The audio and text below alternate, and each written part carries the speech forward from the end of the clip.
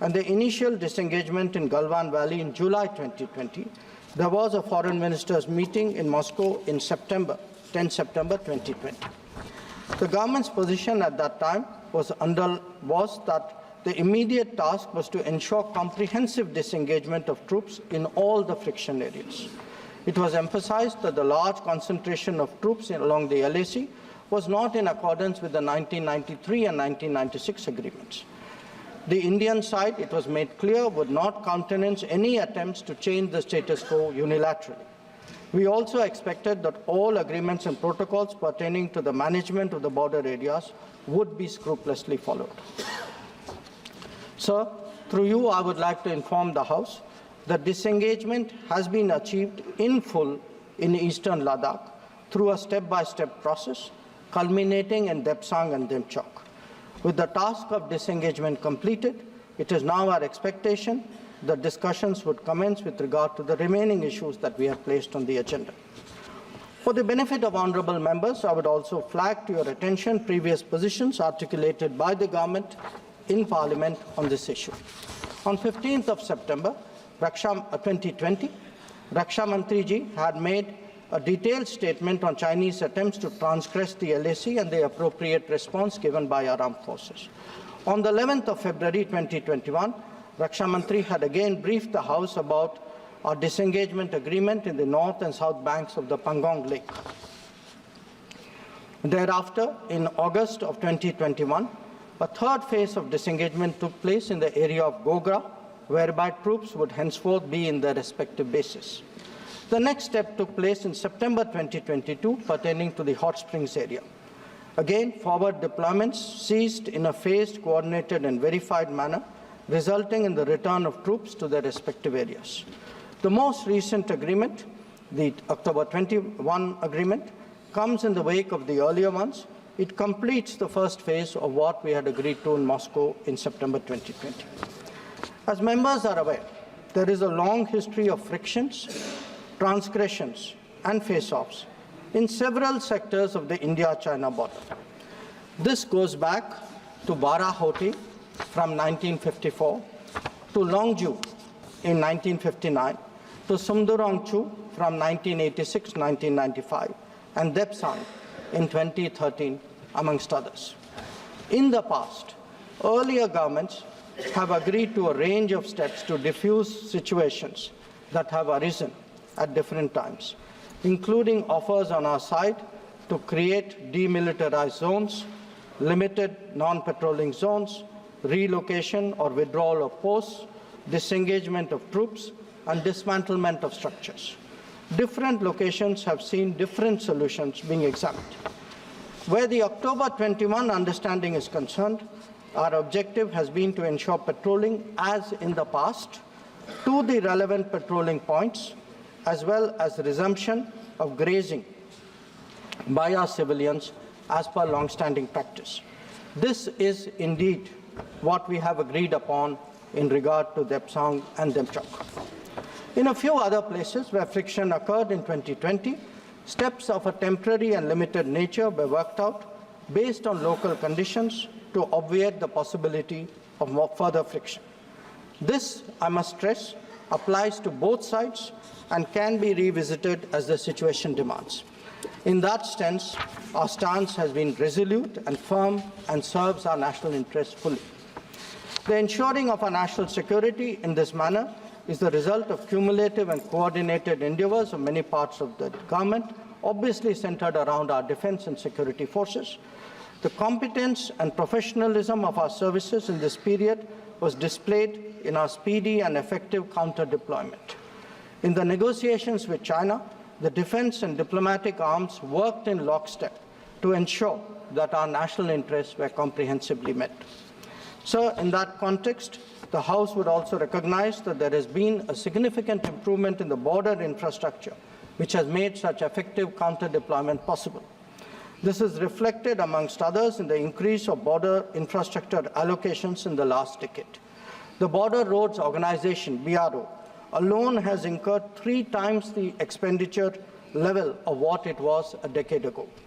Whether it is the length of the road networks of the bridges or the number of tunnels, there has been a substantial increase over the earlier period. Notable milestones in recent years include the Atal Tunnel to Lahul Spiti, the Sela and the Nechifu tunnels to Tawang, the Umlingla Pass Road in southern Ladakh, and the extended opening of the Zojila axis. Work is progressing on some strategically important roads and airfields in Ladakh. The adoption of new technologies in high altitude, remote, inaccessible, and permafrost areas has also been significant. All of this reflects the government's firm commitment to protecting our borders and ensuring that our armed forces get the facilities and the logistical support that they deserve. Finally, sir, let me share with honourable members our expectation regarding the direction of our ties with China in the near future. Our relationship had progressed in many domains, but was obviously negatively affected by recent events. We are clear that the maintenance of peace and tranquility in border areas is a prerequisite for the development of our ties. In the coming days, we will be discussing both de-escalation as well as effective management of our activities in the border areas. The conclusion of the disengagement phase now allows us to consider other aspects of our bilateral engagement in a calibrated manner, keeping our national security interests first and foremost. In my recent meeting with Foreign Minister Wang Yi, we reached an understanding that the special representatives and the foreign secretary level mechanisms will be convening soon. I thank you, sir, and the honourable members for their attention, and I'm confident that the government has the full support in addressing the complexities of this important issue.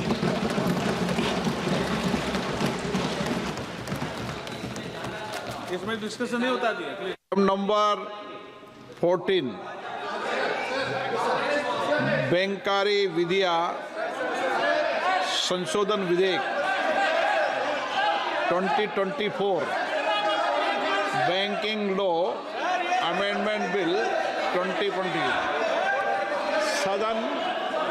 सदन नियमों प्रक्रियाओं से चलता है और नियम प्रक्रिया में हमारे लोकसभा में ये है कि स्टेटमेंट के बाद कोई भी सप्लीमेंट्री प्रश्न नहीं पूछा जाता।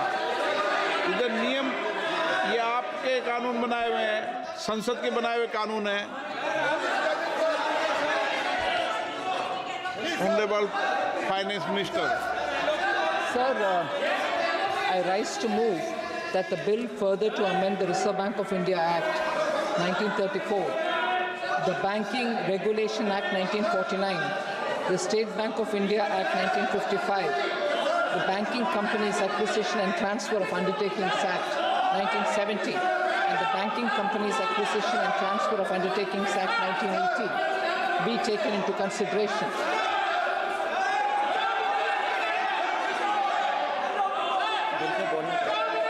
आप कुछ बोलना चाहते हैं?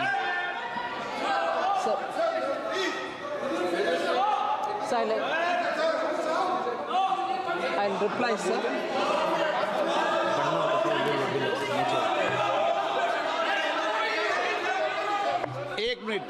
एक minute. Rule 372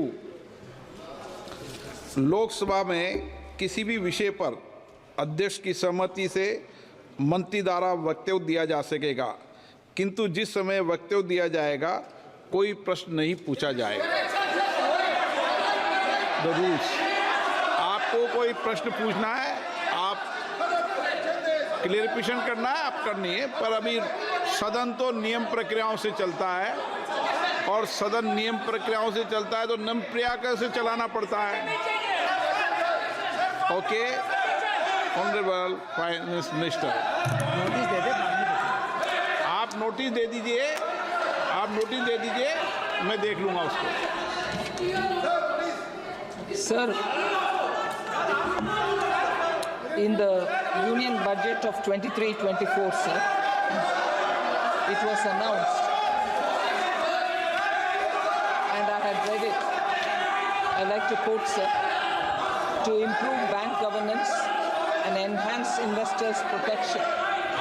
Certain amendments to the Banking Regulation Act, the Banking Companies Act, and the Reserve Bank of India Act are proposed, unquote, sir. So in order to achieve the same, amendments to the following acts are being proposed through the banking laws. So बोलिए कौन सा rules है, बताइए rules.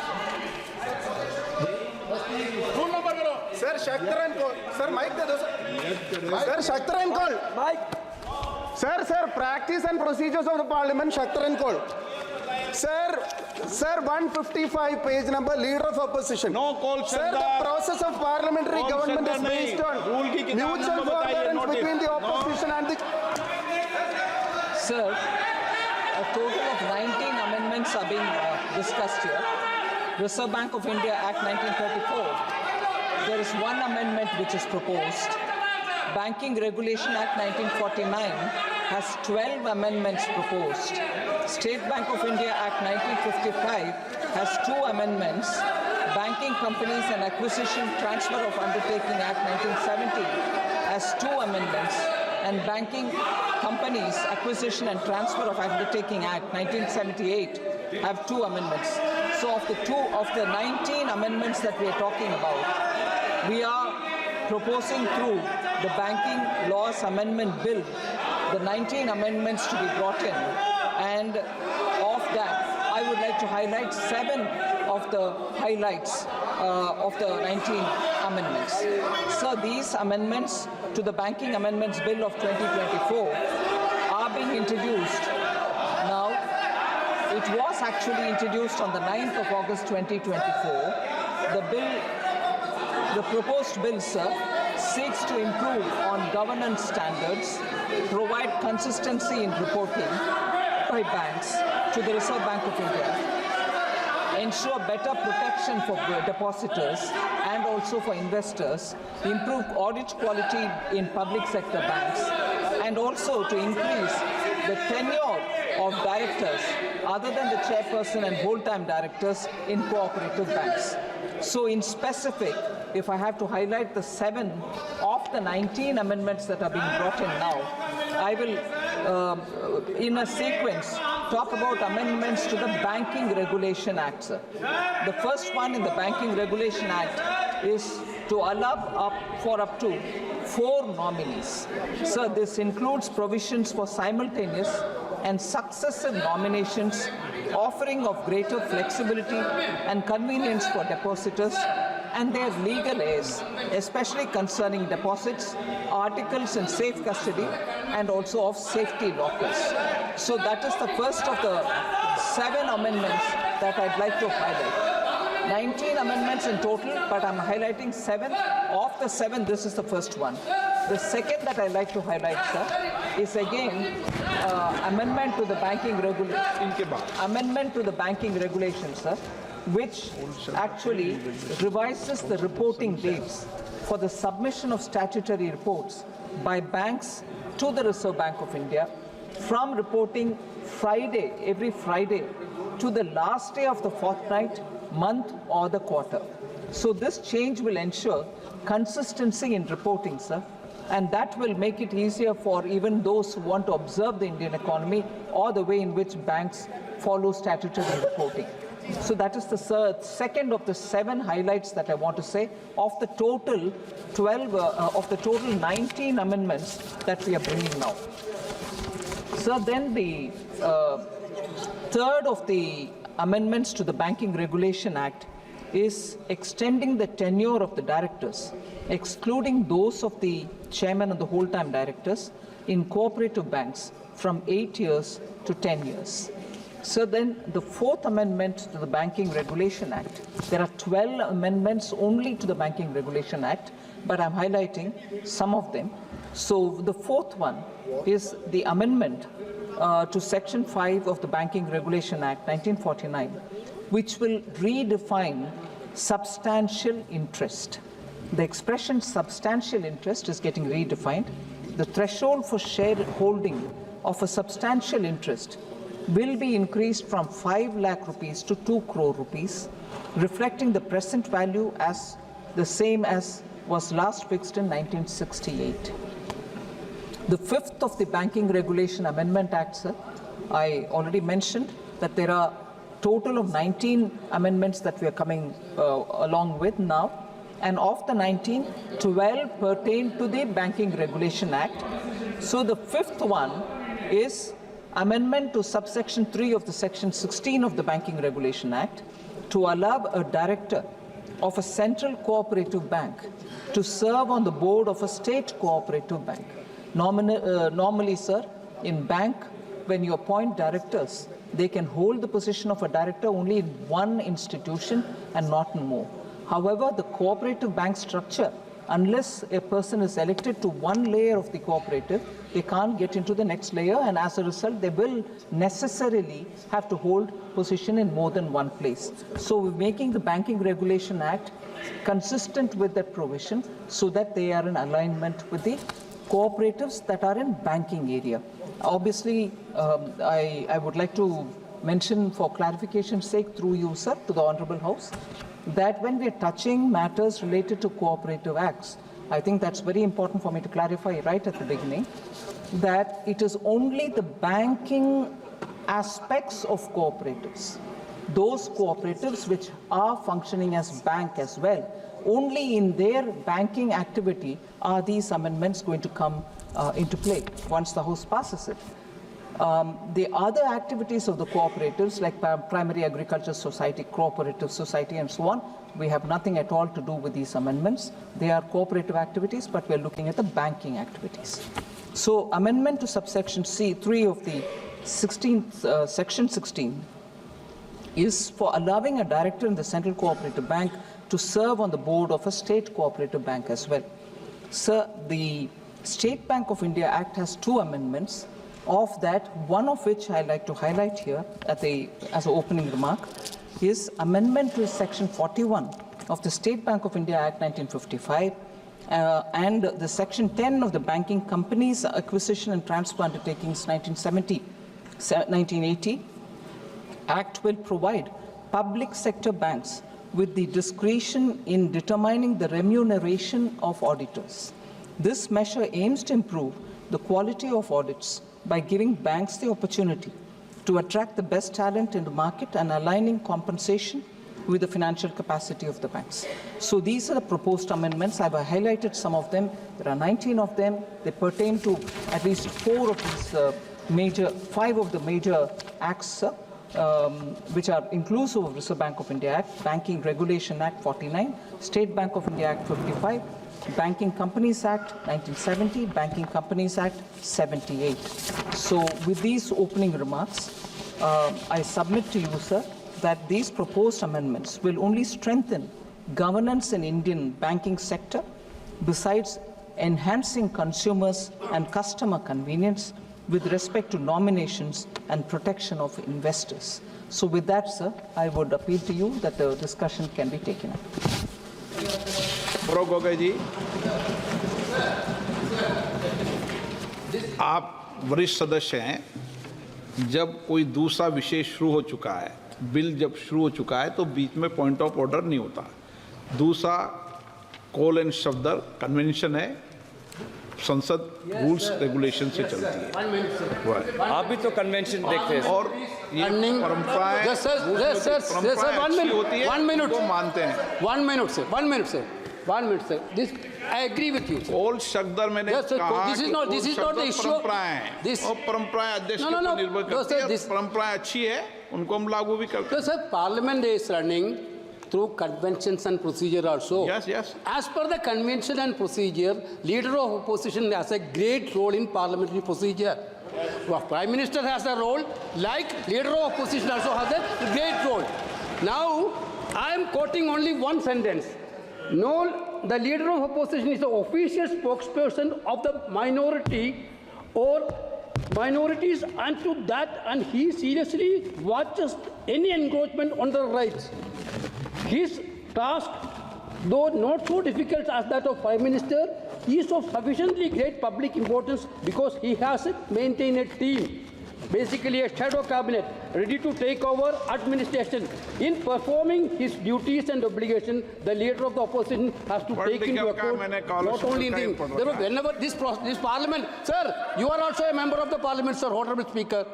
When you are also speaker, whenever LOP, I saw that when Sushma Swaraj was the LOP, whenever she stands for a minute, that point of time, a speaker has to allow. This is a custom. Now, we don't want to argue with the government. China, everybody is interested. Entire India alliance, entire opposition is interested for. The LOP want to give a suggestion. What? Stopping you, sir, giving a suggestion from LOP. That's a constitutional body. कोल शब्द आप भी पढ़ दो sir speaker sir जितनी बातें कही वेणुगोपाल जी ने सहमत हूं सर कॉल एंड सगधर ने लिखा सर नीचे एक लास्ट में क्या लिखा हो पढ़ दो नहीं ये केवल मैं पढ़ देता हूं सर दो ही में क्रिटिसाइज द गवर्नमेंट ये सभी लोगों को जानने वाली बात है दो ही में criticize the government vehemently on the floor of the house and outside in his country but when abroad he should eschew party politics. ये क्या करते हैं सर?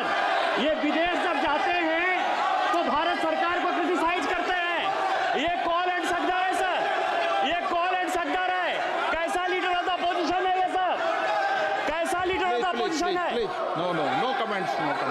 नो कमेंट्स प्लीज सदन के नेता और प्रतिपक्ष के नेता पर टिप्पणी करने से बचना चाहिए.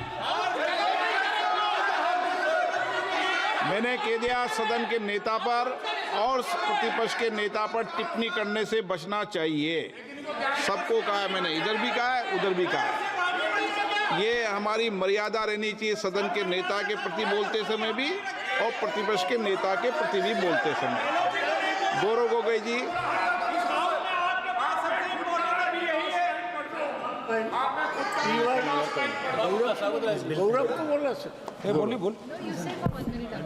गौरव गोगोई जी को बोलना है. आपको इजाजत नहीं दी मैंने. गौरव गोगोई जी को इजाजत दी है. आप बोलना चाहते हैं गौरव गोगोई जी उनका रिकॉर्ड में नहीं जाएगा. नहीं बोलने की इजाजत दी है. आप नहीं दे सकते उनको इजाजत. ये काम मेरा है. जब आप इस सीट पे बैठ जाए जब डायरेक्शन दे देना. आपका हक है इसलिए तो हम बोल रहे हैं कि आप एलओपी को सुनिए. आपका ही हक है. आपका ही आप ही संरक्षक है इस परंपरा की और इस महान परंपरा की जो आप संवाद की बात करते हैं जो शब्द की बात आप उच्चारण बार बार करते हैं उस संवाद के का ही हम आपसे आग्रह कर रहे हैं कि एलओपी को बोलने दीजिए. में बोलिए आप ही की बात आपको हम सुना रहे हैं सर. में बोलना है आपको. आपके ही बात हम बोल रहे हैं सर. बैंकिंग में बोलना आपका ही हक है और आपने अभी अनुमति दिया उसके लिए मैं आपका शुक्रिया अदा करता हूं. जैसे कि आदरणीय वित्त मंत्री ने कहा कि ये बैंकिंग का जो ये बिल है ये बैंकिंग गवर्नेंस और इन्वेस्टर प्रोटेक्शन के संदर्भ में लाया गया है और ये कुछ अहम एक्ट की संशोधन करता है.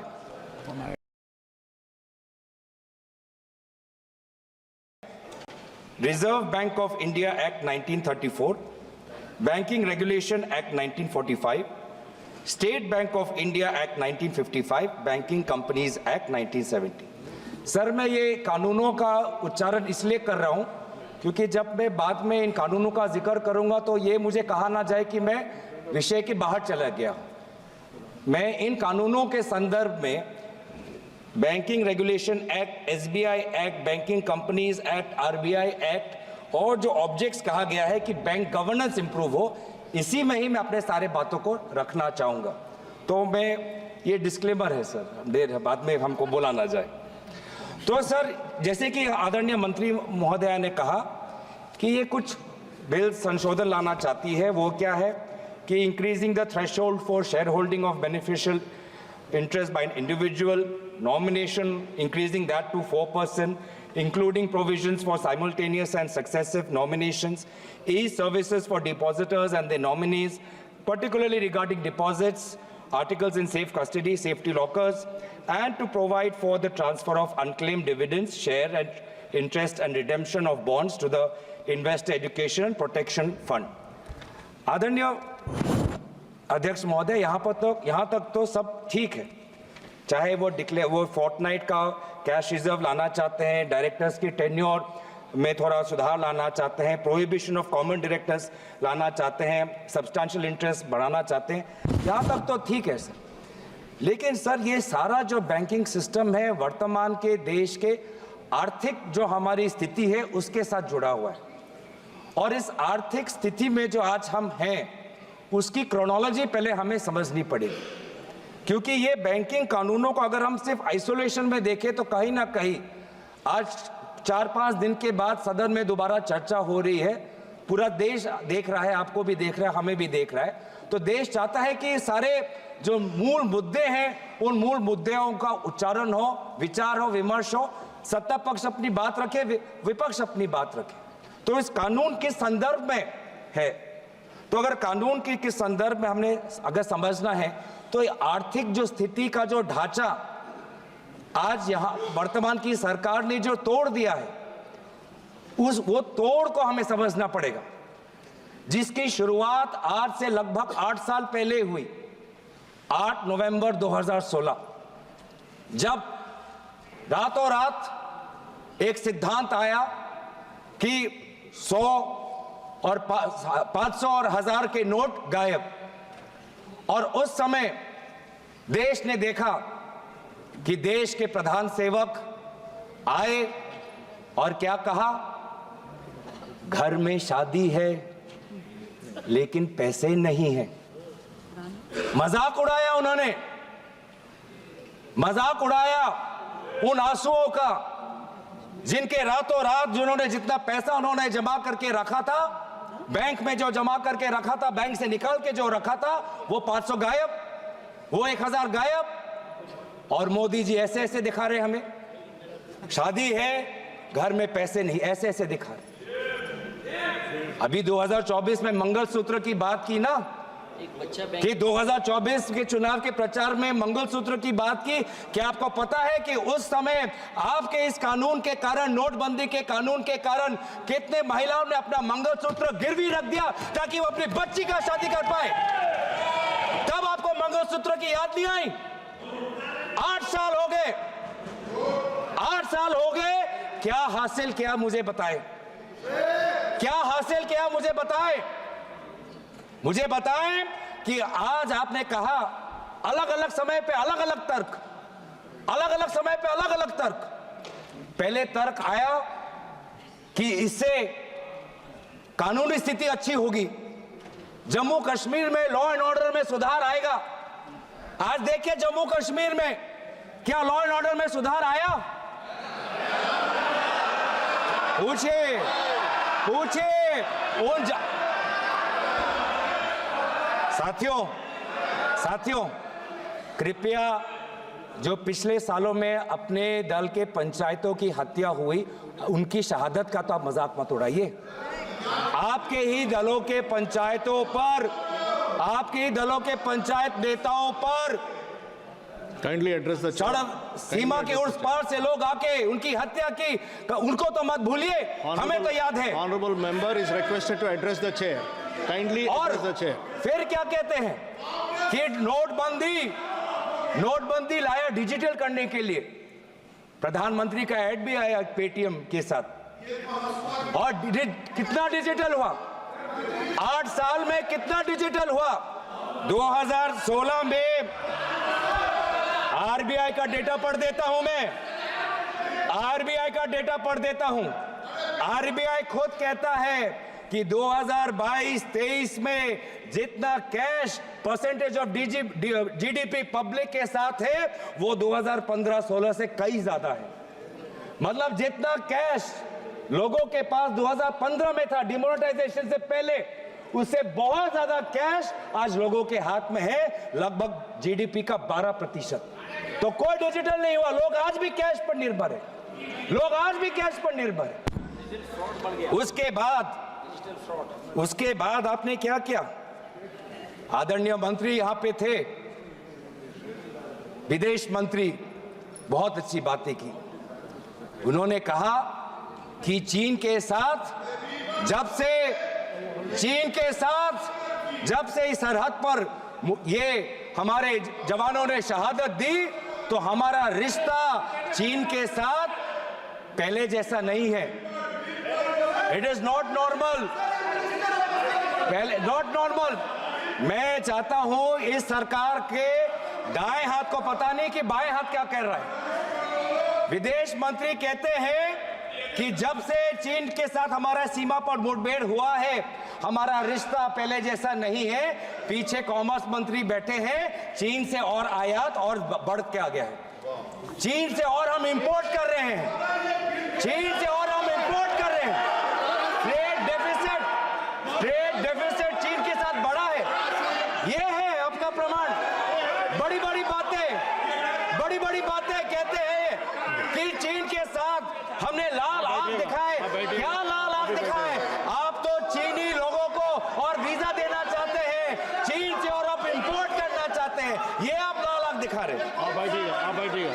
फिर क्या आया? इलेक्टोरल बॉन्ड आया। आप बैठिएगा। इलेक्टोरल बॉन्ड कुछ नहीं, kindly लेकिन restrict yourself to the bill. कानूनी दर्जा देने का एक कानून, ये electoral Kindly be bond. seated, sir. Electoral bond, Please be restricted to the bill. yes, I am on Please be RBI। restricted to the bill. आपको पता है सभापति महोदय, Kindly discuss कि about the RBI bill. के deputy governors ने खुद electoral bond का विरोध किया। उसके बावजूद भी सरकार ने SBI पर दबाव लगाकर इलेक्टोरल बॉन्ड निकाला। इसलिए मैं जिक्र कर रहा हूं। और फिर सुप्रीम कोर्ट ने खुद बोला कि ये इलेक्टोरल बॉन्ड नाजायज है। लेकिन इस समय मैं नाम नहीं लेना चाहूंगा, वो हमारे बीच नहीं, लेकिन आपके कितने सारे लोगों ने, कितने सारे मंत्रियों ने उस इलेक्टोरल बॉन्ड जो गैर संवैधानिक था, लोगों से सच छुपाने का था और कंपनियों को CBI इनकम टैक्स का डर दिखा के उनसे पैसे वसूल करने का ये जो स्कीम था, उसकी बचाव, उसकी रक्षा आपकी सरकार के मंत्रियों ने की थी। ये है सागर। क्रोनोलॉजी आपको बहुत पसंद है तो क्रोनोलॉजी समझा रहा हूं। माफ करना, थोड़ा 2016 से 2020 के चीन पे आ गया और फिर थोड़ा 2000 से पहले भी चले जाता हूं। उस समय के गुजरात के मुख्यमंत्री कहते थे कि जब US डॉलर के ताल्लुक में इंडिया की करेंसी दुर्बल होती है तो सरकार और कमजोर होता है। यह कहा था कि रुपए और डॉलर के बीच में जब कंपैरिजन होता है, रुपये जितना दुर्बल होता है, जितना कमजोर होता है, देश उतना कमजोर होता है। क्या आपको पता है 84.97 रुपीस का एक डॉलर बन चुका है। सबसे कमजोर डॉलर के तुलना में सबसे कमजोर आज हमारा भारतीय रुपये है। ये क्यों कह रहा हूं? क्योंकि RBI का ये जिम्मेवारी बनता है। RBI का जिम्मेवारी बनता है। ये क्यों कह रहा हूं कि ये बिल जो ये लाए हैं, ये बिल अधूरा है। भारत के अर्थव्यवस्था को और सशक्त करने के लिए आपको एक संपूर्ण और एक ताकतवर बिल लाना चाहिए था। फिर क्या आया? फिर आया GST ने मेरे असम के चाय बागान पे 18% का टैक्स बैंकिंग सिस्टम को खत्म कर दिया। Talk about the bill. Please discuss about the bill. Please discuss about the tax bill. Revenue भी आता है sir. I'm requesting you again. Please discuss about the bill. Thank you sir. ये GST इन्होंने क्या किया है? ये GST के द्वारा कमजोर और मध्यम वर्ग के कंपनियों की रीढ़ की हड्डी तोड़ दी और इंसॉल्वेंसी एक्ट लाकर बड़े बड़े कंपनियों को हेयर कट का मुनाफा देकर उन्होंने बड़े कंपनियों को मदद की और GST के द्वारा छोटे और मध्यम वर्ग की कंपनियों की रीढ़ की हड्डी तोड़। Please discuss about the bill. आ रहा हूं, आएगा, आप चिंता मत करिए। जब सत्ता पक्ष भी आएंगे ये भी बातें कहेंगे, आप चिंता मत करिए। सर टैक्सेशन झूठ बोल रहा हूं, झूठ बोला, अभी तक झूठ बोला कोई? अगर झूठ बोला तो मैं झूठ बोला। अगर मैं कहीं झूठ बोल रहा हूं तो Sir, please come to the तो सर ये पब्लिक मीटिंग नहीं है। फिर इनकम टैक्स में क्या करते हैं? अरे सुनो, इनकम टैक्स में क्या करते हैं? Venugopal ji, kindly be seated. This is happening because एक मंत्री, दो मंत्री, तीन मंत्री, चार मंत्री खड़े हो गए सर। Please be चार seated, मंत्री sir. खड़े हो गए डिस्टर्ब करने के लिए, 4 मंत्री खड़े हो गए डिस्टर्ब करने के लिए। सर फिर टैक्स, क्या आपको पता है सर, मध्यम वर्ग जो कितना पैसा वो खून पसीना, वो अपना खून पसीने से अपना जो टैक्स का पैसा वो सरकार को देता है, इन्होंने मध्यम वर्ग को कोई रिहा नहीं दी। पहली बार इस साल में देश के मध्यम वर्ग ने इनकम टैक्स के द्वारा कॉर्पोरेशन टैक्स से ज्यादा पैसा इस बार देश के मध्यम वर्ग ने दिया। सर दुख की बात नहीं है that Indians are paying more through income tax than corporations are paying through corporation tax. Is it not sad? Is it not sad that this government gives corporate tax cuts and this government gives no tax relief to the middle class? कहीं दुनिया में कहीं आपने सुना है कि एक time पे मल्टीपल टैक्स रेजिम्स, आपको ये वाला टैक्स चाहिए या ये वाला टैक्स चाहिए, इस साल ये वाला टैक्स दे सकते हो, अगले साल वो टैक्स रिजीम दे सकते हो, कभी ये कहीं भी नहीं है। In no country they are multiple tax regimes. और सर अभी आया, where is it mentioned in the bill? Where is it mentioned in the bill? Please come to the bill. I have time, sir. Yeah, please come to the bill. I am on finance, I am on economy. What is the Q2 data revealed? Sir, the Q2 data has revealed कि अब तक जो मैंने बोला है वो कहीं मैं हवा में नहीं बोल रहा, सच्चाई में बोल रहा हूं। इस बार का Q2 का डेटा 5.4% सबसे कम है। ये सर पिछले क्वार्टर से सबसे कम है। पिछले क्वार्टर में Q1 में आपका 6.7% था, अब Q2 में आपका ग्रोथ 5.4% आया। ये क्यों आया? क्योंकि आपका इंडेक्स ऑफ इंडस्ट्रियल प्रोडक्शन कम है, क्योंकि आपका जीवीए कम है इसीलिए हो रहा है, क्योंकि आज अर्बन डिमांड कम है इसीलिए आज हो रहा है। ये पूरा जो जीडीपी अगर चल रहा है उसका कारण एक है कि government through capex is pumping money, और जिस दिन गवर्नमेंट का कैपेक्स निकल जाएगा, अलग अलग स्कीम्स में पैसा चला जाएगा, रेवेन्यू एक्सपेंडिचर में पैसा चला जाएगा, तो ये पूरा का पूरा हमारा इकोनॉमी और खराब हो जाएगा। माननीय Gaurav ji, I am again requesting you. You are not talking about the bill. You are talking all around, not the bill. Kindly, please come back to the bill. I hear you. I hear you. Come back to the bill. I hear you. Sir इन्होंने क्या कहा था? Please. इन्होंने क्या? I hear you. इन्होंने 2000 अभी कुछ महीने पहले क्या कहा? मैं प्रधानमंत्री की बात कर, मैं प्रधानमंत्री की बात, प्रधानमंत्री ने क्या कहा? एक है तो सेफ है। प्रधानमंत्री की बात है, प्रधानमंत्री की बात तो सुनोगे, प्रधानमंत्री की बात तो सुनोगे। प्रधानमंत्री ने क्या कहा? एक Sir, है if you do not तो come back to the safe है। bill, I will have to पहले मुझे समझ नहीं आया I will have to restrict your speech for sir, another पहले 5 मुझे minutes. समझ नहीं आया कौन सेफ है। Please, I am giving you कौन last 5 सेफ है? वो minutes to एक come to कौन the है? bill. वो एक कौन है? मैं समझ नहीं आया। फिर मैंने मीडिया की सुर्खियां पढ़ी तो मुझे समझ आया कि एक है तो सेफ है। इसका मतलब क्या कि अगर मीडिया कंपनी छीननी है तो सीबीआई आपके साथ है, अगर एयरपोर्ट आपको लेनी है तो ईडी आपके साथ है, अगर ऑस्ट्रेलिया में कोयला का माइन लेना है तो एसबीआई आपके साथ है, बैंकिंग अमेंडमेंट बिल के बारे में बोल रहे हैं? सोलर पावर का प्रोजेक्ट चाहिए तो सोलर एनर्जी बैंकिंग अमेंडमेंट के बारे में बोल रहे हैं? आपके साथ है। आप किस बिल के बारे में बोल रहे हैं sir kindly come back to the banking CBI आपका अमेंडमेंट है, इनकम टैक्स ईडी sir. के साथ क्या हो रहा है हमको पता नहीं।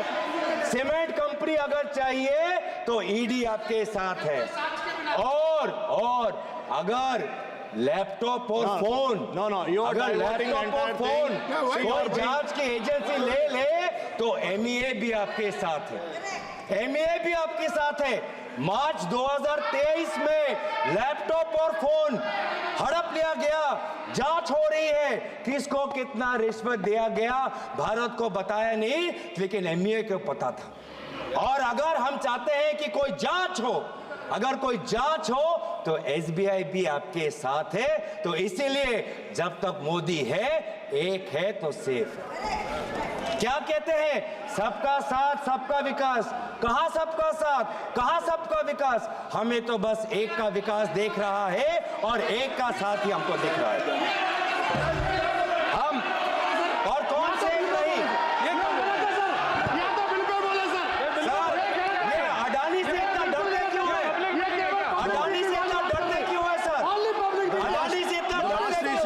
are withdrawn from the record. अरे आप They should be deleted from the record.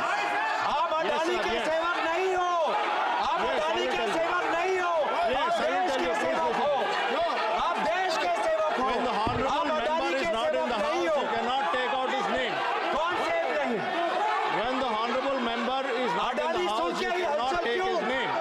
Adani सुन के ही हलचल क्यों? आप देश के सेवक हो, अडानी के सेवक नहीं। देश की जनता आपको तनख्वाह देती है, अडानी प्लेटफॉर्म नहीं है। तो सर कौन सेफ नहीं? स्पीकर साहब, ये आज के दिन में कौन सेफ नहीं? इनको बिल पे बोलना किसान चाहिए। सेफ नहीं। और जो बिल के खिलाफ सर बैंक में सभापति महोदय इधर सभापति महोदय इधर सर किसान सेफ नहीं। किसान केसीसी लोन का किसान की बात कर रहा हूँ, किसान की बात कर रहा हूँ। किसान को केसीसी लोन रिन्यू करना चाहिए, रिन्यू करना मांगता है, पर नहीं हो रहा सर। केसीसी का लोन उसका रिन्यू नहीं हो पा रहा। सर टाइम है सर, अभी टाइम है। कार्रवाई से बाहर हो ये सर युवा शिक्षा लोन चाहता है, लेकिन शिक्षा लोन उसको नहीं मिल रहा बैंक से। I already told that the record is deleted. Startup क्या चाहता है? स्टार्टअप चाहता है कि उसको honorable बैंक से minister. लोन मिले। स्टार्टअप चाहता है कि उसको बैंक से लोन मिले, लेकिन उसके पास Kindly be collateral. seated for a minute here. एक मिनट ये सर No. सर आज काफ़ी दिन के बाद आज हाउस अच्छी तरह से चल रहे हैं और हमने बिल पे चलने का सर बिल पे चर्चा करके अच्छा से अभी शुरुआत हुई है। फाइनेंस मिनिस्टर ने ऑलरेडी बिल को टेबल किया है और सबका सुन करके रिप्लाई देने का बात किया है। यहाँ जब बिल के चर्चा होते हैं एक स्टैंडर्ड है, वो नए एमपी नहीं है, गौरव गोगोई जी डिप्टी लीडर भी है और इस हाउस में 3 बार आ चुके, वो नए नहीं है। किसी भी बिल में बोलते समय अगर आप बिना सीमा तय किए प्रधानमंत्री जी को आप गाली देंगे और किसी का नाम लेंगे, किसी बिजनेसमैन का नाम चर्चा लेंगे, ये चर्चा का जो स्तर है उसको गिराता है। मैं अनुरोध करता हूँ, मैं गौरव जी आपको अनुरोध करता हूँ, आप जरूर बोलिए, हम आपका बोलने का अधिकार छीनने के लिए हमारा पास कोई हक नहीं है, लेकिन आप बिल अब तक कोई तरीका है ये तुम ही बोलते रहो, फिर क्या बात करते हैं? रूल से चलेगा कि नहीं हाउस? ये रूल रेगुलेशन से हाउस चलता है कि नहीं है? तुम जो चाहे मर्जी बोलेगा क्या? ये तरीका नहीं होता है। या जब बिल पे चर्चा होता है, बिल पे केंद्रित करके बोलना होता है, ये कोई राजनीतिक भाषण के लिए नहीं होता है। Please be seated. ये गलत बात है।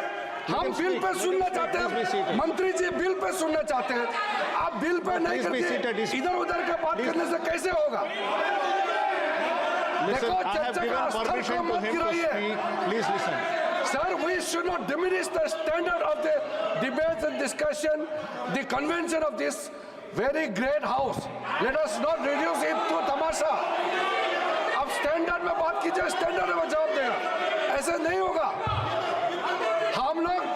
हम लोग आपको इज्जत करते हैं, आपको भी इज्जत करना होगा। I have One given side ये permission to him गालागाली नहीं speaking. चलेगा। Please listen to him.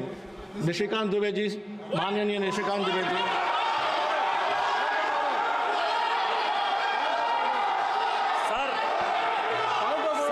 Sir ये हाउस रूल नंबर 94 रूल 94 क्या कहता है सर? 94 कहता है, और ये गौरव गोगोई जी को जानना चाहिए और सारे अपोजिशन को जानना चाहिए, the discussion on a motion that the bill or as the case may be the bill as amended be passed shall be confined to the submission of arguments either in support of the bill or the rejection of the bill. The member while making the speech shall not refer to the details of the bill further than is necessary for the purpose of argument which shall be of general character. General character का कोई भी argument नहीं हो सकता है। Bill के support में, clause के सपोर्ट में या क्लाउज के विरोध में बोल सकता है।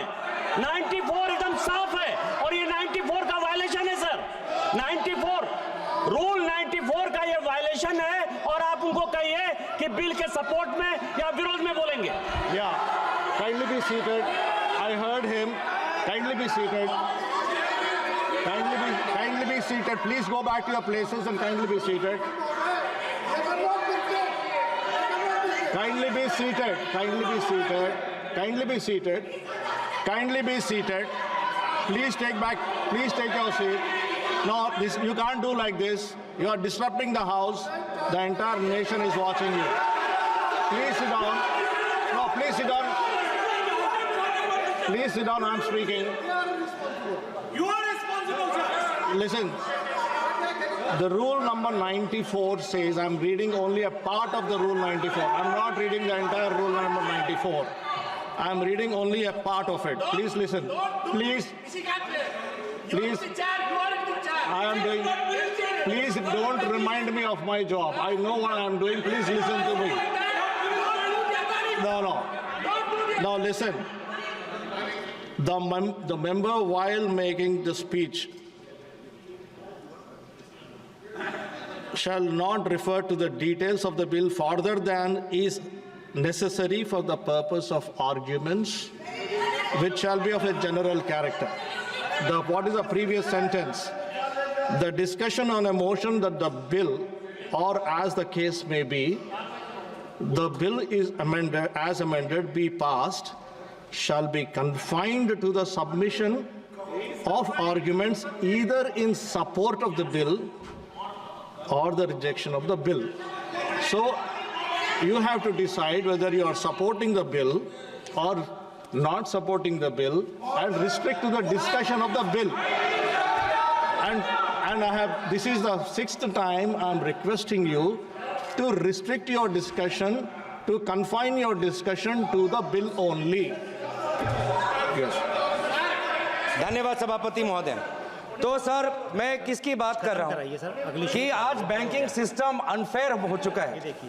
बैंकिंग सिस्टम आज गरीब, किसान, छात्र, अनुसूचित जाति के लिए, आदिवासी समाज के लिए नहीं काम कर रहा सर। एक समय था सर कि इंदिरा गांधी जी ने बैंकों का राष्ट्रीयकरण किया था। क्यों किया था? ताकि गरीब को banking system I have given you so many bank की बात कर रहा हूँ सर। No. अब bank, I'm talking about banks now. Sir, I'm talking about banks. Sir, why are you taking proper norms?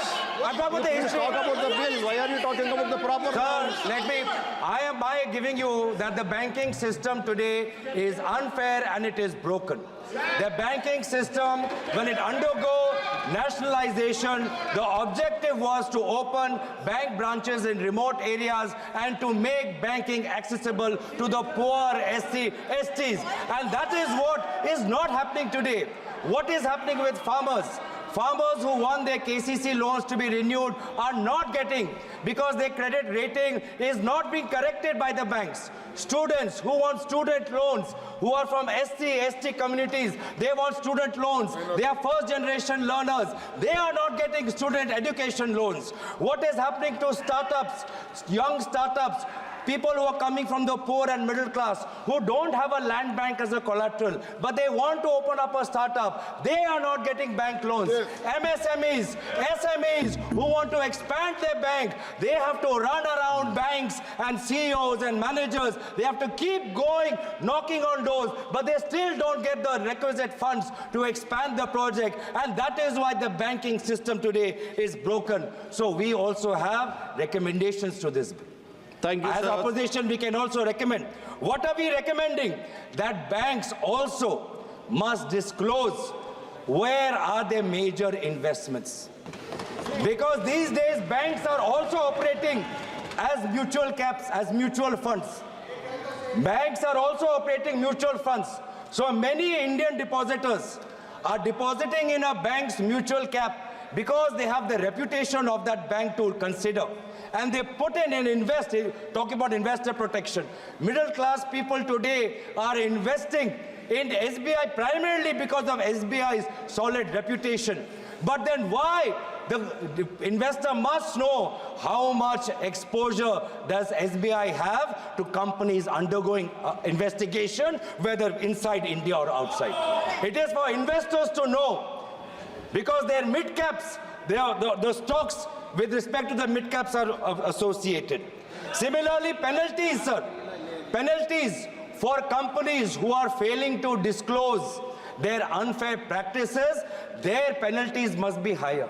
Today, a company is trying to settle a case with SEBI, big company, big billionaire. You know how much settlement fee they are offering? 28 lakhs. Are they insulting the SEBI? Kindly are they conclude, insulting sir. the law? The fourth largest or the fourth biggest, the so-called billionaire, his companies are offering 28 lakhs as Sirji, kindly settlement fee. conclude. This is what happening. Kindly So our conclude. recommendation is that increase the penalties for companies who don't follow shareholding disclosure norms. Kindly conclude. Thirdly, we are talking about governance, talking about boards. We must look at boards of institutions and regulators as well and ensure that no such regulator or bank on its board has any member who has a conflict of interest with a company that is getting the largest of that regulator or the services of that bank. तो इसीलिए मैं बार बार, तो अभी तक मुझे आदरणीय मंत्री ने कहा कि आपने प्रधानमंत्री का, हमने बोला ही नहीं सर, और उल्टा मुझे याद आया, मैं तो उनका मैं धन्यवाद करना चाहता हूं कि अगर कीनिया, बांग्लादेश, श्रीलंका में प्रोजेक्ट चाहिए तो मोदी जी आपके साथ है. ये है आपका एक है तो सेफ है मॉडल. इसलिए हम चाहते हैं सर, आई एम कंक्लूडिंग, इसीलिए हम चाहते हैं sir, that you give more teeth to SEBI. SEBI wants to investigate, but it has no CBI power, income tax power, ED power. Why? Because CBI, income tax, ED are all busy after opposition politicians. Please conclude. In what way is it relevant to the bill now? How will they find where Mehul Choksi is? धन्यवाद माननीय सभापति जी, आपने मुझे आज मौका दिया है banking law amendment bill 2024 पे अपनी प्रस्तावना को रखने के लिए. जहां तक बैंकिंग सेक्टर का विषय है, इसमें कोई दो मत नहीं है कि आज हिंदुस्तान पूरे विश्व में चौथे नंबर की अर्थस्थिति पे है, इकोनॉमिक पोजीशन पे है, और प्रधानमंत्री नरेंद्र मोदी जी का जो स्वप्न है, जो साकार होने वाला है उनके इसी टर्म में, India is going to become the third most powerful economy of the globe. प्रधानमंत्री माननीय नरेंद्र मोदी जी ने 2047 तक विकसित भारत, इसका स्वप्न देखा है, ये साकार हो रहा है. तो इसलिए बैंकिंग सिस्टम एक रोबोस्ट तरीके से काम करे, उसमें रिफॉर्म्स हो, ये अनिवार्य है. इससे पहले मेरे ज्ञानी मित्र बोल रहे थे, उन्होंने एक है तो सेफ है कहा. मैं कहूंगा ठीक कह रहे थे. जब recognition of the problem in the banking sector, recognition of the problems in the banking sector, and then recovery and resuscitation, recapitalization of the public sector banks और reforms, जब ये चारों आयाम एक हो जाते हैं तो पब्लिक सेक्टर बैंक सेफ हो जाते हैं. जब रिफॉर्म्स एक हो जाते हैं तो बैंक सेफ हो जाते हैं. और मोदी जी जब कहते हैं एक है तो सेफ है, वो केवल हम सब के लिए एक मंत्र नहीं है, वो हम सब के लिए हर धारा में, चाहे बैंकिंग रिफॉर्म्स के लिए भी ये महत्वपूर्ण है. As far as the amendment of the banking sector is concerned, Permit him to speak. it is to streamline the banking operations, to align them with the contemporary financial practices. It is the commitment of Prime Minister Narendra Modi to improve the bank governance, and it is to enhance the investors' protection. Also, to enhance the depositors' protection. As far as this amendment is concerned, let me also thank the Honorable Prime Minister and the Honorable Finance Minister who is present in the House, that in fact in this amendment, the number of nominees have been increased. We are talking about the middle class. Today, a middle class person can nominate 4 nominees in succession और simultaneously. हमारे bank में lockers होते हैं, bank से हम locker लेते हैं, article रखते हैं, नॉमिनी का प्रोविजन मुझे आश्चर्य लग रहा है, अभी तक बैंक लॉकर नॉमिनी प्रोविजन नहीं था।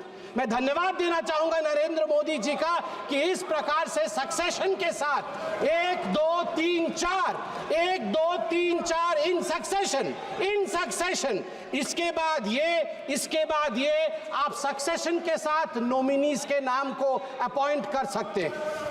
आज आपने अभी रूल नंबर 94 के विषय में कहा, the ambit should be with in the banking laws, the ambit should be within the rules framed for the reforms of the banking sector. I want to remain within this ambit, within this framework, and want to bring out some very important and pertinent points, sir. Sir, the banking crisis was one of the biggest legacies that we got from, thanks to them, we got from them in 2014. Let me give you your data. Atal Bihari Vajpayee ji led NDA government, when they took the office, the gross NPA, GNPA ratio in public sector banks was 16%, and when Atal Bihari Vajpayee ji left the office of Prime Minister, he brought it down to 7.8%. Thanks, Atal ji. Thank you very much. In September 2013, when they were in governance concluding side, this ratio went up to 12.3%. Atalji had given them 7.8%. It went up thanks to the phone banking system. Dada, ठीक আছে तो English टा? Phone banking system. Phone banking system. You are trying to improvise upon me, so I thought I'll take your permission and I'll seek your permission. Phone banking system of the Congress Party, where the two P's, you need not be a performer, but you need to be a powerful man with powerful connections in the system. Phone उठा करके इनके नेता बोलते थे, loan दे दो, loan वापस आएगा कि नहीं देखना नहीं है। ये इसी फोन बैंकिंग सिस्टम का नतीजा रहा कि हम एनपीए में गले तक डूब गए थे। थैंक यू नरेंद्र मोदी जी, आपने इंसॉल्वेंसी बैंकिंग कोड लाके आज सिस्टम को सुधारने का काम किया है। आज हम आगे बढ़े। आज मैं हाउस से एक निवेदन करूंगा, मैं पहली बार का सांसद हूं, सब ज्ञानी गुणी लोग बैठे। नहीं, आप भी ज्ञानी है सर, मैं आपके ऊपर कोई आक्षेप नहीं लगा रहा। आप ज्ञानी गुणी लोग बैठे हैं, मैं आपसे एक निवेदन कर रहा हूं कि आज आप नगरवाला केस जरूर पढ़ें। हम पार्लियामेंट में खड़े हैं sir. I want to bring to your notice a famous case of 1971. May 24, 1971, there was a phone call. There was a phone call to the Parliamentary branch of State Bank of India. Phone uthaya Mr. Malhotra, the bank manager, and he heard the voice of Mrs. Indira Gandhi, the then Prime Minister. Indira Gandhi said in 1971 to Nagarwala, 60 lakh रुपए दे दो, 60 लाख रुपए दे दो bank से निकाल करके नगरवाला जी को। 60 लाख रुपए bank से निकाल करके इंदिरा गांधी जी के कहने पर नगरवाला को दे दिया गया। बाद में इस पूरे इशू पे रेड्डी कमीशन बैठा। इंदिरा जी का नाम तो नहीं आया, मगर उनको क्लियरेंस भी नहीं मिली पूरी तरीके से। आज भी बैंकिंग फ्रॉड का thrilling story, mysterious story of the banking fraud during Indira's time is Nagarwala case, phone banking system. सभापति महोदय, मैं आपको बताना चाहता हूं कि जहां तक ग्रॉस एडवांसेस है बैंकिंग सिस्टम का, ग्रॉस एडवांसेस, सभापति जी मैंने ऐसा कुछ तो नहीं कहा है कि लोग मेरे पे नाराज हो रहे हैं। सभापति जी, जहां तक ग्रॉस एडवांसेस है पीएसबी, पब्लिक सेक्टर बैंक्स का, आपको जान के आश्चर्य होगा कि 2004 मार्च में ये 6.6 लाख करोड़ का था ग्रॉस एडवांसेस। जो ऋण दिया जाता है तुरंत वापस लेने के लिए, वो ग्रॉस एडवांसेस 6.6 लाख करोड़ का था। मार्च 2012 में जब इनकी सरकार थी यूपीए की, वो बढ़ करके ग्रॉस एडवांस 39 लाख करोड़ का बना। 39 बना। जिसको मन उसको उठा के लोन दिया इन लोगों ने, लोन वापसी नहीं ली। सभापति महोदय, मैं आज फख्र के साथ कहना चाहता हूं, प्रधानमंत्री नरेंद्र मोदी जी ने जब ऑफिस संभाला उसके पश्चात gross NPA of the state own lenders stood at 4.4% and net NPA at 1% at the end of September 2023. At the end of September 2023. अध्यक्ष महोदय, मैं बैंकिंग सिस्टम के लिए कह रहा हूं, our banking system was on ventilator. हमारा banking system ventilator पे था. It took a Modi ji to come, rescue, recover and resuscitate. RRR. Telugu में अभी एक बहुत बड़ी मूवी है RRR. Rescue, resuscitate and recover the banking system of India. I am astonished, Sabhapati Mahoday, that the elevated external vulnerability that the Indian banks were under, the UPA government is whooping. The India's external vulnerability shot up because of over-dependence on external commercial borrowings, what we call as ECBs. The borrowing crisis, which was one of the most infamous crises of UPA government during 2004 and 2014. When the Atal Bihari, I'm astonished that they don't want to listen to this, but I believe there are certain issues which I would surely be highlighting over here. I would like to bring the attention to the fact that the Modi government turned around the banking system, the banking sector, and over 10 lakh crore rupees bad loans have been recovered in 10 years. Somebody, 1 second, please. Under rule. Mention the rule. Kindly be seated. Kindly be seated. Kindly be seated. 94.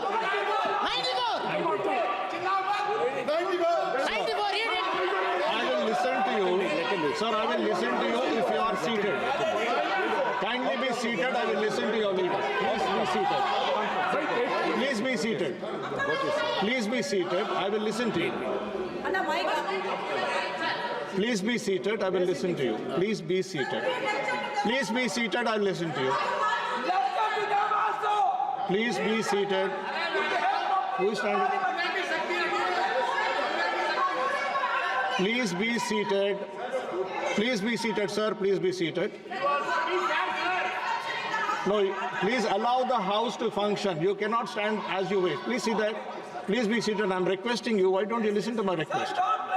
Please be seated. No, it cannot go on like this. Please be seated. Please. I'm requesting everybody. No, sir. Please look behind. No, sir. There are 10. Okay, sir. Okay. Mr. Raja, would you like to speak?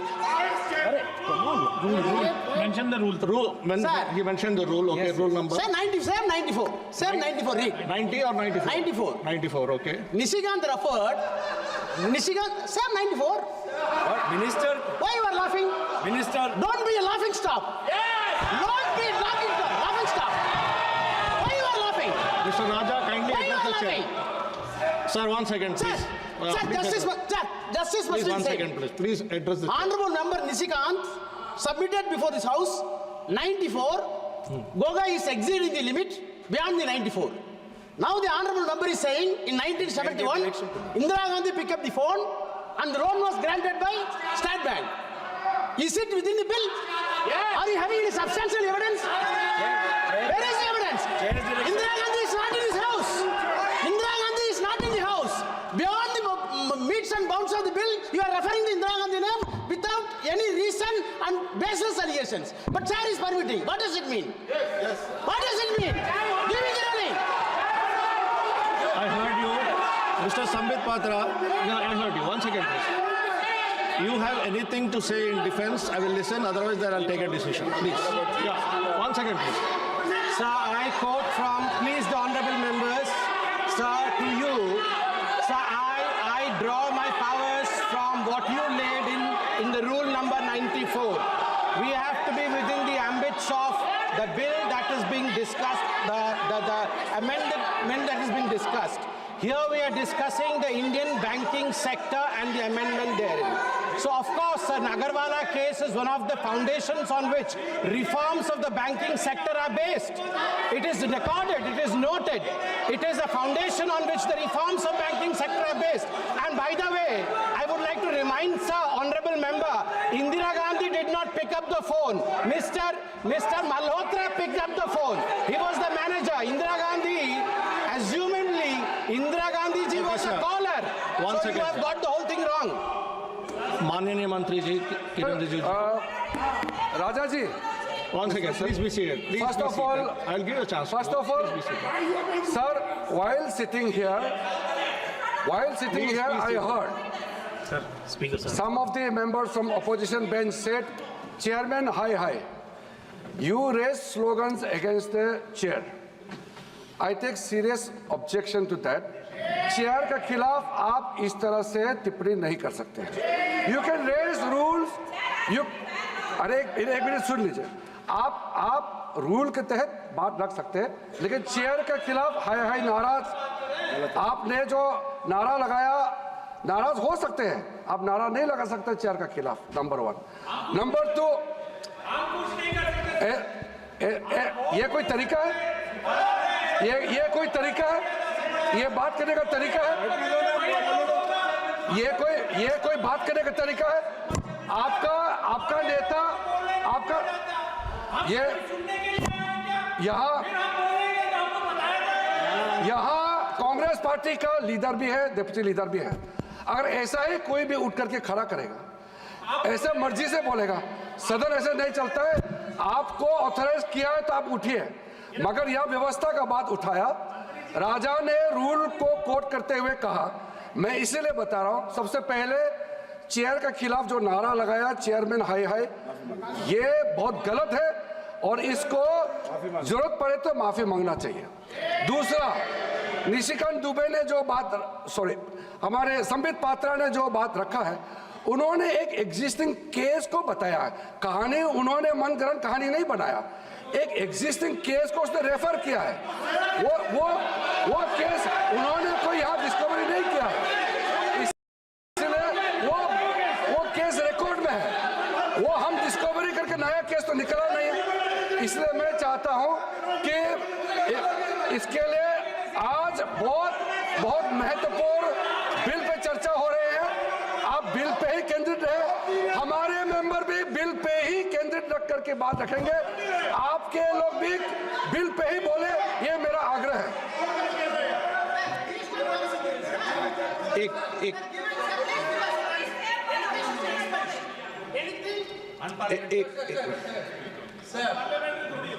I think while Sandeep Patra is speaking on the banking legislation, he actually crossed all the limits. Indira Gandhi ji was assassinated. She is a matriarch of this country. She fought against Pakistan and won the war. Entire Indian are treating Indira Gandhi as a mother. I think I am reminding the members, when Pakistan war was won, Atal Bihari Vajpayee told Indira ji was a Durga that point of time. Therefore, I think what word he used?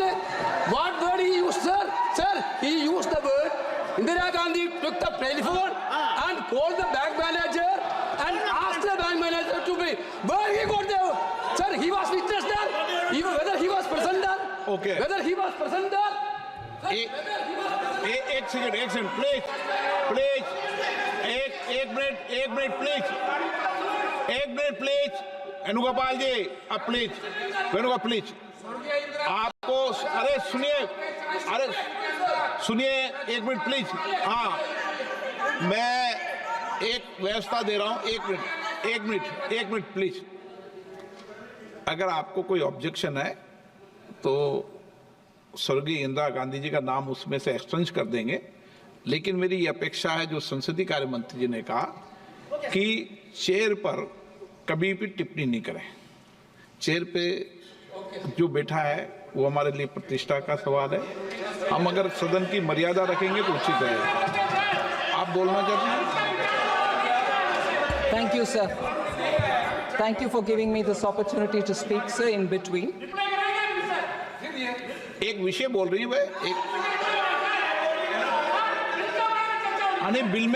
Bill के एक comments आपने किया, उस पर टिप्पणी करना चाहती हैं आप? Sir, I will definitely say all this and more during my reply. I will say all this and more during my reply. But no, I have not finished yet. You may thank me afterwards. I have not finished yet, please. Sir. बुला लो उनको। बैठे हैं chair में, बुला लो। हाँ ये sir, आप तो बोलिए। Sir, I'd like to appeal to you, sir. Since the point derived from, 94 and then said confine yourselves to the bill, I'm here wanting to hear and then wanting to reply. And you've taken a very considered call, sir. I respect your view that you would remove the name of former Chief Prime Minister. Equally, I think quoting Atal Bihari Vajpayee ji in the context of he said she was Durga. We all respect Mrs. Indira Gandhi for her achievements. Of course, we equally remember her for emergency. But I think it is important. Vajpayee ji's name being quoted as though he said Mrs. Indira Gandhi is Durga is contentious. There's no proof. There are enough people who said he has not said that. Therefore, even that statement that Vajpayee ji said this should be equally removed. And you have taken a considered call, sir. Why? Mrs. Indira Gandhi is not respected? I said Mrs. Indira Gandhi is respected. Do you have an objection? I said Mrs. Indira Gandhi is respected. Do you have an objection on that? What is this, sir? What is this? Sir, equally, therefore, I appeal to you, sir. You said that will be removed from Sambit Patra's statement. I appeal to you that under 94, if people have spoken beyond 94, and I take the Honorable Member Gogoi's name here, most of his speech was beyond 94. Would you consider please removing that also from the report?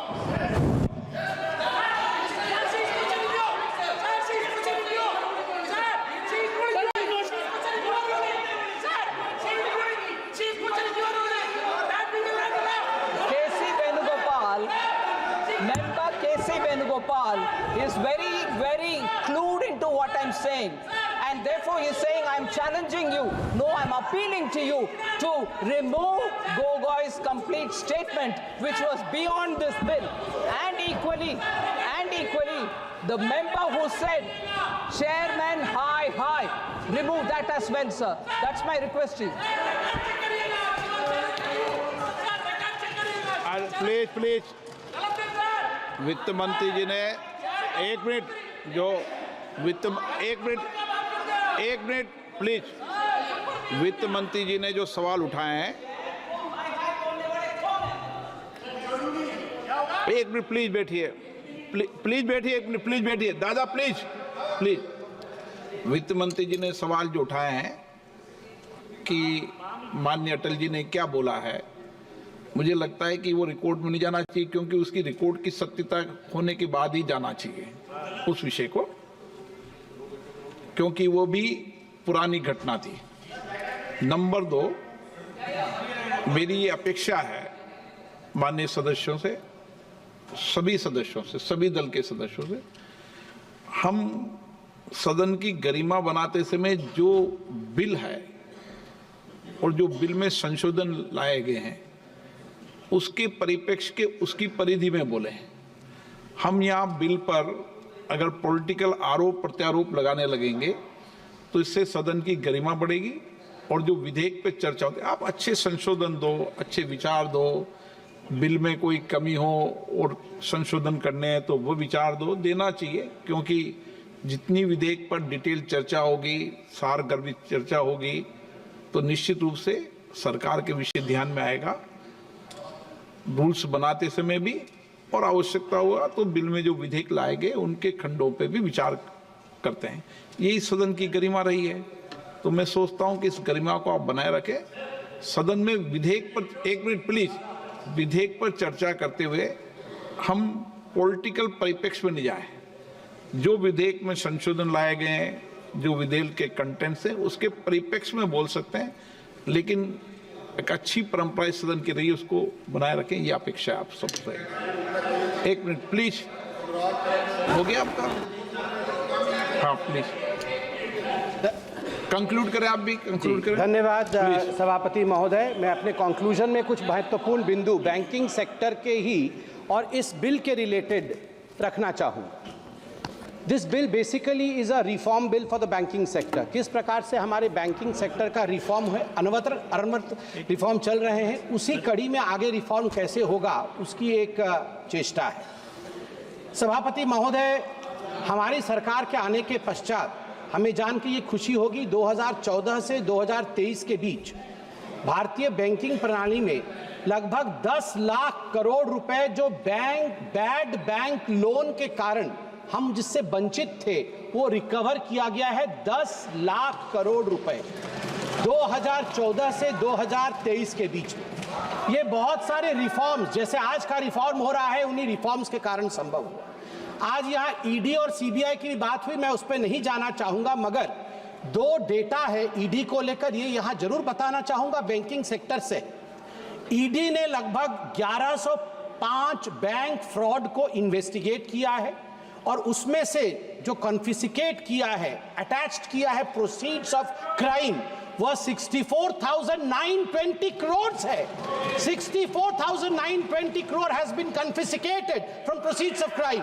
और सबसे बड़ी बात सभापति महोदय, दिसंबर 2023 तक ये जो confiscated amount था उसमें से 15,180 करोड़ रुपए पब्लिक सेक्टर बैंक को, PSBs को दिया गया है। यही तो बैंकिंग रिफॉर्म होता है। और मैं आज माननीय मोदी जी का धन्यवाद करूंगा और मैडम निर्मला सीतारमण जी का भी धन्यवाद करूंगा कि जो रीसेंट बैंकिंग रिफॉर्म्स हुए हैं उसके कारण इतिहास रचा है भारत के बैंकों ने। significant milestone by recording its highest ever net profit of rupees 3 lakh crore rupees। और ये सब संभव हुआ है हमारे डिसाइसिव लीडरशिप के कारण। सभापति महोदय ने कहा कि क्लॉजेस, जो 7 क्लॉज आज मैडम फाइनेंस मिनिस्टर ने कहा है, उन 7 क्लॉज को मैं सिर्फ टच करके फिर बैठूंगा। पहला क्लॉज था डेफिनेशन ऑफ फोर्टनाइट, पखवाड़ा जिसे हिंदी में कहते हैं। पहले ये पखवाड़ा जो होता था, फोर्टनाइट होता था, ये फ्राइडे टू फ्राइडे होता था।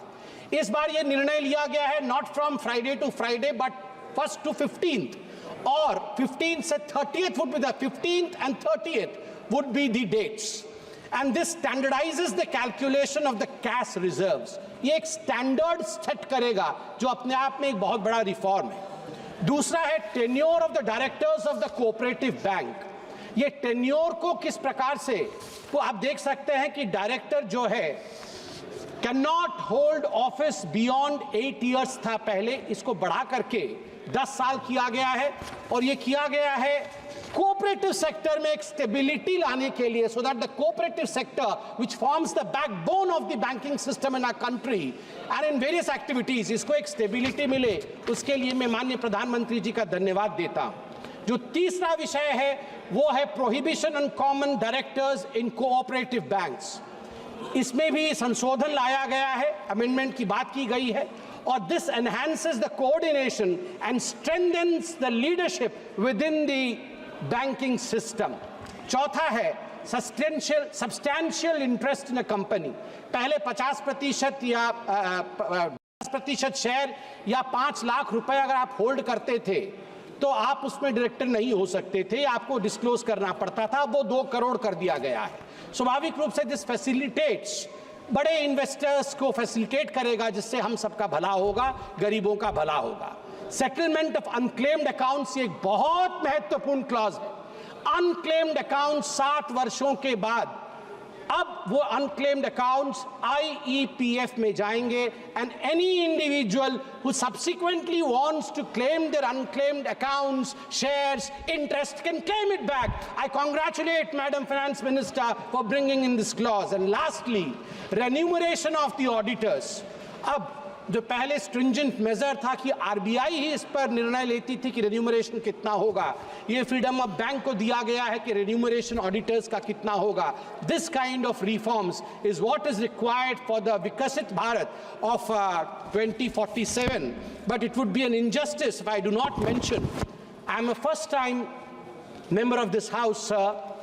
Previously, when I used to watch in the television, once I was watching and the Lok Sabha was in process, I saw the then finance minister, I would not name him because the rule says I cannot name them. He in the house said that, do you believe that in a digital India, sabji wala, thela wala, redi wala would be able to connect with digital India? This is not possible. ये संभव नहीं है कि सब्जी वाला के पास digital India का कुछ हो सकता है, वो पे कार्ड लेके घूमेगा. Sir, times have changed. Modi ji proved contrary to what the then finance minister was saying. आज मैं जब अपने कॉन्स्टिट्यूएंसी पूरी में परसों गया था ड्रेस रिहर्सल देखने के लिए नेवी डे के लिए, मुझे बहुत दिनों बाद सी बीच में गोलगप्पे खाने का मन किया. मैंने गोलगप्पे खाए तो पेटीएम करके मैं आया हूं. सर, यही फर्क है यूपीए का और एनडीए का. Thank you.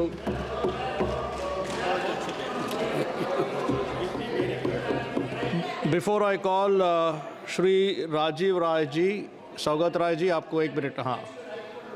Please allow me. Yes, please. 1 minute.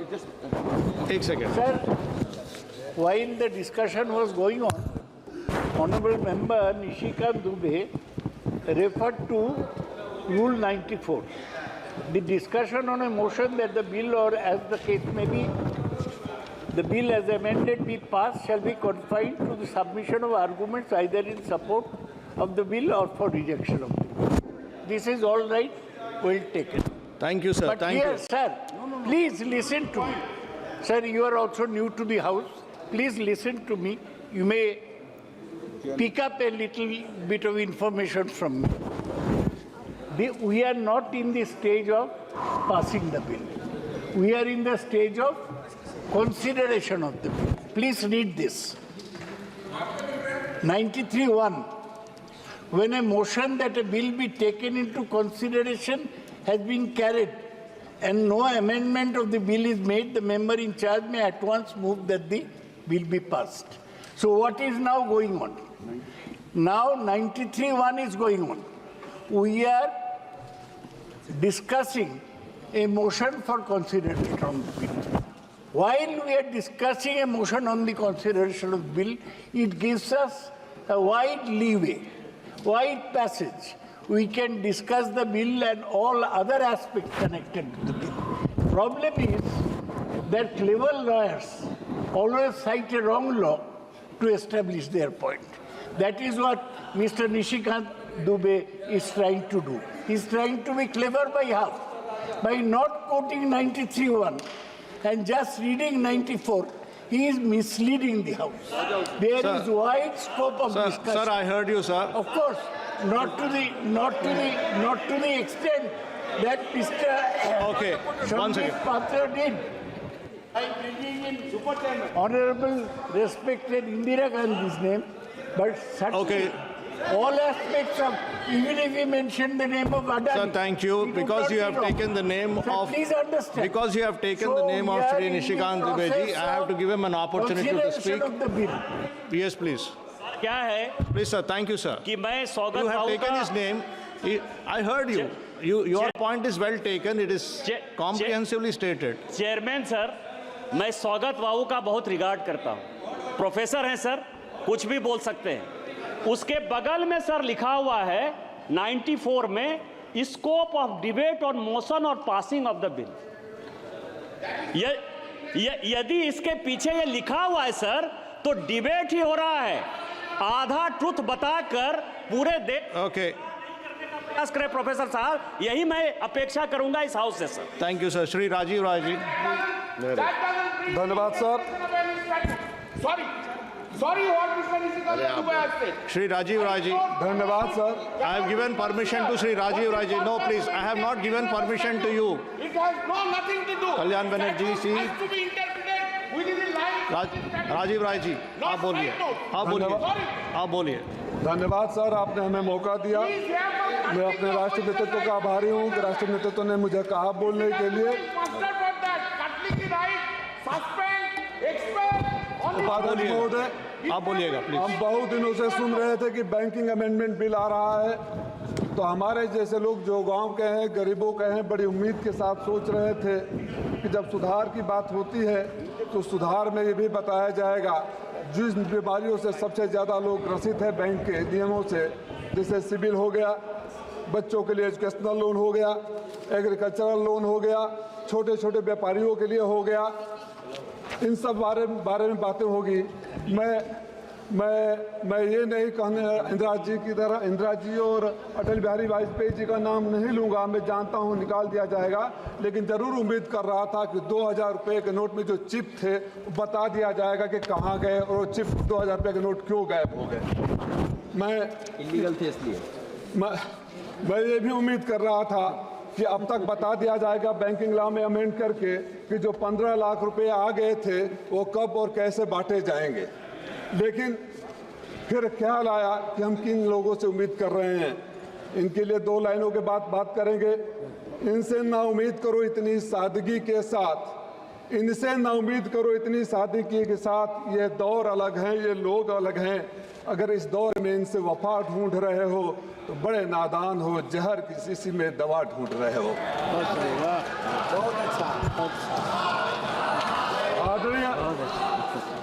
आदरणीय उपसभापति महोदय, हमारे मित्र डॉक्टर संबित पात्रा गोलगप्पे खाए, पेटीएम से पैसे पे कर दिए। 2%, 1-1.5% के हिसाब से कितना पैसा कहाँ चला गया।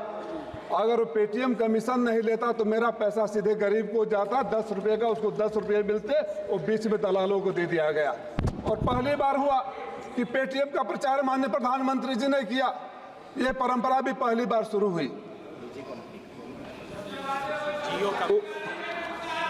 उपसभापति महोदय, पिछले 3 सालों में बड़ी अच्छी टर्मिनोलॉजी लाते हैं लोग।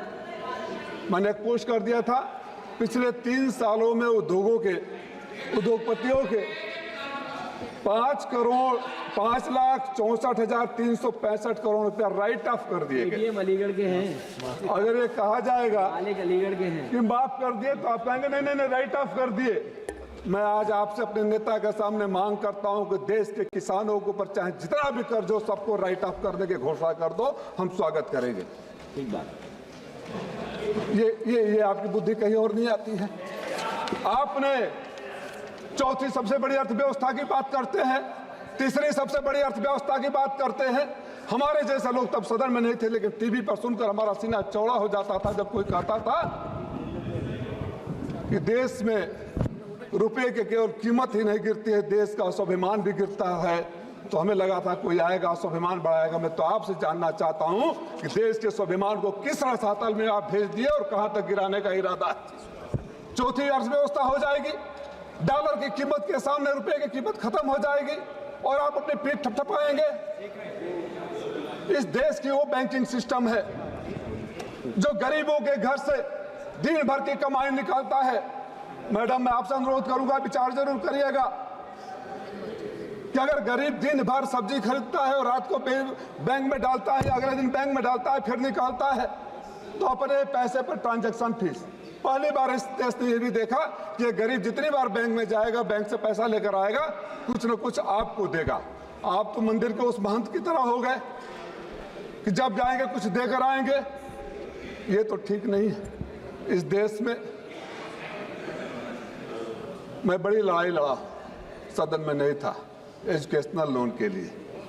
आप जब नियम निकालते हैं छात्रों के एजुकेशनल लोन के लिए तो बड़ी अच्छी तस्वीर पेश करते हैं। एक तो हमारा मामला पार्लियामेंट की कमेटी ने हल किया था।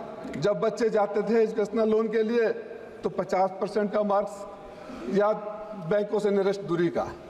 बैंक एजुकेशनल लोन के लिए जहां लड़का पढ़कर साक्षर होगा, आप 9%, 10%, 12%, 14%, 4 लाख से ऊपर कोलेटरल सिक्योरिटी की बात करते हैं।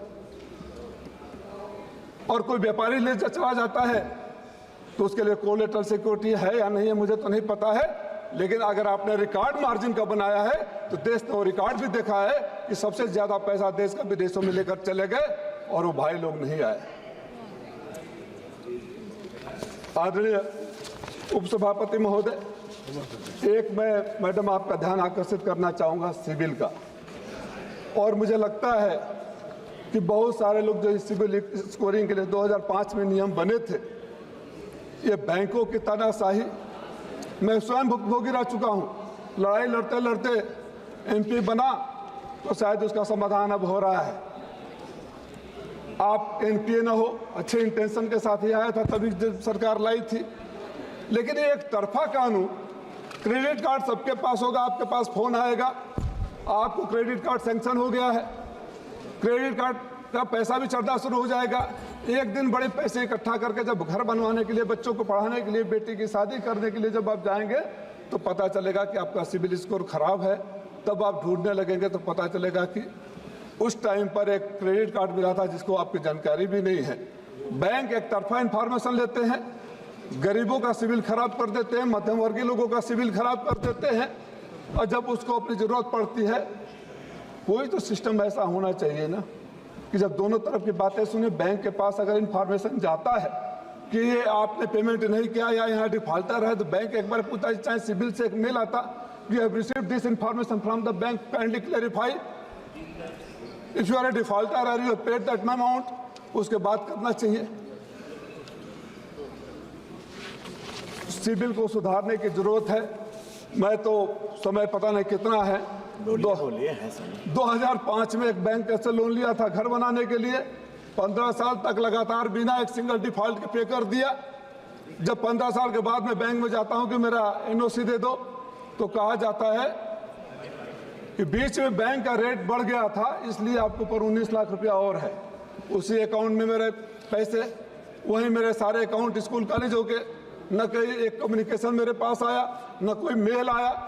ऑटो डेबिट कर सकते थे, हमको रिमाइंड करा सकते थे, और मैं आपको भी मंत्री जी लिखा, और दुख के साथ कहूंगा कि आपने उस पत्र का जवाब भी नहीं दिया, समाधान तो दूर की बात है। शेम। मैंने आपको लिखा था, और कहेंगे तो लेटर का डेट भी मैं आपके सामने समक्ष रख दूंगा। मैं 3-4 बातों की तरफ और ध्यान देना चाहूंगा संशोधन करने रिकमेंडेशन के लिए। एजुकेशनल लोन, आज के जो बच्चों की पढ़ाई पर खर्च आ रहा है, उसके ध्यान में रखते हुए 20 लाख रुपए तक का लोन ब्याज मुक्त करने की घोषणा सरकार को करनी चाहिए, अगर सरकार सही में उस दिशा में है। डिजिटल करेंसी की बातें होती है, अब तो घर में बैठे बैठे बैंक में पैसा रखने में भी डर लगता है। एक फोन आएगा, फोन की बातें कर रहे थे जब हम और आप सब पैदा नहीं हुए थे, जो व्यक्ति यहाँ नहीं है, और डिजिटल अरेस्ट, पैसा चला जाता है। ये आप ही के टेक्नोलॉजी की देन है ना। नंबर 1 फ्रॉड यूपी में हो रहा है, सबसे ज्यादा फ्रॉड हमारे यूपी में है। लाखों में नॉमिनी का नाम बढ़ा दिया।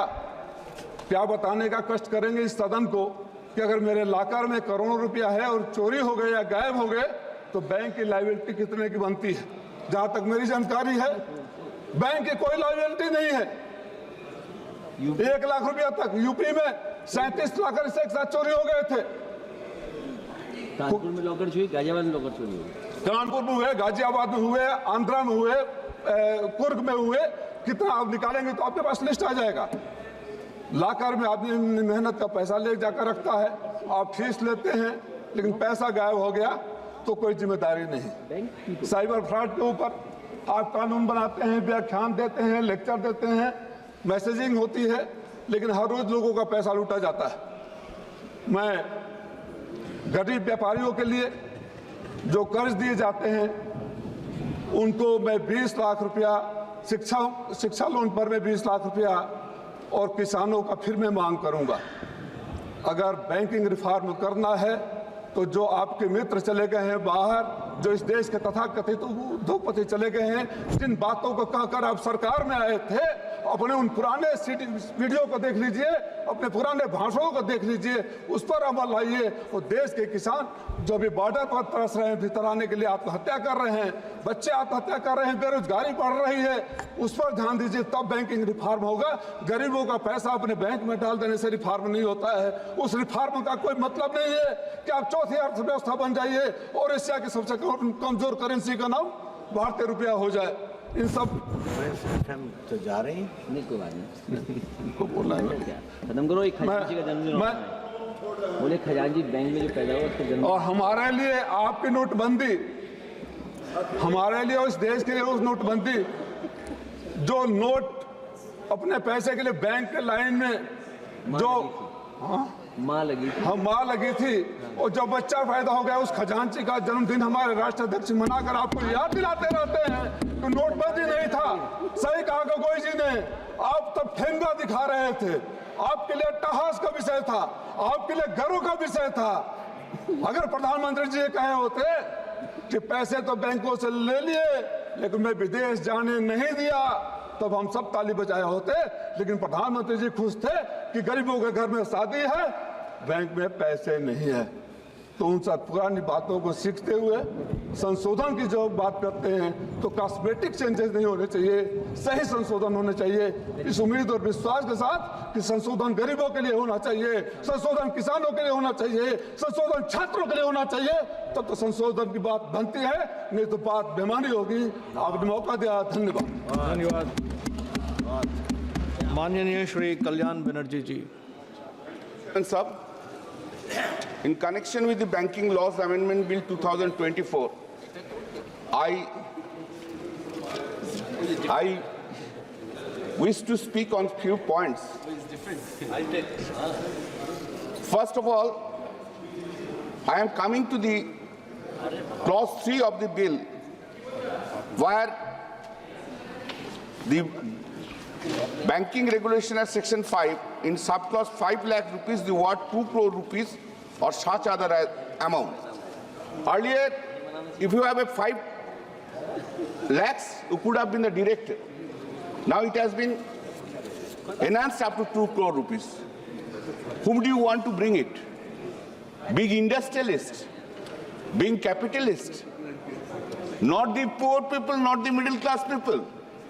Names are on the air who have to be brought in the Indian main economy, that's called banking. You have taken a different route altogether to bring them here. Middle class peoples cannot be now directed, only the rich people. Next point is RBI control or the supervision is being curtailed by this bill. That is last Friday, instead of last Friday, last day will be substitute. Why? Banks, private or government banks only scared about the RBI supervision. Peoples are having faith on the banks because the RBI ultimately controlling authority is the RBI. RBI is at the top. You are decreasing. Instead of every week, only in the last month. Heavy work will become around the RBI. You have not increased the strength of the RBI's staff. How it can be supervised? Basically, I am completely disputing this and opposing this. Nomination of 4 members. Section 45JA has been amended. 4 persons will be nominated. And as if through the nomination successors' rights are being given, which is completely contrary to well-settled principles of law.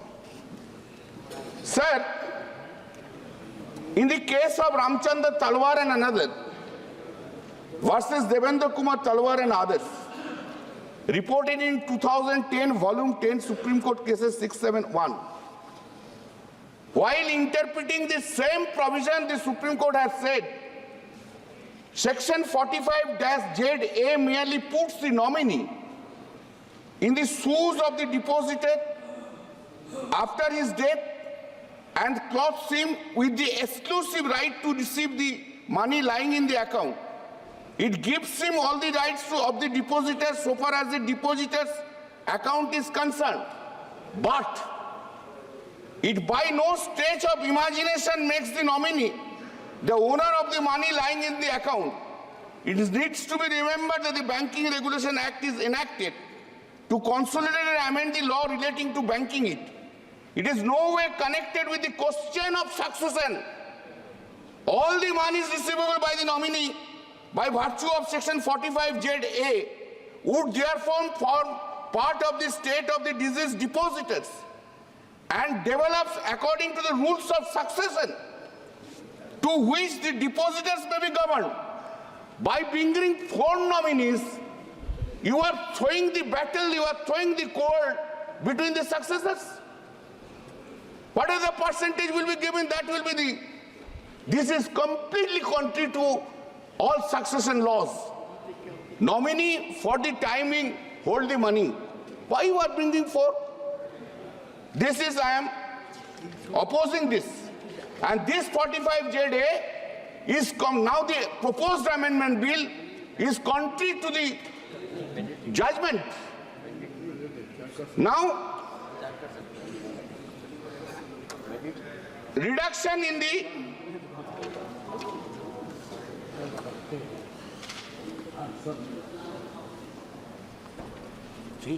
reduction in bank strength.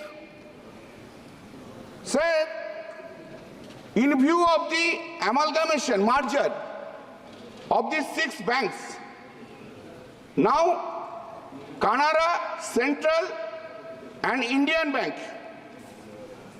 Canara, Central and Indian Bank, total staffs have been decreased to 40,392. 40,392 employee services have been terminated by reason of the merger of the 6 banks. Sir,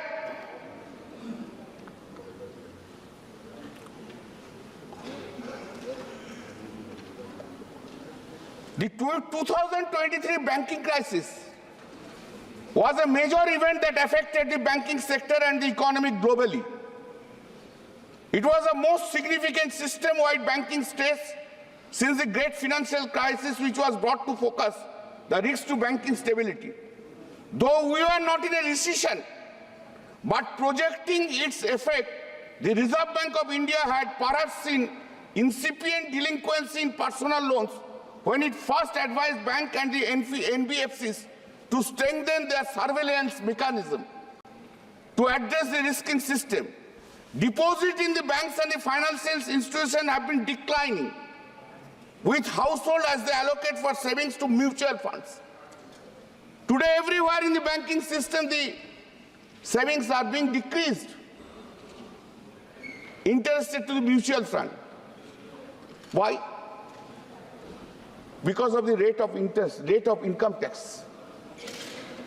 If you are in a mutual fund, 10% tax. If you are in the bank savings bank account, fixed deposit, here 5 years, 10%, there 5 years, 33%. All are going to mutual funds. These income tax principles and policies, of course it is the prerogative of the Honorable Finance Minister, but I will request you to look into the matter. In a case of mutual fund, 5 years I will pay, if I keep him for the 5 years in a mutual fund even, taking some risk even, I may get 20% from the benefit, I have to pay 10% tax. Whereas if I keep a fixed deposit for 5 years, I have to pay 33% tax. Kindly consider that in your new budget, next budget, kindly consider this point. Now, sir, The GNPA ratio for agriculture was 6.12%, while the GNPA ratio for proposed personal loan was 1.2%. This reduction of NPA is not due to higher recoveries. Most importantly, sir, this, Mr. Patru was saying, Finance Minister will say about the NPA. Very strongly they are saying NPA is being decreased, NPA is being decreased. Not because of the recovery of the NPA, but striking off the NPA itself. That is the niceties of the things that have been done. Jugglery of the words. Writing up the NPA. And it has become a common feature now. Sir, basically in the name of the amendment, the central government is trying to interfere in the state cooperative banking system in respect of nominations and to provide for an increase in the tenure of the directors in cooperative banks. The bill was increased the scope of the exception clause, which could lead to more conflicts of interest of the state government and also interfere with the independence of state cooperative banks. The bill also aims to redefine the concept of substantial interest for bank directorship. The threshold for what constitutes substantial, I have already said this, I will not repeat. From rupees 49 lakhs crore India's foreign debt in 2014 has raised to rupees 205 lakhs crore in 2024. देश आगे बढ़ रहा है. कितना बढ़ रहा है? देखो बहुत देश बढ़ रहा है. देश इतना बढ़ रहा है, धारी में देश बढ़ रहा है. 2014 it was 205 lakh crore and now 49 in 2014, 2024 it is 205 lakh crore. देश आगे बढ़ रहा है, भारी में बढ़ रहा है, कंधा बहुत भारी हो गया, बढ़ रहा है. According to Trading Economic Global Markov models and analysis, expectations, government debt in GDP in India is expected to reach 88% of GDP by the end of 2024-25 fiscal. External debt in India increased to 6.8 to 300 USD million in the second quarter 2024 from 6,63,800 USD million in the first quarter of 2024.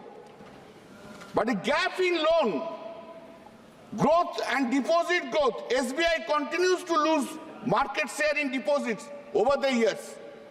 Now the question is, how much is the interest rate on borrowing? Whether it will be funded, what will be the guaranteed return of investment, and what will happen if SBI fails to repay on time?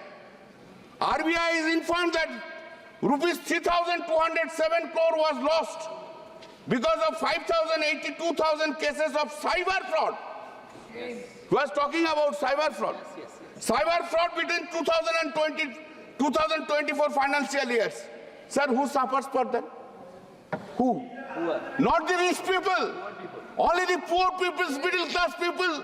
They are the sufferer for the cyber fraud. Sorry. Till today, the government, the central government, and its mechanism, whether it's CBI, whether it's the ED, whether whatever the instrumental is,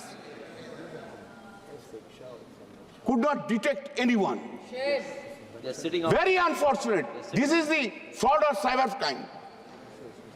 Sir, the number of cyber fraud incidents has increased from 75,800 cases in 2023 to 2,92,800 in 2024. Just take it. That means more than 2 lakhs cases have been increased only in a year. What is going to be happening in 2025?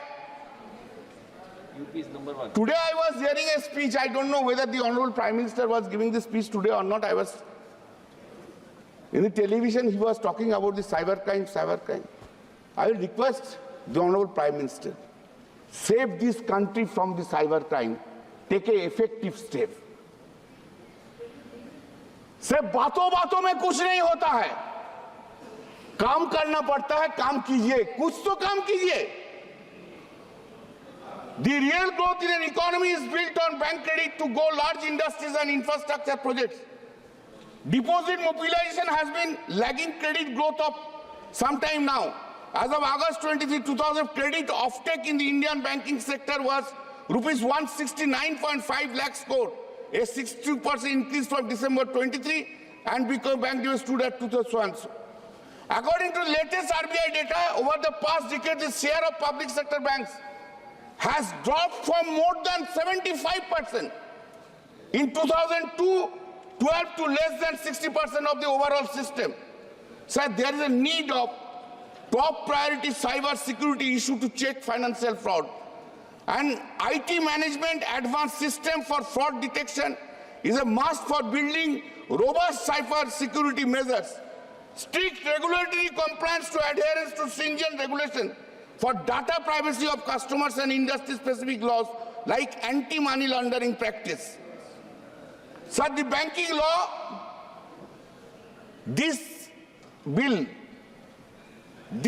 is a donkey passage towards privatization of the Indian banking sector.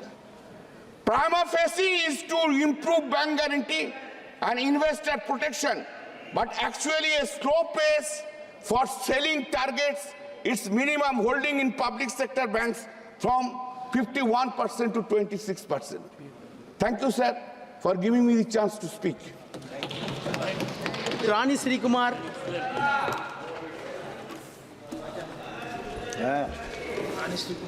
Honorable Speaker, sir, before I start talking about this bill, I would like to remind this House that it was Dr. Annal Ambedkar who laid the foundations of the Reserve Bank of India through his work, The Problems of Rupee. It was based on his recommendations that the Hilton Young Commission proposed the establishment of the Reserve Bank of India. Annal Ambedkar proposed the establishment of the RBI so as to establish a better banking system to ensure better economy and well-being of the citizens of this country. But the BJP-led NDA government has been acting contrarily to the vision of Annal Dr. Ambedkar. This proposed bill aims to amend the Reserve Bank of India Act 1934, Reserve Banking Regulation Act 1949, State Bank of India Act 1955, Banking Companies Act 1970, Banking Companies Act 1980. The proposed amendment act aims to increase the number of nominees from 1 to 4 nominees per account. It has increased the tenure of directors of cooperative banks from 8 years to 10 years. It has allowed the directors of central cooperative banks to serve in state cooperative banks also. This bill enables the transfer of unclaimed dividend shares, interest or redemption of bonds to IEPF when they remain unclaimed for 7 consecutive years. This bill allows individuals to claim transfer or refunds from IEPF. This bill has redefined the term substantial interest by increasing the threshold share from 5 lakhs to 2 crores. There are certain concerns with this bill, especially the idea of dual membership and the extent that tenure poses a serious threat of consolidation of power under some individuals, and also allowing the directors of central cooperative banks to serve in the state cooperative board is a clear encroachment of the independent identity of the state cooperative banks. This is one another attempt by the BJP to make the state as a local body or as a municipality. It is against the spirit of cooperative movement. The bill omits any mention of the privatization of public sector banks, a central aspect of the government's reform agenda. Despite Finance Minister's 2021-22 budget announcement to privatize 2 PSBs alongside IDBI Bank, the bill fails to address this issue, leaving the future of PSB ownership uncertain. The bill overlooks critical digital safeguards despite the growing role of digital banking. As financial services move online, cybersecurity, data privacy, fraud prevention become urgent concerns, yet the bill fails to address these adequately. Additionally, the bill does not establish clear regulations on consumer data protection, increasing the risk of breaches and misuse. Without specific measures for digital fraud, which is more sophisticated than traditional forms, the sector remains vulnerable. And the bill proposes to update the substantial interest to 2 crores as per the present realities, but it would be better to attach it to a specific percentage every year instead of fixing a static amount, so that the bill need not be amended regularly for updating the threshold amount. In addition to this, I would like to address certain serious issues in the banking sectors. NPAs. There is always an accusation against the UPA government by the NDA government that the non-performing assets were higher. But in reality, if we look at the data, it shows a very different picture. As per the RBI data in the past 10 years, the gross NPA accumulation under the NDA government in public sector bank was 1.6 times more than that of the UPA government. Write-offs. Another issue that comes regularly along with the NPA is write-offs. As per the replies given by the government in Lok Sabha, it has been found that in the past 10 years, about 16.26 lakh crores of bank loans have been written off, and among them, the loans written off to large corporates stood at rupees 7.4 lakh crores. The yearly write-offs by the public sector banks had increased from 7,187 crore per year in 2013 to about 1.2 lakh crore in 2023. The government justified the write-offs by saying the banks' write-offs are a part of regular exercises by the banks to clean up their balance sheet so as to optimize their capital. But in reality, it affects the net profits of the banks, which eventually affects the private sector lending. The NPAs by the non-priority sector was just 50% of the NPAs during 2012 to 13, but it has touched 80% by 2019. It eventually leads to less credit being availability for the private sector. Now coming to the agriculture loan, 6% of total lending of any bank has to be advanced to agriculturists, whereas many of the national banks and especially the private banks are not at all complying the rule of advancing 6% lending to the agriculturist. Is it not a discrimination against the farmers who are feeding the nation? The pity is the banks which are averse to the agriculturists by the way of parking the 6% lending, which is actually due to the farmers into the DAF of NABARD, and thereby earning a huge interest of the money belonging to the farmers. Despite repeated requests to waive off the farmers' loans, this government, which does not hesitate to write off the corporate loans for about 7.4 lakh crores, had repeatedly refused to waive off the farmers' loans, which is a pittance amount. This clearly shows that this government is always an anti-farmer government. The UPA government during its tenure had waived off the farmer loans worth 72,000 crores, and during his tenure, Muthamal Aringer, Dr. Kalaignar had waived off the loans worth 7,000 crores in the year of 2006. And also under dynamic leadership of Thalapathy, our Tamil Nadu government has waived off 7,000 crores farm loans in cooperative banks and also provided interest-free loans worth 35.85 lakh crore to the farmers between May 2021 and December 2023, and still continues to provide interest-free loans to the farmers. Education loan. As per the education loans are concerned, it should be treated as a welfare scheme. Therefore, the interest waived on such education loans should be scrapped. I submit that levying of interest on the needy students is unacceptable. 5 years moratorium for the repayment of loan should be scrapped. The repayment should start only after the concerned student is employed. Demanding repayment before getting an employment is deplorable. Therefore, the government should consider this demand. In addition to that, multiple conditions are being imposed to provide education loan to the students, leading to complexities and harassments. The process should be simplified for the benefits of the students. Now coming to the penalty on common citizens. Because of NPA and write-offs, the bank has started their burden to push over the common citizens of the country. We all know that the government restricted the number of withdrawal of free ATM withdrawal of money from their own account. They have increased the minimum balance amount in the past decade. They are charging for SMS also. As per a reply given by the government in Lok Sabha this year, it has been observed that there has been increase of over 35% in penalties collected by the public sector banks in the past 5 years.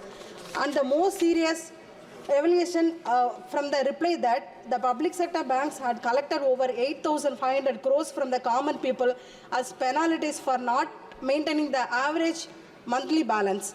And if we include the private sector banks also, then as per a reply given by the Finance Ministry in Rajya Sabha, about 21,000 crores has been collected since 2018 by both the public and private banks. The same banks that had waived off about 7.4 lakh crores to corporate loans had collected 21,000 crores from the common people. And in addition to this, the government had collected over 8,000 crores of transaction through ATMs beyond free withdrawals and 6,000 crores as SMS charges. Why the people should pay charges for withdrawing their own money? Hidden charges. Next comes the issue of hidden charges. The banks have been imposed fees on customers that are not disclosed in the key fact statement of the loan, which eventually leads to higher interest rates on these loans. This issue has become so serious that the RBI governor himself raised concern regarding this at the Monetary Policy Committee in June this year. Now coming to the cyber frauds issue.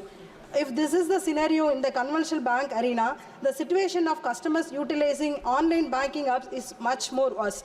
As per a recent survey conducted by the community platform called Local Circles, about 6 out of 10 customers have faced issues of hidden charges in online banking platforms.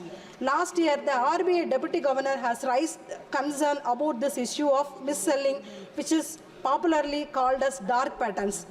With the increase in digitalization, many security issues have been created. In a recent RTA reply, the RBI has stated that the number of cyber fraud cases had increased from 75,800 cases in financial year 2023 to 292,000 cases in financial year 2024, and about rupees 2,056 crores were lost due to cyber frauds in the financial year 2024 alone so far. And as per an estimation made by Indian Cybercrime Coordination Center, loss due to cyber frauds could amount 0.7% of the GDP in future. The senior citizens of our country are the most vulnerable group to these online frauds. There has been multiple cases where the scammers have been specially targeting elderly people. The government needs to promote better cyber security measures to protect the elderly from cyber frauds. Gender disparity in banking. There is a continuing gender disparity issue in the banking sector. As per the global Findex database 2021 released by the World Bank, nearly 20% of women lack access to the bank account in India. The gender disparity in accessibility to banking has to be resolved. Lack of accessibility in rural areas. The banking accessibility in rural areas is a cause of grave concern. In many remote rural areas, the ATMs are located inside the banks. So when the bank closes by 6 p.m., the people also lost access to the ATM. This creates serious accessibility issues for the people in the rural areas. Welfare of the banking employees, another major issue that needs a serious attention in the welfare of the bank employees. As per recent reports, about 500 bank employees in India, especially higher officials, committed suicides over the past decade due to work pressure and abuse by the senior official.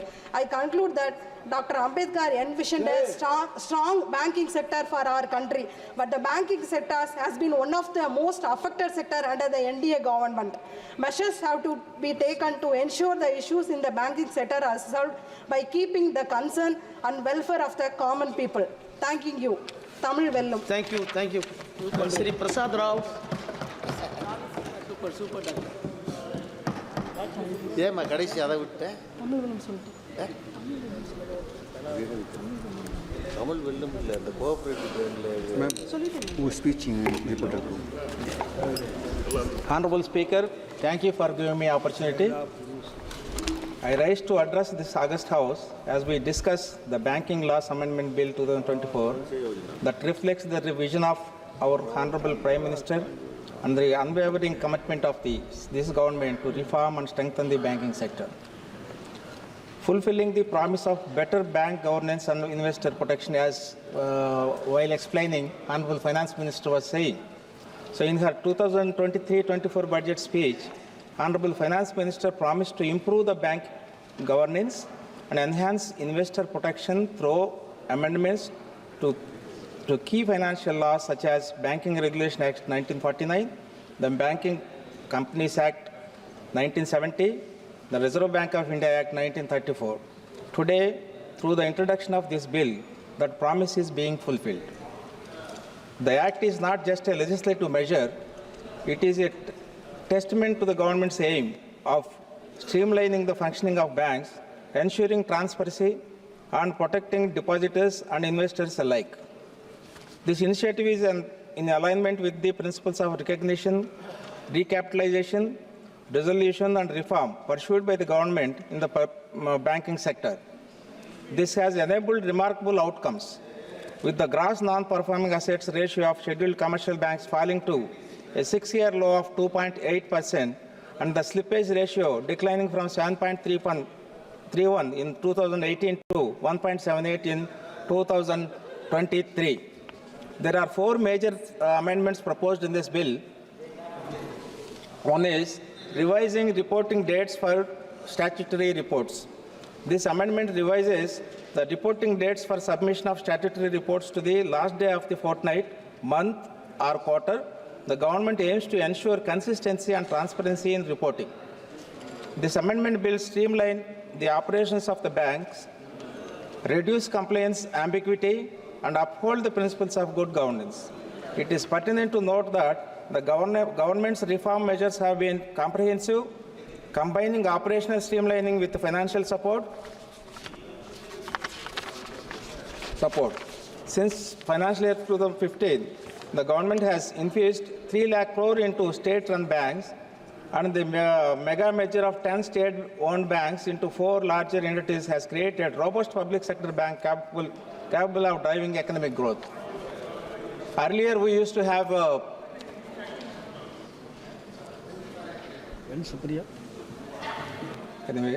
PSBs play a significant role in driving economic growth.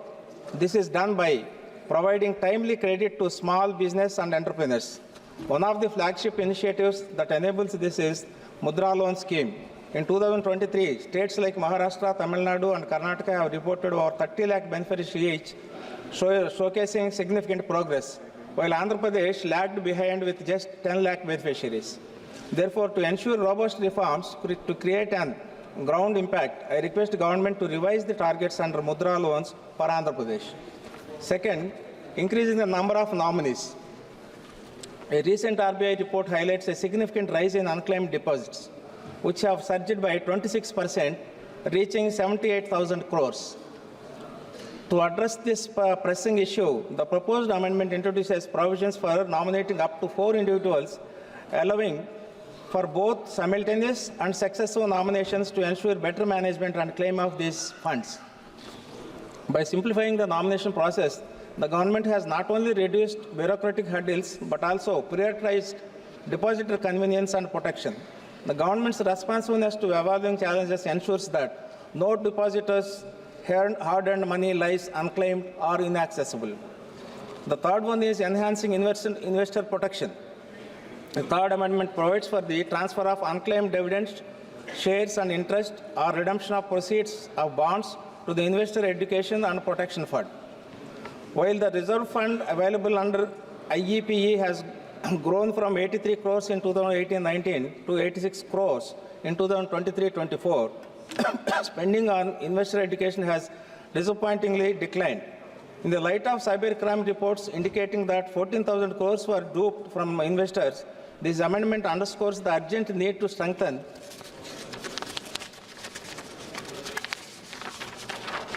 the education and awareness. It is vital that funds under IEPEF are effectively utilized to safeguard investors against fraud and exploitation. The fourth one is extending directors' tenures in cooperative banks. This amendment extends the tenure of directors in cooperative banks from 8 years to 10 years. This measure is in alignment with the ongoing efforts in the state of Andhra Pradesh to improve the functioning of cooperative societies. The State Legislative Assembly introduced the Andhra Pradesh Cooperative Society Amendment Bill 2024 to enhance the transparency, efficiency, and the management of cooperative societies. Honorable Speaker, this amendment reflects the unified functioning of the double-engine Sarkar, the seamless partnership between the leadership at the center and the states, working together for the progress of every sector of our economy. The road ahead, Swarnandhra 2047 and Vikasit Bharat. Under the able leadership of our Honorable Prime Minister Sri Narendra Modi ji and the visionary Chief Minister of Andhra Pradesh Sri Chandrababu Naidu ji, we are building a prosperous and progressive India. The synchronized governance of this double-engine Sarkar ensures that the vision of Swarnandhra 2047, a state of happy, healthy and wealthy people, contributes to the larger goal of Vikasit Bharat. So this bill is yet another step towards the robust government, stronger financial systems and empowered citizens. I stand in support of these reforms that pave the way for a brighter and more secure future for all. In addition to that, sir, give me 1 minute. 2 more suggestions for me. See, at the district level, when PMEGS and MSME loans are, sanctioned, uploaded in one instance I'll give you, in SBI, 80 applications have been uploaded, the cleared were only 5. So the cleared instruction should be given to the banks so that these people will get the benefit out of it. Another, I request through you, Honorable Finance Minister, to strengthen or streamline the conditions terms for the OTS scheme in banking. And also, there are, while considering the banking recapitalization, I request Honorable Finance Minister to have a stringent and basis, look for the stringent basis for the recapitalization of the banks. Thank you very much for giving this opportunity. Thank you. Thank you. Sri Anil Desai, Honorable Member Anil Desai. Thank you, Deputy Chairman, sir. Banking Laws Amendment Bill 2024 is the proposed legislation seeks to improve governance standards, provide consistency in reporting by banks to RBI, ensure better protection for the depositors and investors, improving audit quarterly in public sector banks, bring customer convenience in respect of nominations, and providing for the increase in the tenure of the directors in the cooperative banks. The bill proposes to amend, namely, RBI Act 1934, Banking Regulation Act 1949, State Bank Act 1955, Banking Companies Acquisition and Transfer of Undertakings 1970 and 1980. So this BR Act 1945 amendment in Section 5, the first amendment, is to redefine the substantial interest, the threshold that the shareholder of beneficial interest by an individual from 5 lakh to 2 crores, as it is being redefined since the last time it was taken up, that was way back in 1968. But the moot question lies here that it has been raised to 2 crores, the limit has been raised to 2 crores. Whether, I hope the minister would explain that whether is it with a specific purpose or it may give the impression that to accommodate rich as compared to poor or the banking, one who is well versed with the banking institution. Because I'm stating this because banking industry is one of the major sectors which is indicator of the health of the economy. And in India, fortunately, banks have been doing well in the last few years. So amendment in Section 10A of the Banking Regulation Act, increasing tenure of directors from 8 years to 10 years, excluding the chairman and the whole-time director in cooperative banks. Now, this is to align with the 97th amendment, it is mentioned, which had taken place in 2011. Now, 8 to 10 years, now this being a cooperative itself, department being a state subject, would it be in the interest of the state more than the center to decide on this? Though I'm aware that the entire this thing of the industry that lies in the finance ministry, and of course RBI is there to regulate the whole system. Further amending section 16 of the BR Act to allow directors of the central cooperative bank, he can be simultaneously, if he gets elected, he can be director in the state cooperative bank also. Now here also the question comes whether it is with the intention of accommodating someone who's got vested interest, as cooperative banks didn't have a good history as far as state of Maharashtra or other states are concerned. Because cooperative banks have always seen upheavals, they have seen the ups and downs, and more downs have come in the recent past. And to help them to bail out, that becomes a big question, and then the entire question becomes a political scenario where if the board of directors comes from the ruling party, they are spared. If they are coming from the opposition party, they are hanged. So this needs to be explained in proper perspective. Sir, amendment of section 18, 24, 25 and section 56 of the BR Act, that is to revise reporting dates from a submission of the statutory reports by the banks to RBI, which is a very necessary step, and that is mandatory, as to align them with the last day of the fortnight. It was earlier from Friday to the next two Saturday. If the Saturday and it is aligned with the holiday and so that used to make a very much difference in reporting. So that has been taken out, that has been erased out by this amendment, which of course would be seen in good light. But supervisory role which was being played all along by the Reserve Bank, has it been lessened? The inspection which used to take place in the banking system, that has really gone down, and now to buck it up, to bring it to a certain level, these steps were necessary, and I think if any other motive was there, could be explained while answering when the bill is being passed.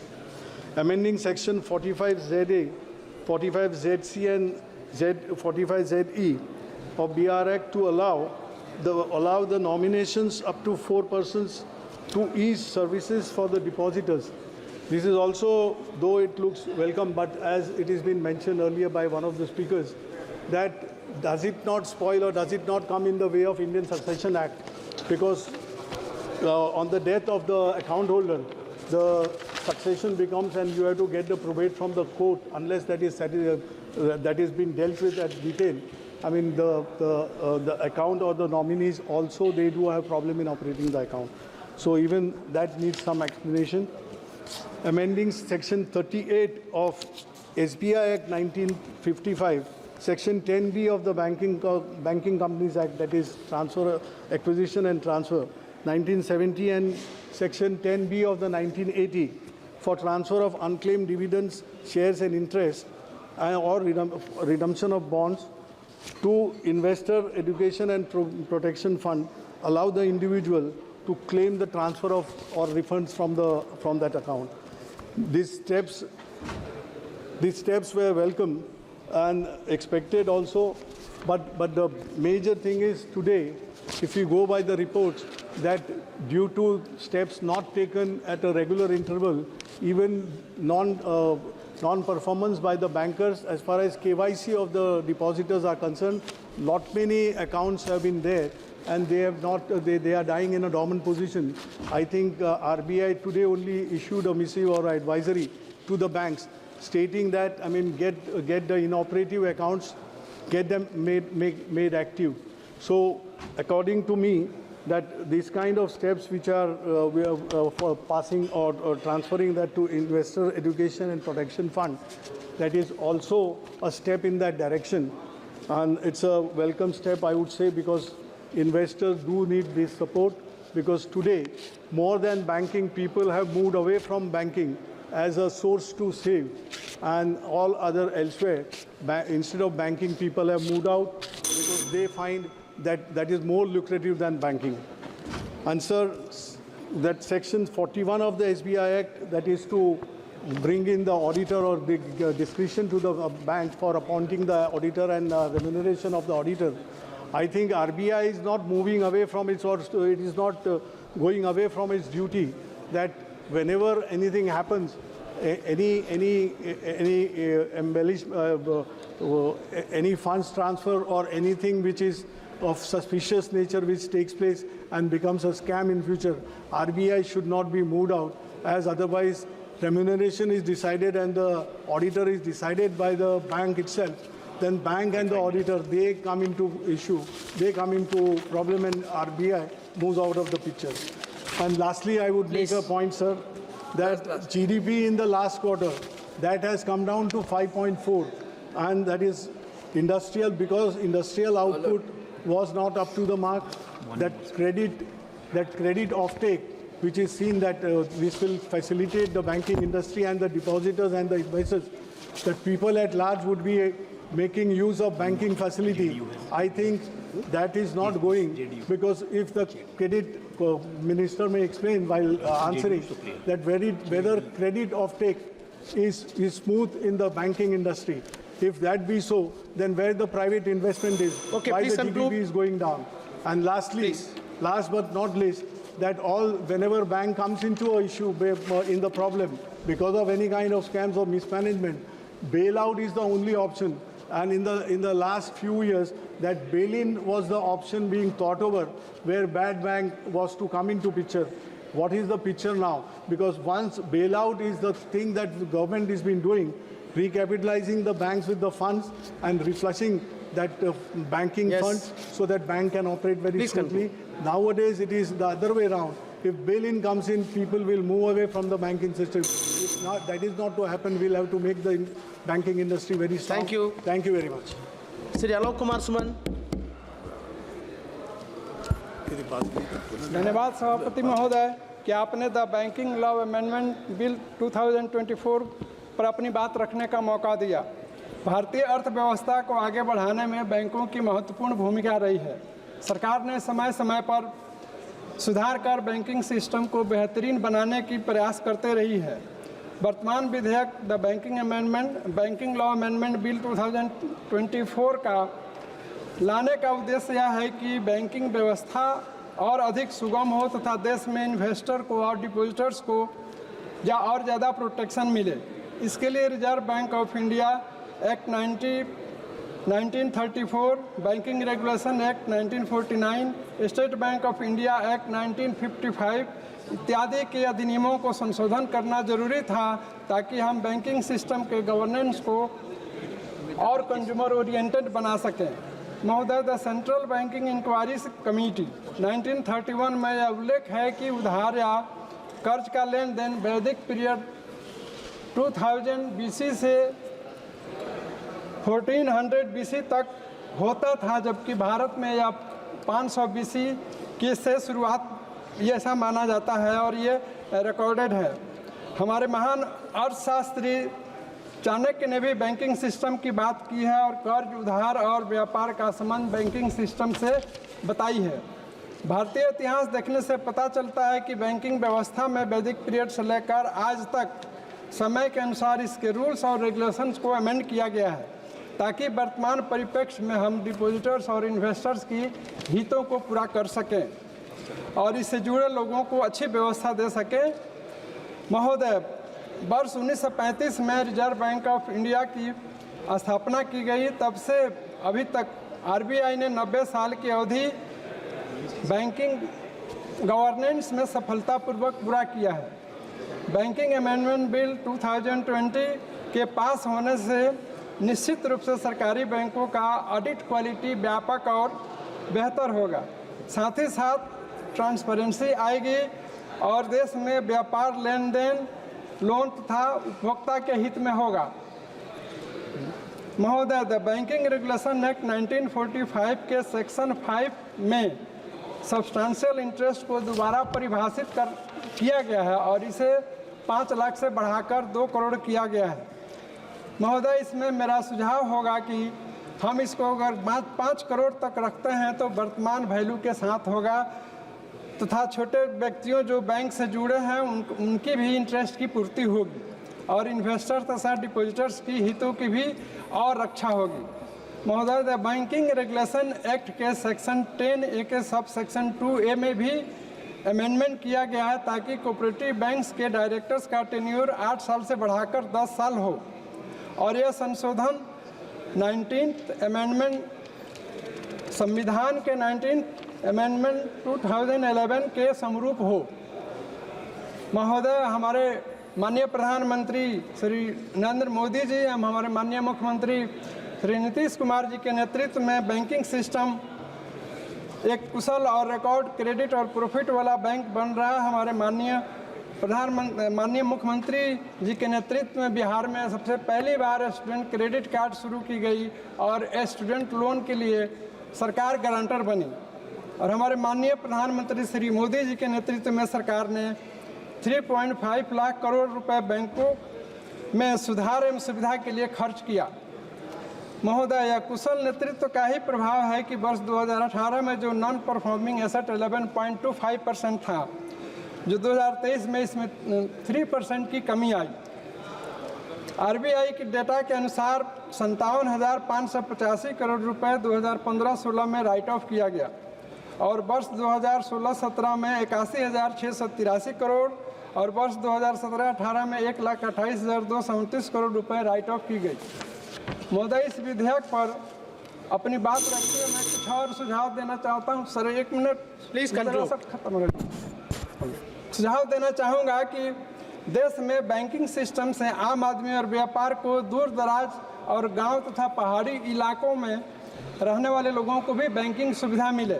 गांव में जहां पर bank अभी तक नहीं है तथा आबादी 10,000 से ज़्यादा है, वहां पर बैंक की परमानेंट यूनिट की स्थापना की जाए ताकि किसान और आम आदमी और उसके ट्रेडिंग के बैंकों से वो फ़ायदा ले सकें। और मेरा एक और सुझाव है कि बैंकों में खाली पड़े सभी परमानेंट वैकेंसीज को भरी जाए ताकि बैंक के काम काजों में और ज़्यादा इजाफा हो। महोदय, शिक्षा के लिए लोन जो कि हायर एजुकेशन पाने के लिए दिया जाता है उसको भी सिंप्लीफाई करके अधिक से अधिक छात्रों को लोन दी जाए। इंडियन बैंक एसोसिएशन के डाटा के वर्ष 2022-23 में 24,997 करोड़ रुपए का लोन दिया गया था। बस 1 minute, last line sir, please conclude. और वर्ष 2023-24 में 28,699 करोड़ रुपए का लोन दिया गया जो कि एक सराहनीय कदम था। महोदय, मैं इन्हीं शब्दों के साथ इस बिल का समर्थन करते हुए अपनी बात समाप्त करता हूँ। धन्यवाद। Shrimati Supriya Sule. Sir, I stand here in support of the banking bill today. And I would like to ask a few questions and highlight a few points and a few suggestions to the Honorable Finance Minister of India. She has brought in this bill with a good intention of improving banking, which we all are happy to be a part of that system, with more transparency and make sure that every depositor and investor is protected. What does a bank bring to you? Bank is a relationship only of trust. You trust the bank, that's why you go to a bank. So clearly, when it's a relationship of trust, the first thing you expect is protection in that relationship. So I appreciate what she has done, but I'd like to ask her a few questions which she could kindly answer in her reply. Is in the point 3, clause B, you have the suggestion given is regarding the tenure of the directors in the cooperative banks. My suggestion to the Honorable Finance Minister is, like when we did the Companies Act, we had made it prospective. So whether you make it 8 years or 10 years, whatever you've recommended, can we make sure that it's prospective? Because what will happen if right now there's such a big change in the system, there will be a whole generation of people, of directors, who will have to either be moved out.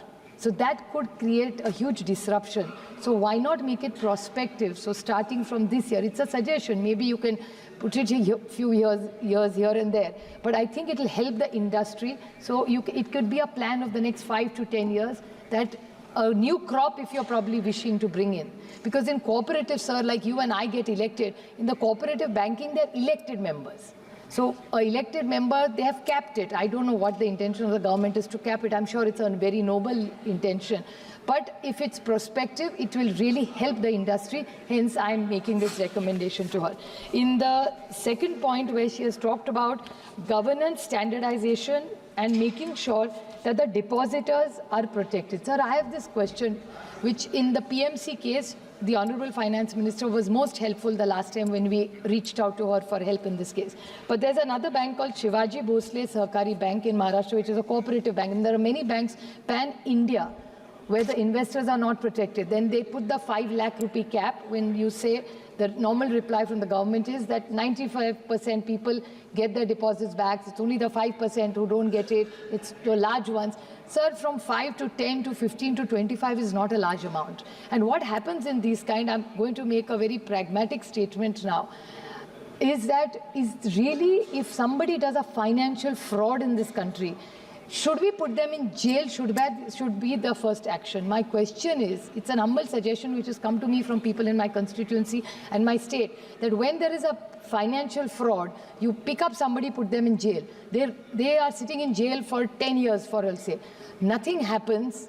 People are still suffering. They don't get their money back. So what is the big advantage of arresting somebody? I'm not saying don't arrest them. What I'm trying to suggest is, why not first make that person pay back to all the poor people who he owes or she owes the money to, and then put them in jail or whatever system you want. So in any financial fraud, because what happens is the PMC, like an example, which she has been very indulgent towards us in helping, when those people, that entire family was arrested, for years nobody got any hearing for the reason that all the assets were in their name. There was nobody in the family to sell it, so the deposit never got any money.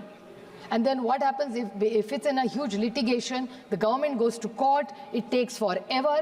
It's the same thing what has happened in the IBC Act. The intention of the IBC Act was very, very good.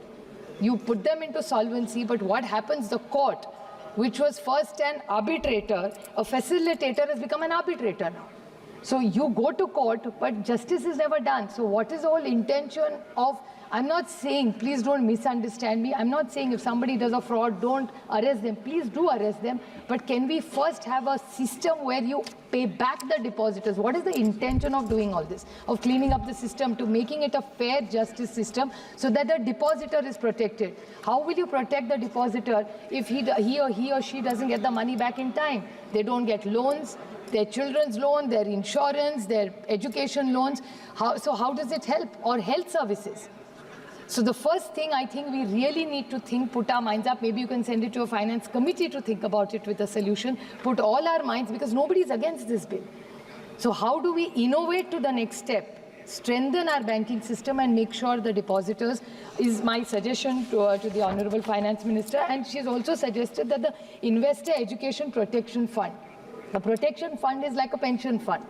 Now, this government for years have been raising it, sir, that the EPS 95, it's a little bit away from the banking bill, but I'd like to highlight, I'm just drawing a comparison, that the EPS 95 pensioners have given money which is lying with the government. They don't get the money that was committed to them.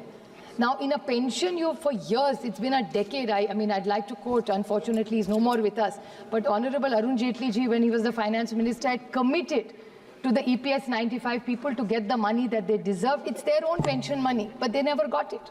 So I don't want this scheme also to go in the same way, because we've had a history. So I hope that this Investors Education and Protection Fund, since you're calling a pension and a protection fund, is something very similar. So I hope there is no confusion in any of this, and the EPS 95, which is the pension money, they should also get it. One most important point is the cyber. As a matter of fact, just today, in today's newspaper, it has come, sir, that just in Delhi alone, 452 crores cases worth of scams in banks have occurred just in the last 1 year. This is just, I'm talking only about Delhi, sir. 452 crores. So how are we going to ride over the technology? How are we going to ride over dark net? So how is this, what is government going to do, or are you working with the banks? Because if you are making sure that you don't want scamsters, you want investors to be protected, so all these old senior citizens whose money is lying in the bank, how are we going to help them and protect them? Because a lot of times they get little notes, they click on it, and the money is gone. So what intervention is the government doing for technology? It's going to be very, very hard. I do understand, because not necessary that this dark net is anybody sitting in India. It could be anywhere in the world. So what intervention is the government doing to safeguard all the securities in the bank? Two small points I'd like to ask. That they were talking about all the banks, which Sambit Patraji extensively talked about how well the banks are doing. I appreciate that the mergers really did the good job of the merging, was a very good suggestion and an idea, and that's why the banks are looking much better and stronger. But was it the bank balance sheet appropriation that really made the magic? And writing off or haircut, you can call it whatever, was the reason that the banks are looking stronger? So if you could kindly clarify and see what it is. And one last point is that a lot of, you talk about the Mudra loan, Government of India gives a lot of sovereign guarantee for many things. But there's a new thing which we are seeing, especially in our constituencies, for farmers' education loans, that the banks are giving a lot of money to NBFCs. It's a very last small point. Please. NBFCs. Now, when the bank gives a loan, it's in, say, 5%, 6, 8%. When there is they give it to NBFCs. So the core job of the bank is to give the loan. They are outsourcing it to NBFCs who are increasing the interest rates. So how do we control this interest rate? Because it's happening in a lot of farm loans that the NBFCs the interest rates are very high while the banking is not. And the last very, very small point, which I know she will give us a clarification, that banking globally is becoming smaller because the deposits in the banks are going down, because in the economies which are fast growing, people are moving to mutual funds as an option. So this is not this is not for the bill, but eventually, maybe 5-10 years from now, since we're talking about banking, is the government have some plans of the growth of banks? Because if the deposits will eventually over a period of time go down and people would prefer to go to mutual funds over banking, and conservatives safe deposit as an option. So where does banking go in the next few years? Since this is such a comprehensive bill you're bringing for safety, I think we will have to think about this. So I ask her that with the economy being the way it is, because in the last quarter the economy has come down to 5.4. And I know that she has, the Honorable Finance Minister herself has been quoted in a newspaper that she's looking to cut the interest rates. So is this an option they are looking at? Because the Commerce Ministry and the Finance Ministry have been quoted today. So with the slow growth, unemployment going up, the food inflation going up, what is the government's plan? Because this was 5.4 is something we've been predicting for last, because India is no more an insulated economy with the global crisis. I would request her to please talk about how she is going to look at the growth story of India. Thank you. Thank you. Sri Konda Vishwa Reddy. Ravinder Vaikar. So, sorry, Sri Ravinder Vaikar. Ravinder Vaikar thereafter. It is there? Okay.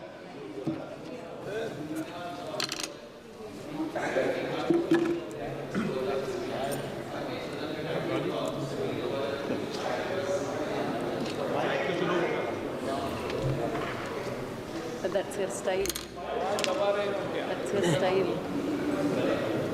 Repo mein she believes in positive. Okay banking कानून संशोधन विधेयक 2024। आज मैं इस सदन में banking laws amendment bill 2024 पर अपने विचार रखने के लिए खड़ा हूँ। ये विधेयक भारतीय बैंकिंग प्रणाली को सशक्त और आधुनिक बनाने की दिशा में एक ऐतिहासिक कदम है।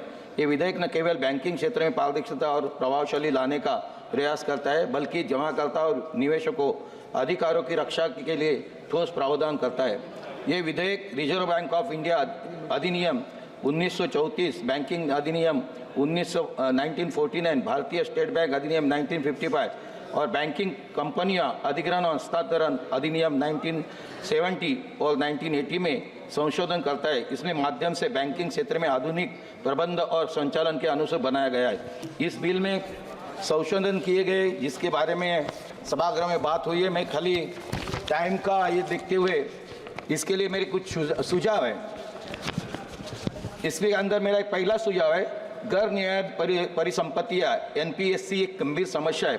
भारतीय बैंकों, विशेष रूप से सार्वजनिक क्षेत्र के बैंकों में पीएसबीएस के सामने सबसे बड़ी चुनौती गैर निवादित परिसंपत्तियां नॉन परफॉर्मिंग एसेट की है। मार्च 2023 तक पीएसबीएस का संकलन एनपीए 5,53,00,000 करोड़ था।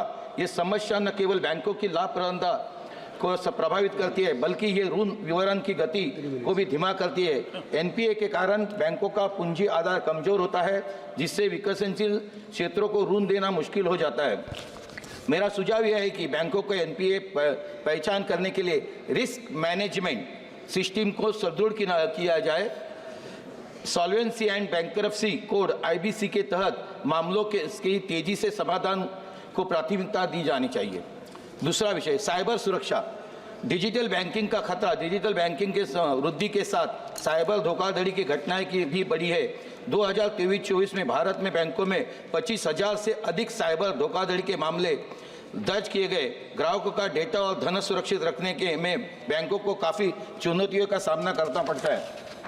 मेरा सरकार से निवेदन है कि बैंकों का एआई सुधारित साइबर प्रणाली लागू करना चाहिए और ग्राहकों को कर्मचारियों के लिए साइबर सुरक्षा प्रशिक्षण कार्यक्रम आयोजित करना चाहिए। Financial inclusion. ग्रामीण और दूरदराज क्षेत्रों में बैंकिंग सेवाओं के सीमित पहुंच वित्तीय समावेश के लिए बड़ी चुनौती है। वित्तीय समावेश सूचकता 2023 के अनुसार कई राज्यों में बैंकिंग सेवा की पहुंच भी कमजोर है। ग्रामीण क्षेत्रों में शाखा और एटीएम की संख्या बहुत कम है। मेरी सरकार से निवेदन है कि डिजिटल बैंकिंग सेवाओं के लिए इंटरनेट कनेक्टिविटी इंफ्रास्ट्रक्चर को मजबूत करना चाहिए। मोबाइल बैंकिंग वैन और डिजिटल कियोस्कों की शुरुआत की जानी चाहिए और बैंकों को ग्रामीण क्षेत्रों में शाखा खोलने के लिए प्रोत्साहित किया जाना चाहिए। सहकारी बैंकों की कमजोर स्थिति। सहकारी बैंकों का प्रशासन पूंजी आधार कमजोर है। कई सहकारी बैंकों में वित्तीय अनियमितता और भ्रष्टाचार के मामले सामने आते हैं। सबका सीधा प्रभाव छोटे जमाकर्ताओं और स्थानीय ग्राहकों पर पड़ता है। इसके लिए मेरा सुझाव है कि सहकारी बैंकों के लिए पारदर्शी प्रशासन तंत्र लागू किया जाए और सहकारी बैंकों को मजबूत करने के लिए केंद्र सरकार विशेष फंड प्रस्तावित करे। अध्यक्ष सभापति महोदय, पीएमसी बैंक के बारे में हमारे एक सदस्य जी ने एक बात की। Punjab and Maharashtra cooperative and PMC bank जैसे मामलों में जमाकर्ताओं को भारी परेशानी में डाला है। ग्राहकों की मेहनत की कमाई को वापस पाने के लिए उन्हें लंबा इंतजार करना पड़ा। इसके अंदर करीबन फाइनेंस मिनिस्टर जी आपको मैंने मिला था, उस टाइम भी आपने आंख में पानी लाया, मेरे आंख में भी पानी था कि इसके अंदर पीएमसी बैंक के अंदर करीबन 150 जो जमाकर्ता थे उनकी डेथ हो गई। 150। मेरा सरकार से निवेदन कि ऐसे लाखों अकाउंट होल्डर के साथ न्याय हो और सहकारी बैंकों के लिए व्यापक डिपॉजिट इंश्योरेंस योजना लागू की जाए। यह मामला न केवल बैंकिंग प्रणाली की खामियों को उजागर करता है, बल्कि भारतीय रिजर्व बैंक आरबीआई की निगरानी तंत्र की विफलता को भी ला सकता है। इसका कारण यह है कि जब पंजाब महाराष्ट्र बैंक के अंदर 25,000 फर्जी खाते खोले गए, तब हमारी आरबीआई के लोग जब चेक करने को जाते थे, उन्होंने क्या किया, जब 25,000 खाते खोले होते, तो इसके लिए मेरा सरकार से निवेदन है कि लाखों अकाउंट होल्डर के न्याय और के लिए व्यापक डिपॉजिट इंश्योरेंस की योजना लागू की जाए। मामला केवल बैंकिंग प्रणाली को खामियों को उजागर करता है, बल्कि भारतीय रिजर्व बैंक के मैंने जो कहा कि निगरानी तंत्र की विफलता को भी दिखाता है। पीएमसी बैंक में धोखाधड़ी और कुप्रबंधन के कारण लाखों जमाकर्ताओं को अपनी मेहनत की कमाई तक पहुंचने से रोका गया है। आरबीआई जो देश की बैंकिंग प्रणाली का संरक्षक है, इस घोटाले का रोकने के लिए असफल रहा। इतना ही नहीं, यूनिटी फाइनेंस जैसे बैंक का प्रबंधन सौंपा गया था। अब जब जमाकर्ताओं को उनकी राशि लौटाने असफल रही है, भले ही उनकी धनराशि की वसूली कर रहे। वर्ष 2021 से आरबीआई ने सेंट्रल फाइनेंस और भारत के साथ पीएनसी बैंक के विलय को मंजूरी दी, जिसमें यूनिटी बैंक का गठन हुआ। यह बैंक बंद होने के 2 साल बाद किया गया, जबकि जमाकर्ता अपनी जमा राशि तक पहुंचने के लिए संघर्ष कर रहे थे, यानी 150 लोग मर गए। यह चौंकाने बात वाली है कि इस बैंक जिसमें केवल 20 दिनों के अंदर यस बैंक के लिए केवल 20 दिनों में 15,000 करोड़ के बेल आउट के साथ बचाया गया, वही पीएमसी बैंक उनको एनपीए मात्र 6,000 करोड़ था और जिसके पास 10 लाख ग्राहक थे को ऐसे बेल आउट का लाभ नहीं दिया गया। इसके बजाय डीआईसीजी ने सेंट्रल फाइनेंस को 4,500 करोड़ का लगभग बिना ब्याज वाला ऋण प्रदान किया और बैंक की 1 मिनट सिर्फ संपत्ति है जिसका कीमत करोड़ रुपए की, जिसमें हवाला दे दिया। पीएमसी बैंक के करीबन 1500 करोड़ के मानक ऋण से थे जो नियमित आय दे रहे थे। इसके बावजूद इंडी बैंक ने जमाकर्ताओं को उनकी पूर्ण राशि लौटाने में इनकार कर दिया। हर जमाकर्ता को केवल 6 लाख का भुगतान दिया गया, चाहे उनकी जमा राशि करोड़ों रुपए क्यों न हो। उनका परिणाम ये हुआ कि लाखों ग्राहक, खासकर वरिष्ठ नागरिक, अपनी दैनिक खर्चों, चिकित्सा आवश्यकता और अन्य उत्तराय के लिए संघर्ष करे। एचडीएफसी की संपत्ति और अन्य ऋणों के वन टाइम सेटलमेंट के हजारों करोड़ रुपए की वसूली हो चुकी हुई या नहीं ये मुझे मालूम नहीं। फिर भी यूनियन बैंक ने ग्राहकों को उनकी राशि का पूरा भुगतान करने के बजाय 10 लाख जमा करने के वालों ग्राहकों को वन टाइम सेटलमेंट के तरह केवल 6 लाख का भुगतान दिया, जिसमें बैंक ने 4 लाख का तुरंत लाभ उठाया। आरबीआई की अमल गवेश योजना के अनुसार यूनिटी बैंक से 40,000 ग्राहकों को 9 लाख राशि जनवरी 27 तक किस्तों में लौटाएंगी और शेष राशि 2032 तक यानी पूरे 8 वर्षों के बाद लौटाएंगी जाएंगी। ये योजना ग्राहकों के साथ एक बड़ा अन्याय है। ये संकट न केवल वित्तीय है बल्कि नैतिक और सामाजिक भी है। लाखों ग्राहकों की मेहनत की कमाई को इस प्रकार से बर्बाद होने देखता दुखद घटना है। मैं सरकार को विनंती करता हूँ, मेरी मांग है, 1 मिनट में मेरी मांगे रखता हूँ सिर्फ, सभी ग्राहकों को उनकी जमा राशि को तुरंत और पूरा भुगतान सुनिश्चित किया जाए। दूसरा, आरबीआई की स्वीकृति को जांच की जाए और भविष्य में ऐसा मामला न बचने के लिए ठोस नीतियां बनाए। तीसरा, यूनिटी बैंक को वसूली गई राशि का उपयोग ग्राहकों को राहत प्रदान करना चाहिए, न कि मुनाफा कमाने के लिए। चौथा, एनसीएलटी जैसे संस्थाओं के माध्यम से मामलों का तेजी से निपटवारा करना चाहिए। अध्यक्ष महोदय, सभापति महोदय, माननीय मंत्री महोदय, स्थिति के केवल जमाकर्ताओं के साथ अन्याय है बल्कि हमारे बैंकिंग प्रणाली की विश्वासता पर भी सवाल खड़े रहते हैं। मेरा लास्ट है, बैंकिंग कानून संशोधन 2024 का हमारी बैंकिंग क्षेत्र अधिक सशक्त, पारदर्शिता, उदारतादायी बनाने की दिशा में एक दूरदर्शी कदम है। ये विधेयक न केवल हमारे बैंकिंग तंत्र को आधुनिक बनाए बल्कि ग्राहकों, निवेशकों और बैंकों के लिए सुरक्षित वातावरण निर्माण करेगा। इस विधेयक का पूर्ण समर्थन करता हूं और ग्राहक का आग्रह करता हूं कि मेरे द्वारा किए गए सुझावों पर भी विचार किया जाए। साथ में पीएमसी ग्राम ग्राहकों के शीघ्र न्याय की मांग करता हूं। फाइनेंस मिनिस्टर, इसके बारे में आप अपने भाषण में उत्तर देंगे और उनका जो न्याय मिलेगा इसकी मैं आपके माध्यम से रिक्वेस्ट करता हूं। Sir, thank you sir. Please. Thank you, sir. The banks have a vital role in the nation's growth and development. They offer capital and financial services to industry, small business, and individuals, enabling them to thrive, sir.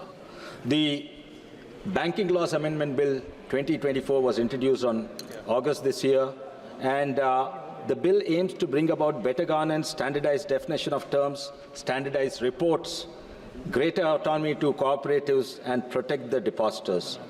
These are all part of the much-needed reforms in the banking industry, sir.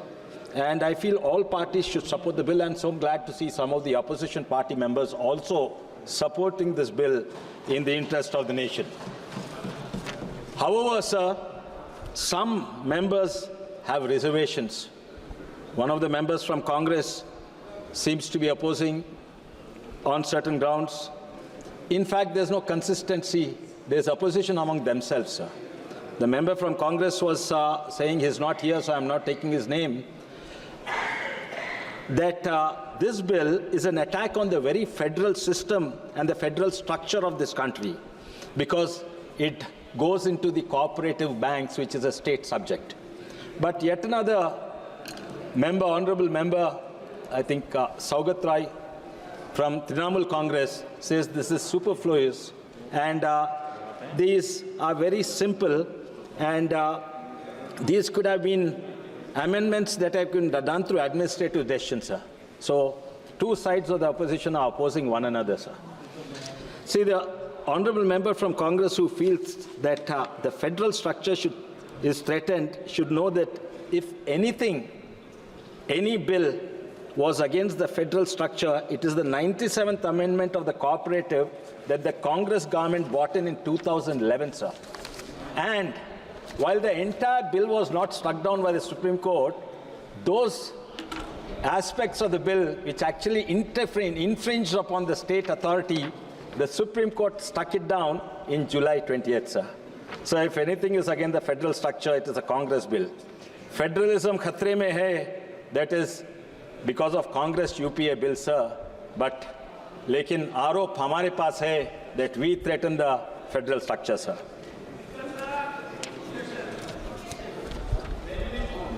Some feel, sir, some feel that 5 legislation through 1 bill is too much, but imagine 19 amendments through 19 bills. It'll take several years to pass in this house full of disruption, thanks to the opposition, sir. Also, they have forgotten that in 2013, the NDA government amended the, it's a nice bill, sir, it's a right to fair compensation and transparency in the Land Acquisition Act of 2013. This amendment also amended several bills, including National Highways Act and Railways Act, showcasing the pattern of the and the comprehensive legislation aimed to address a critical issue, sir.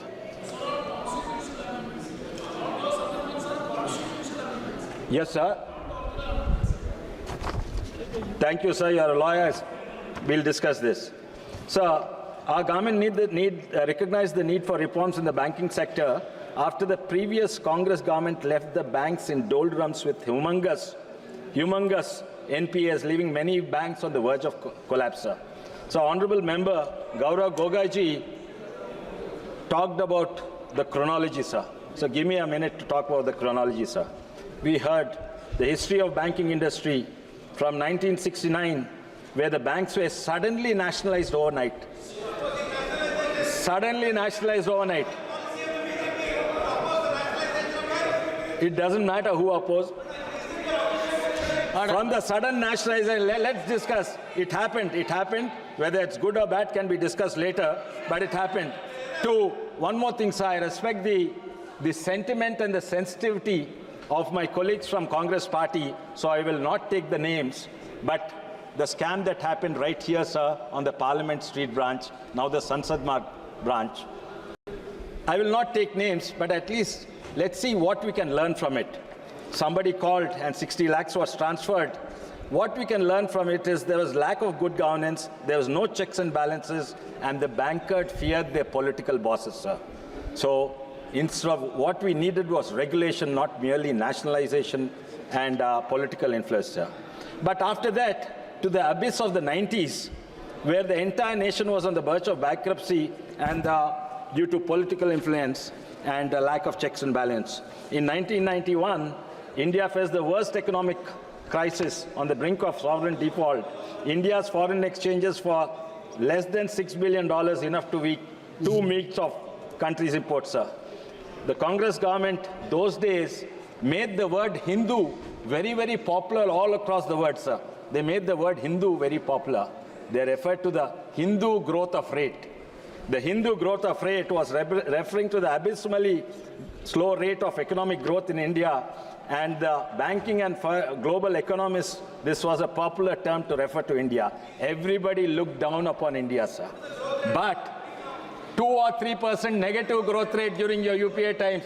There were 2 years negative growth rate. And please address the chair. And now our nation under Prime Minister Modi ji leadership is looked upon for the highest growth rate among the large and economies around the globe, sir. Pledging gold to shore up forest research. We have seen all this, sir. But Honorable Member Gaurav Gogaiji also referred to devaluation, sir, of the Indian rupees. Sir, during that time, in 1 week, 2 times devaluation, total more than 21% devaluation, sir. Economy is stable. The rupee is stabler than any currency in the world today, sir. Sir, it was, I'm proud to say it was P.V. Narasimha Rao, sir, the then Congress Prime Minister. He's from my state. He steered the country through the mess and brought major reforms against nationalization and against the nationalization policy, got in liberalization and privatization. But this is where it is a directionless, sir. Once they say nationalization, once they say liberalization, and now again they oppose many contemporary economic policies, sir. It's the inconsistency and the lack of direction was the hallmark of the UPA governments, and this led to the tumultuous situation in the bank. But even after the reforms of the 90s, things were not so well, sir. Sir, we remember, we all actually appreciated, regardless of which party. There was huge growth rate, sir, in the subsequent UPA government, but actually what was hidden was all the NPAs amounting to lakhs of crores, sir. They were unrecoverable loans hidden under different classification of NPAs. Sir, Kalyan Banerjee had just mentioned that jugglery of words, sir. The jugglery of words and terminology was done during Congress government, sir. They were unrecoverable loans hidden under different classification of NPAs, sir. And everybody knew it. The bankers knew it, and the officials knew it, and of course the ministry knew it. But nobody had the courage to tell that the banks were totally bankrupt, sir. It's like the story, the emperor's new clothes, sir. Nobody had the courage to say the emperor is totally naked and the banks are totally bankrupt. It is after the Modi government, we recognized this problem, we pointed it out. And why was this problem, sir?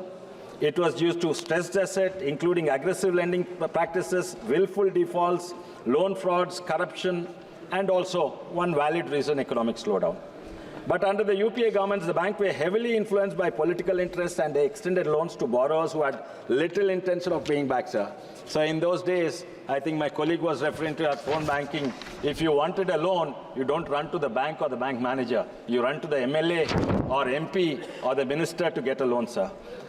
After the NDA took office, Modi ji government recognized the problem and introduced a bill, sir, called FRDI, Financial Resolution and Deposit Insurance. There was a little opposition, so they sent it to a select committee. I was on that committee, sir. And on this committee, we were shocked to find the so-called growing economy had so many skeletons hidden in the various reports. This is the banking. This is about banking. Okay, please address the chair. Yeah. Honourable member, please address the chair. It is then Try to confine yourself within the scope of the bill, please. Yes, sir. 94. Only banking. I'm not talking about taxation, GST, Adani, all those. I'm talking only about banking, sir. No politics. No politics. Yes. Only banking. So FRDA is banking, sir. The bill was later withdrawn because of many irrational as well as some rational reasons, sir. And because although we had a majority, we wanted to build consensus, sir. But nevertheless, the arop on us is we have a brute majority and we force it through, sir. The bill, FRDI bill, was well-meaning bill and we withdrew it, but ended up with a series of reforms which transformed the banking sector. Today, the banks have not only turned around but thriving. PSU bank share prices increased 200 to 300%. The market capitalization of SBI, those days if a small investor wanted to invest, he would invest in Wipro or TCS or Infosys. But now, if you invest in these, they doubled and tripled their money in just 2 years, 200, 300% return. And not only that, the McKinsey report praises us. There are many key legal procedures, sir, and I will not go through it because many speakers have already gone through it. But India's infrastructure requirement funds is about 1/10 of the GDP, and it is estimated to need about 1.43 lakh crores. And India depends on our banking sector to be healthy and thriving. It is miraculous about the turnaround, sir. It is really miraculous, and nobody believed in 2014 this would happen. So there's also, many are talking about what about the poorer sections, what about the depressed sections. Sir, lot of us completed a Disha meeting, sir. That's our responsibility in our constituency. In the Disha meeting, we have a meeting with the lead bankers, sir. And we were shocked to find, if you compare to the 2014 to now, in fact, in my district, sir, it is unbelievable. The bankers' target is 50,000 crores, sir. Of course, they have not met, but still it is almost 300 to 400 times what it was in 2014, sir. And they are yet to meet the target. But even whatever this thing, they have amended that, sir. Please conclude. So I will conclude, sir. But before I conclude, I'll just convey 2 points, sir.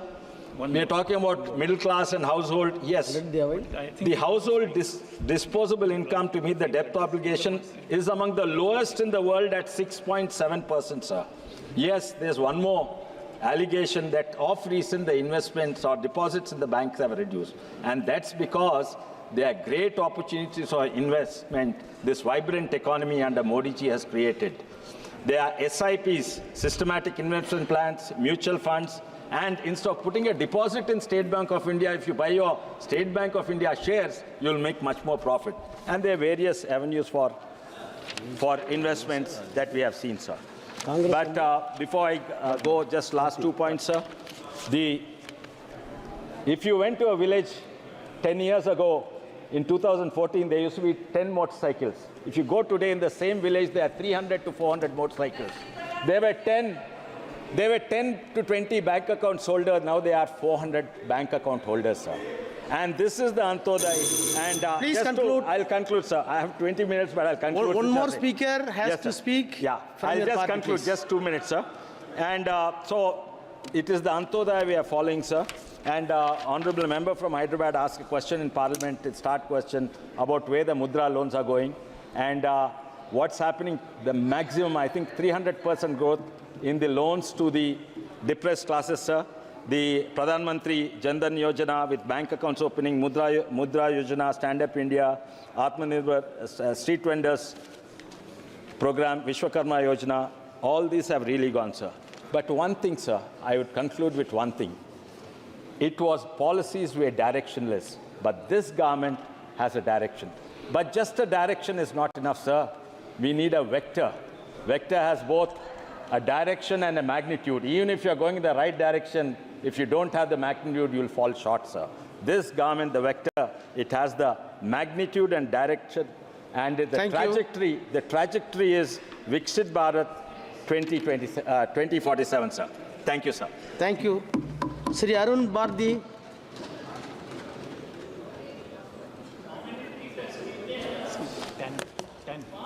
धन्यवाद उप सभापति महोदय, आपने मुझे बोलने का मौका दिया। मैं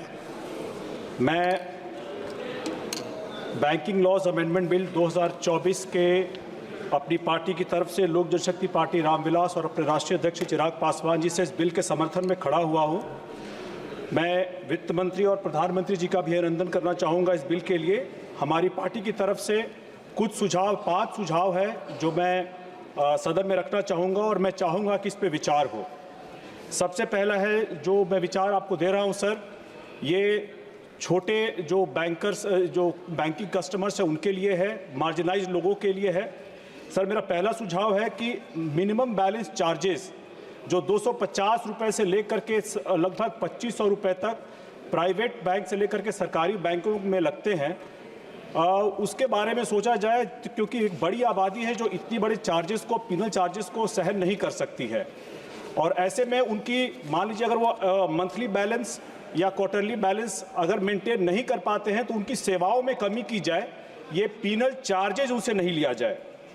सर मैं बिहार से आता हूं और बिहार के परिप्रेक्ष्य में मैं ये कहना चाहूँगा कि वहाँ पे जो बैंक में डिपॉजिट किए जाते हैं रिटेल बैंकर्स, ये रिटेल कस्टमर्स के द्वारा जो भी बिहार में डिपॉजिट्स कलेक्ट की जाती हैं, उसका लगभग 70% हिस्सा बिहार से बाहर कर्ज के रूप में दिया जाता है।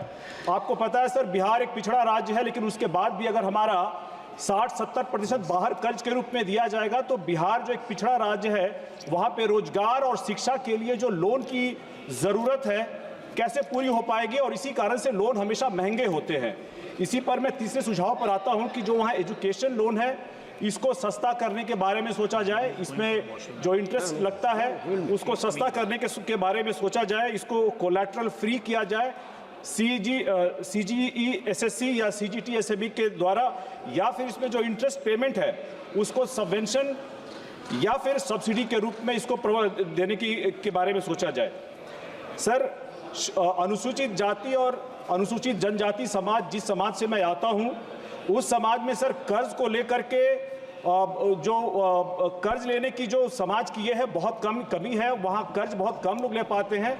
और इसीलिए पूर्व में वित्त मंत्री श्री अरुण जेटली जी द्वारा एक योजना शुरू की गई थी, venture capital fund for scheduled caste.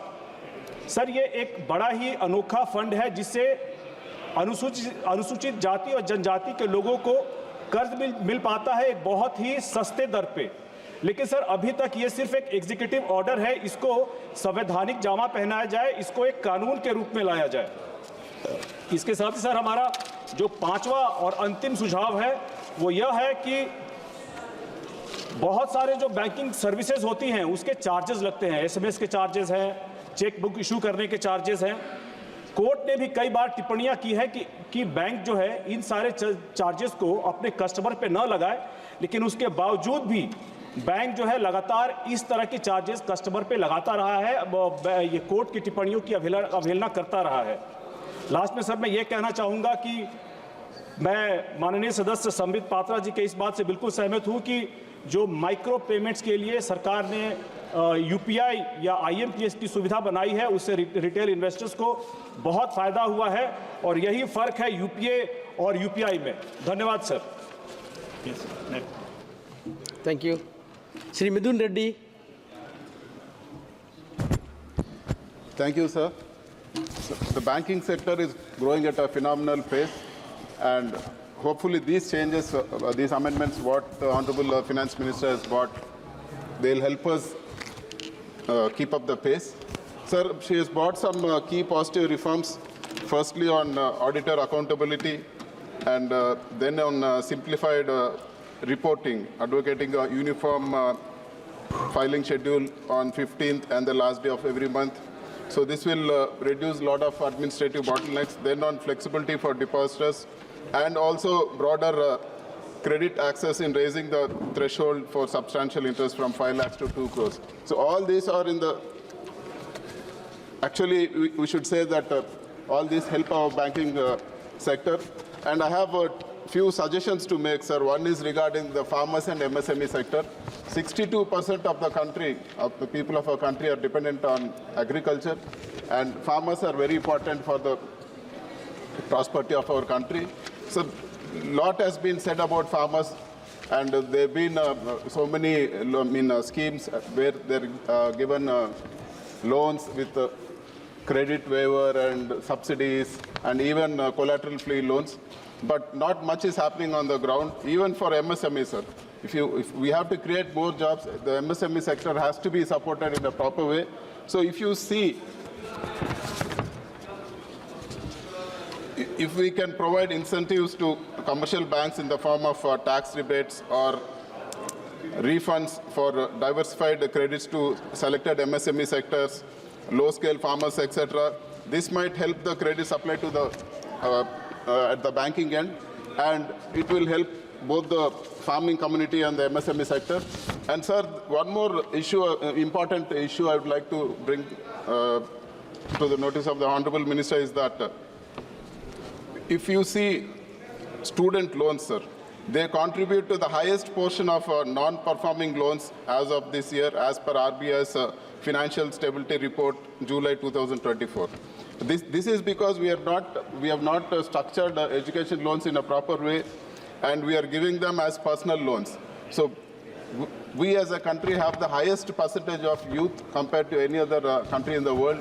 So without proper education to our children, our country is not going to go in the right direction. So I request the Honorable Finance Minister to create a structure so that all these NPS are taken care of and the students get the flexibility of repayment without having the pressure of being an NPA account, sir.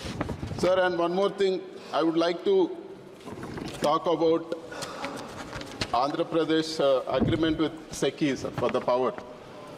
So there is a Telugu saying which says that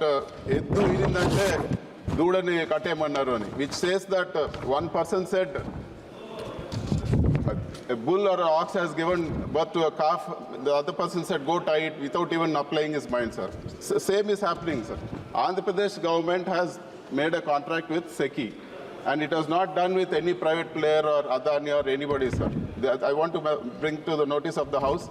And SECI is a central government organization.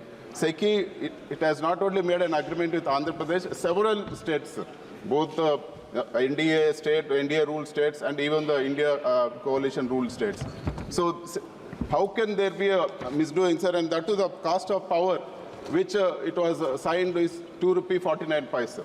That too, it was done in 2021. and now it is 2024. I would like to bring to the notice of the House the latest auctions which have happened, bidding where various players have participated. The cost, if you see NTPC in May 24, the cost of power is ₹2.69. And if you see even SECI, which has signed with various people have participated in the bidding, it is ₹2.57. And even all the bids which have been done in 2024 are more than ₹2.49, which has been signed by Andhra Pradesh. Over the years, the cost of the panels also is coming down, sir. In spite of that, we got a better rate in 2021. And this has been propagated badly by a select few media houses and so-called pseudo intellects, which is not good. Through yourself, I would like to bring to the attention of the House and everybody, sir. This is a contract between a central government organization and state government with the lowest rate. And that too, when did it happen, sir? When the average cost of power was ₹5.90. The cost of power earlier, before 2019, was solar power was, average cost of solar power was ₹5.90.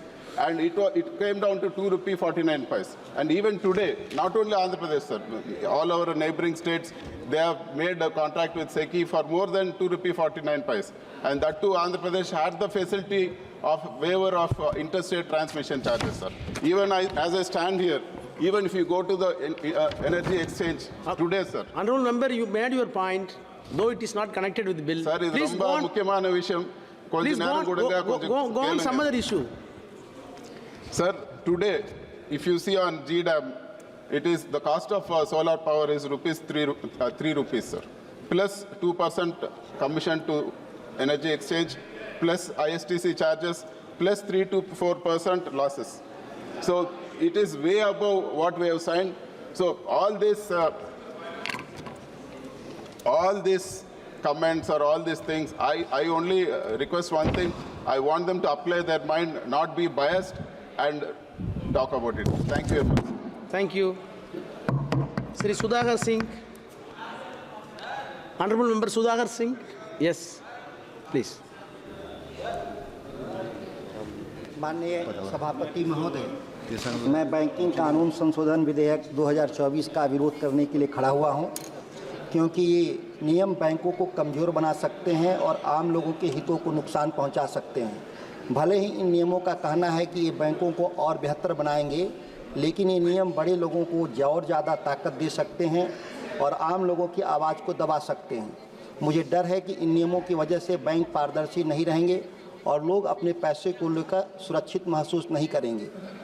इसमें एक विषय है कि सहकारी बैंकों के banking अधिनियम 2049 की धारा 10A के तहत सहकारी बैंकों के निदेशकों का कार्यकाल 8 साल से बढ़ाकर 10 साल करने का प्रस्ताव लोकतांत्रिक कार्यप्रणाली को कमज़ोर करता है। अगर इन लोगों का कार्यकाल बढ़ा दिया जाता है तो ये लोग लंबे समय तक बैंक पर राज करेंगे और हो सकता है कि वो अपने निजी फायदे के लिए काम करें, न कि आम लोगों के हित में काम करें। दूसरा इसमें विषय है कि जमाकर्ता जो बैंकों में है उसमें संरक्षण का जो कानून है कमज़ोर पड़ेगा। पहले यह नियम था कि अगर किसी व्यक्ति के पास किसी बैंक के 5 लाख से ज़्यादा के शेयर हैं तो वह उस बैंक के फैसलों पे बहुत ज़्यादा प्रभाव नहीं डाल सकता, इसीलिए उस पर नज़र रखी जाती थी। लेकिन यह सीमा बढ़ाकर 5 लाख से 2 करोड़ रुपए कर दी गई है। इसका मतलब कि वह अब बहुत अमीर लोग बैंकों पर ज़्यादा प्रभाव डाल सकते और हो सकता है कि बैंकों का निजी इस्तेमाल अपने निजी हित में करें। सरकारी बैंकों पर नज़र रखने और उन्हें जवाबदेह बनाने की क्षमता कमज़ोर होगा इस कानून से। जहां विधेयक सार्वजनिक क्षेत्रों के बैंकों को लेखा परीक्षक पारिश्रमिक निर्धारित करने में विवेक प्रदान करता है, भारतीय स्टेट बैंक अधिनियम 1955 की धारा 41 यह कदम लेखा परीक्षक की स्वतंत्रता से समझौता कर सकता है, जोड़ तोड़ के लिए अवसर पैदा कर सकता है और सार्वजनिक क्षेत्र के बैंक संचालन में पारदर्शिता को कम कर सकता है। चौथा विषय इसमें है कि जमाकर्ता शिक्षा और संरक्षण कोष के उपयोग के निर्धारण में बहुत अस्पष्टता उभर कर आएगा कि इस जो इस कोष बनेगा उस कोष में जो पैसे होंगे उसका इस्तेमाल क्या किया जाएगा और डर है कि इस तरह के पैसे का दूसरे कार्यों में इस्तेमाल होगा। क्षेत्रीय और ग्रामीण क्षेत्रों के वाजिब जो चिंताएं थी इसमें नज़रअंदाज करने का काम किया गया है। विधेयक शहरी केंद्रित सुधारों पर असमान रूप से केंद्रित प्रतीत होता है। क्षेत्रीय ग्रामीण बैंकों और सहकारी बैंकों द्वारा सामना की जाने वाली अनूठी चुनौतियों की उपेक्षा करता है, जो हाशिए के समुदाय के लिए वित्तीय जीवन रेखा के रूप में काम करते हैं। इन संस्थाओं को व्यापक जनोमुखी संशोधन के बजाय अधिक समर्थन और अनुकूलित नीतियों की आवश्यकता है। खासतौर से वो जो किसान, जो हमारे ग्रामीण क्षेत्रों में रहने वाले लोग, छोटे कारोबारियों के जो ऋण देने की जो सार्वजनिक बैंक थे, वो लगभग अब धीरे धीरे अपना अधिकार वो एनबीएफसी को ट्रांसफ़र कर रहे हैं। और एनबीएफसी जिस कठोर तरीके से ग्रामीण क्षेत्रों में कारोबार कर रहे हैं, बिहार में एक उदाहरण है, बांका में 4 लोगों ने मात्र 20 लाख रुपए जो ऋण लिए थे उस नहीं दे पाने से 4 लोग ने आत्महत्या कर लिया, जब उसमें पता चला कि ये ज़्यादातर जो ऋण थे वो एनबीएफसी के जरिए लिए गए थे। ये परिस्थितियाँ बहुत विकट होती जा रही है। वित्तीय समावेशन में अनसुलझे चुनौतियों पर भी ध्यान देना होगा। भारत में बहुत से लोग अभी भी बैंकिंग सुविधाओं का इस्तेमाल नहीं कर पाते हैं, खास तौर से गांव के लोग, गरीब लोग। इन कानून में इन लोगों की समस्याओं को हल करने के लिए कोई ठोस कदम नहीं उठाए गए हैं। इसके बजाय इस कानून में बैंकों के काम करने के तरीके को बदलने पर ज़्यादा जोर दिया गया है, जो कि इन लोगों के लिए बहुत फ़ायदेमंद नहीं होगा। माननीय सभापति महोदय, बैंकिंग कानून में बदलाव लाने वाला नया कानून जो हाल ही में पेश किया गया है, केवल बड़े लोगों के फ़ायदे के लिए बनाया गया है और आम लोगों की चिंताओं को पूरी तरह से नज़रअंदाज करता गया है। यह कानून कुछ बड़े लोगों को और ज़्यादा ताकत देगा और छोटे बैंकों और आम लोगों की बातों को कम महत्व देता है, खास करके गांव में रहने वाले लोगों की। मैं सरकार से गुजारिश करता हूं कि इस कानून को दोबारा सोचे और इसमें कुछ बदलाव करे, ताकि हर किसी को बराबर का हक मिले और बैंकों के लोगों के पैसे के बारे में जवाबदेह होना पड़े। बैंक लोगों के विश्वास पर चलते हैं और हमें ऐसे कानून बनाने चाहिए जो इस विश्वास को और मजबूत करे। यह नया कानून सिर्फ कहता है कि हम कुछ सुधार कर रहे हैं, लेकिन जिस तरीके से इसमें बनाया जा रहा है और लागू किया जाएगा वह देश के हित में नहीं। अगर सरकार सच में चाहती है कि हर किसी के पास बैंक का खाता हो और लोगों का पैसा सुरक्षित रहे, तो उसे आम लोगों की समस्याओं पर ध्यान देना होगा। संसद सिर्फ कानून बनाने की एक जगह नहीं, बल्कि लोगों की आवाज़ सुनने, उन पर भरोसा करने की जगह भी है। धन्यवाद। Thank you. Sri Karthi Chidambaram. Sir, the Indian rupee against the US dollar today is at 84 rupees 73 paisa. And the growth rate in this last quarter is 5.4%, the lowest in 7 quarters. And inflation is at 6.21%. Whenever inflation is greater than economic growth, and if that continues, it will lead to stagflation. In this backdrop, this government has brought about the Banking Laws Amendment Bill. The Prime Minister, when he was parroting the slogan, what is it called? 400 par. He held a cabinet meeting in March where he said when he comes back to power, he will have a 100-day agenda where they will bring about majestic reforms. I'm sorry to say, sir, if these are the reforms which the government talks about, this is hardly majestic. This is merely tinkering on the margins and are innocuous changes which they have brought about. I will talk about 1 or 2 changes they have brought about and what they have missed out in this bill. They have said now that you can nominate people successively or simultaneously for bank lockers and for deposits. I hope they clarify the rules clearly. If there is a certain amount of jewelry in a bank deposit, and they say simultaneously it will be given to many people, they must specify, the person who is opening the locker must clearly specify which jewel will go to which person. Otherwise, what will happen is, if there is no clarity, the bank will say there is no clarity and will confiscate or not give the jewelry to anybody. It will lead to lots of confusion. And in successive nomination, what will happen is, if A nominates B, and after B it is X, Y, and Z, for some reason A passes away, and then B also passes away, it is very likely the bank will ask Mr. X to bring the death certificate of B and Mr. A. He might not even know B. So there can be lots of administrative confusion in these successive and simultaneous nominations, and the government and hopefully the minister will clarify the procedure in which successive and simultaneous nominations will be done. The other point is that, sir, They said unclaimed dividends will be sent to the Investor Education Protection Fund. Sir, the minister must clarify how much fund is already existing in the Investor Education Protection Fund and what is that fund doing to educate people about dubious public issues which are still coming up today and about the financial fraud which is happening in the banking sector. There is no point in creating a fund and adding more and more money to it if you do not know what that fund is doing and how the funds in that corpus is being spent, sir.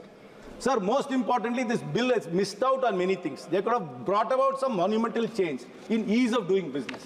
Sir, as you know, there is so much cyber fraud happening. What is the government doing to stop cyber fraud? The government must bring about a clear policy to stop cyber fraud.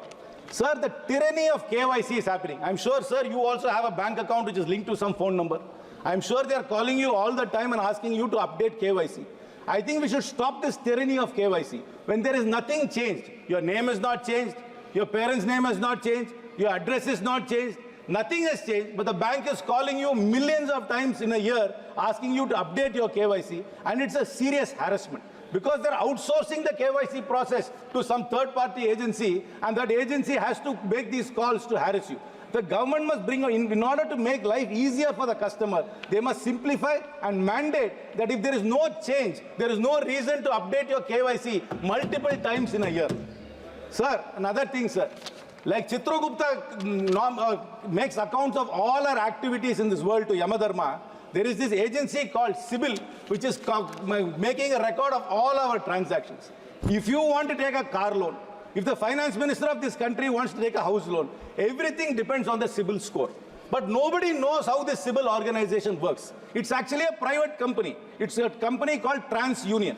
This is the company which is rating every one of us our credit based on our credit history. But we do not know whether they are updating our credit history properly. There is no transparency. There is no way for us to appeal. There is a complete asymmetry between the company which is rating us and us. There is no redressal at all, sir. Every time we go tell a bank, I have paid my loan on time, but they will say, no, your CIBIL score is bad. When we say we do not know how to approach CIBIL, it's fair, for farmers, while they get a subsidy from the government, when they use the subsidy to repay the loan, CIBIL does not update it. If you go for a settlement with an ARC, CIBIL does not update it. So there must be greater transparency. The government has missed out an opportunity to make life easier by reforming these things instead of just tinkering in the margins. Sir, this government has been a government which has been very pro-corporate. I will give you list out a list of companies, sir. Please, Karakal Port Private Limited, please. Korba West Power, SR Power MP, Radius Estates and Developer, Digi Port, Aditya Estates. These are all distressed sale of assets which went to a corporate, sir. Instead of focusing on corporates, this government should focus on writing off the student loans, which is only 90,000 crores. They could have easily written off the student loans instead of giving haircuts to corporates and being pro-corporate. Sir, this bill is nothing majestic. It's an innocuous bill. It does nothing to make life easier. It is completely anti-consumer and anti-middle class. This bill must be withdrawn and a reformist bill must be brought forward. Thank you very much, sir. Very good. Shri E.T. Bashir, Muhammad Bashir. Sir, thank you very much, sir. Sir, as far as India is concerned, we are having a very strong banking system. As far as the proposal in this bill is concerned, there are some glimpses of good suggestions. That is to improve the governance and standard, provide consistency in reporting by bank to the Reserve Bank of India, ensure better protection for depositors and investors, improve audit quality in public sector banks, bring customer convenience in respect of nomination, and to provide for increase in tenure of the directors in cooperative bank. So these are all certain things. It is meant for banking improvement, trustworthiness of the depositor and his confidence. So that is a very important thing. The trustworthiness is the most important capital of a bank. Trust between the customer and the bank. There is certain proposals are there. It is effective also. And the nomination facility is concerned, that also is okay. Instead of 1, it is going to be 4. That also is there. Purpose in brief is, sir, cooperative bank directors, one thing. Other points, people have mentioned that. tenure of the cooperative bank director is extended up to 10 years instead of up to 8 years. I don't find much logic in that, sir. I hope that the minister will explain what benefit we are expecting from such a thing. I feel that it's better to maintain the old system itself because there is no much meaning in the new system. It's better to have an existing system in that.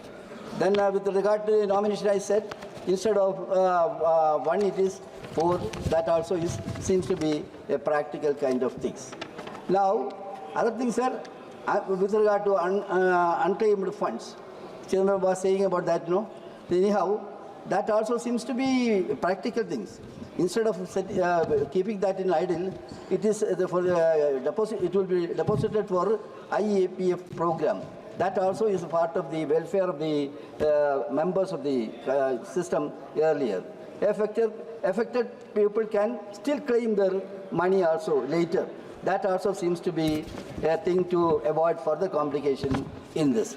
Similarly, sir, audit pay. Banks will now decide how much to pay their auditors instead of RBI. Whether that is feasible or not, that is to be discussed, sir. Sir, one thing I would just... Please conclude. Please conclude. Sir, honorable member, 6 o'clock, yes, minister has to give our reply. strength is what, sir? That is and more members are there. Please conclude. Because, you know, widespread network we are having, that is one thing. And diverse portfolio, that is another plus point for Indian banking system. These things are there. So towards the end, I would like to say about people were saying about the bank fraud and that kind of thing. We have to address that properly. Unless we ensure that kind of thing, we will be failing in our duty. The challenges we all know, sir, there are the regulatory mechanism. I would like to suggest that you have to examine whether our system is perfect or not in the light of new challenges, whether we should revamp our system of regulatory mechanism. These things I would like to say, sir. Towards the end, the student loan system. It's a cumbersome process, sir. I humbly appeal the government to ensure a kind of speedy disposal of such cases. Thank you. In that case, government should take that also with serious. Thank you. Thank you very much, sir. Sri Sachidanandam, please. Laws Amendment Bill 2024 seeks to amend the Banking Regulation Act 1949, the Reserve Bank of India Act 1934, the State Bank of India Act 1955, Banking Companies Acquisition and Transfer of Undertakings Act 1970 and 1980. On behalf of Communist Party of India Marxist, I propose some amendments to the amendments which our Finance Minister proposed. It seeks to increase the substantial interest from rupees 5 lakhs to rupees 2 crores. It is on the higher side. Compared to the price rise and taking other things into consideration, it can best be increased to 50 lakhs. It seeks to amend the tenure of directors in cooperative banks from 8 years to 10 years. In our opinion, the increase in tenure will lead to vested interest. So instead of tenure could be reduced to 5 years. It seeks to amend the reporting dates. That is fine. The reporting dates can be amended. It seeks to amend the nomination rules. For a locker, instead of a single nominee or a joint nominee, it provides for 4 nominees, one after another. It is a welcome move. Another amendment with regard to transfer of dividends, shares and interests or redemption of bonds to the investor education and protection fund. We have to ensure that the claims after transfer are made hassle-free. Then it can be allowed. And the amount that it transferred must also be properly utilized to not only educate the banking clients, but also to prevent the cyber crimes, which are increasingly very alarming nowadays. And it is again seeking to amend the provision to provide discretion to public sector banks in the matter of remuneration of auditors. Again, this will create vested interest to the top management of public sector banks. This aspect need not be amended. It is continued in the present system. Thousands of employees in the public sector banks fear job insecurity due to privatization. This bill does little to address their concerns. Why is the government not prioritizing employment stability, especially in the time of rising unemployment? This bill is yet to another example of the government prioritizing privatization and corporate interests over welfare of the common people. It jeopardizes the stability of banking sector, compromises financial inclusion, and creates opportunities to misuse of the system. I urge the government to reconsider its approach and prioritize strengthening our public bank system. Let us not sacrifice the nation's financial sovereignty at the altar of privatization. Thank you. Thank you. Please. Thank you. Sri Brem Chandar. Thank you very much, Mr. Chairman, sir, for providing me this opportunity to intervene in this debate. Sir, I've already given notices of amendments, more than 10 amendments. I will not speak at the time of moving amendments, so I may be provided with little bit bonus time. Sir, the Banking Laws Amendment Bill 2024 is against the basic principles of legislative process. At the time of introduction of the bill itself, I have made my opposition. Why? Because the distinct provisions of difference bill proposed to be amended or put together for attaining different aims and objects is not a fair legislative practice, for which distinct and separate bills have to be brought in the House so as to make amendments. In this case, 5 legislations are to be amended. I'm not going to the details of that. If it is rightly, honorable member from the other side has said that it is consequential amendments.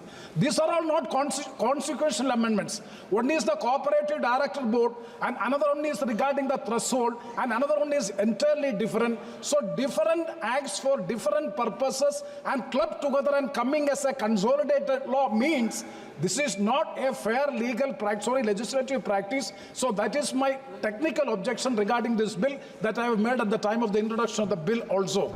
Sir, coming to the contents of the bill, I support the bill, I support the bill with some reservations, Sir, the recent reports relating to Indian banking sector shows that Indian banks are more vibrant and resilient. And key banking indicators, namely credit growth, net profit, CRAR, GNPA ratio, NNPA ratio, PCR are in good condition, I do admit. I would like to know from the Honorable Finance Minister, at the same time when you are making a rosy picture of the health, financial, fiscal health of the Indian banks, when you are making such a picture, I would like to know from the Honorable Minister, what is the amount written off during the last 3 financial years? Sir, it is learned that in the last quarterly profit of SBI is 18,000 crores. That means per day SBI is making a profit of 200 crores. And I would like to know from the Honorable Minister, because the recent reply on 25th November 2024, this reply given by the Honorable Minister in question number 144, for the industry alone, during the 23-24, 1,80,500 crores of rupees are written off in 23-24 financial year. And as far as the retail loans, 90,000 crores of rupees have been waived off. So this is the way by which the banks are functioning. So that sector, I would like to know the clear picture regarding this. But as far as the SARFAESI is concerned, because Mr. Karthi Chidambaram was talking about the educational loans. See, the SARFAESI Act has become a big phenomenon and it has become a big issue. As far as the single house loan borrowers and the small and micro enterprises loans, I suggest to the Honorable Minister, please, when it becomes an NPA, an opportunity may be provided to the small and micro enterprises loans, because small and micro enterprises loans are 80% of the MSME, 95% of the MSME is from this category, small and micro enterprises. So they should be given an opportunity to restructure the loans instead of stamping it as an NPA. This has to be taken into consideration, for which the government of India has to discuss with the Reserve Bank of India so as to have an amicable solution to help and protect this poor small and micro enterprises. And coming to another issue, sir, regarding the cashew industry in my constituency in the state of Kerala, not only in the state of Kerala, throughout the country, 95% of the cashew workers are poor women belonging to the very, very downtrodden people. Unfortunately, the state chief minister has convened a meeting of all the banks in the SLBC and decided to have a one-time settlement. But unfortunately, the banks are not honoring and complying the commitment made at the time of the SLBC. That has to be looked into. Sir, coming to the clauses of the bill, sir, section 45ZA, that is clause 10 of the bill, that is of the banking regulation, has to be amended to give effect to provide nomination for not more than 4 persons either successively or simultaneously. Karthik Chidambaram has made a very vital point. Successive and simultaneous nomination is more problematic than the existing provisions of the law. I will explain, sir. Sir, that the proposed... Sir, please. I'm purely within the bill. And yes, I know, but time consent is there. Madam is ready to hear. Sir, please. Madam will reply after 10 or 15 minutes. Good point. Sir, I'm fully confining to the bill. Sir, another important amendment is the proposed amendments give provision for proportionate allocation for nominees. This is successive and simultaneous nomination, number one. And number two is a provision for proportionate allocation for nominees and restricting the number of nominees to 4. My question is, suppose, number one question is whether it is in consonance with the succession law. Because a nominee is only entitled to collect the money. He is legally not entitled to get the money. A nominee means he is only entitled to receive the money. But suppose if I am having 5 sons, I want to give five persons as nominees. Why should we restrict the number of nominees to 4? Instead of having the number of legal aids in which he wants to allocate the money. And the second point he has raised, I would like to reiterate, Investor Education Protection Fund. Sir, by virtue of the SBI Act, Acquisition and Transfer of Undertakings Act of 76 as well as 1980, it's provide for transferring unpaid or unclaimed dividend to an unpaid dividend account. If the money is in the unpaid dividend account, he is not paid or not claimed within 7 years, it will be transferred to Investor Education Protection Fund and that can claim from that fund. Sir, it is reliably laid that as on 31/10/2022, total balance amount in IPF is around 5,539.25 crores. How this money is being utilized? Sir, one minute. Huge amount of money is locked up as an unclaimed deposit.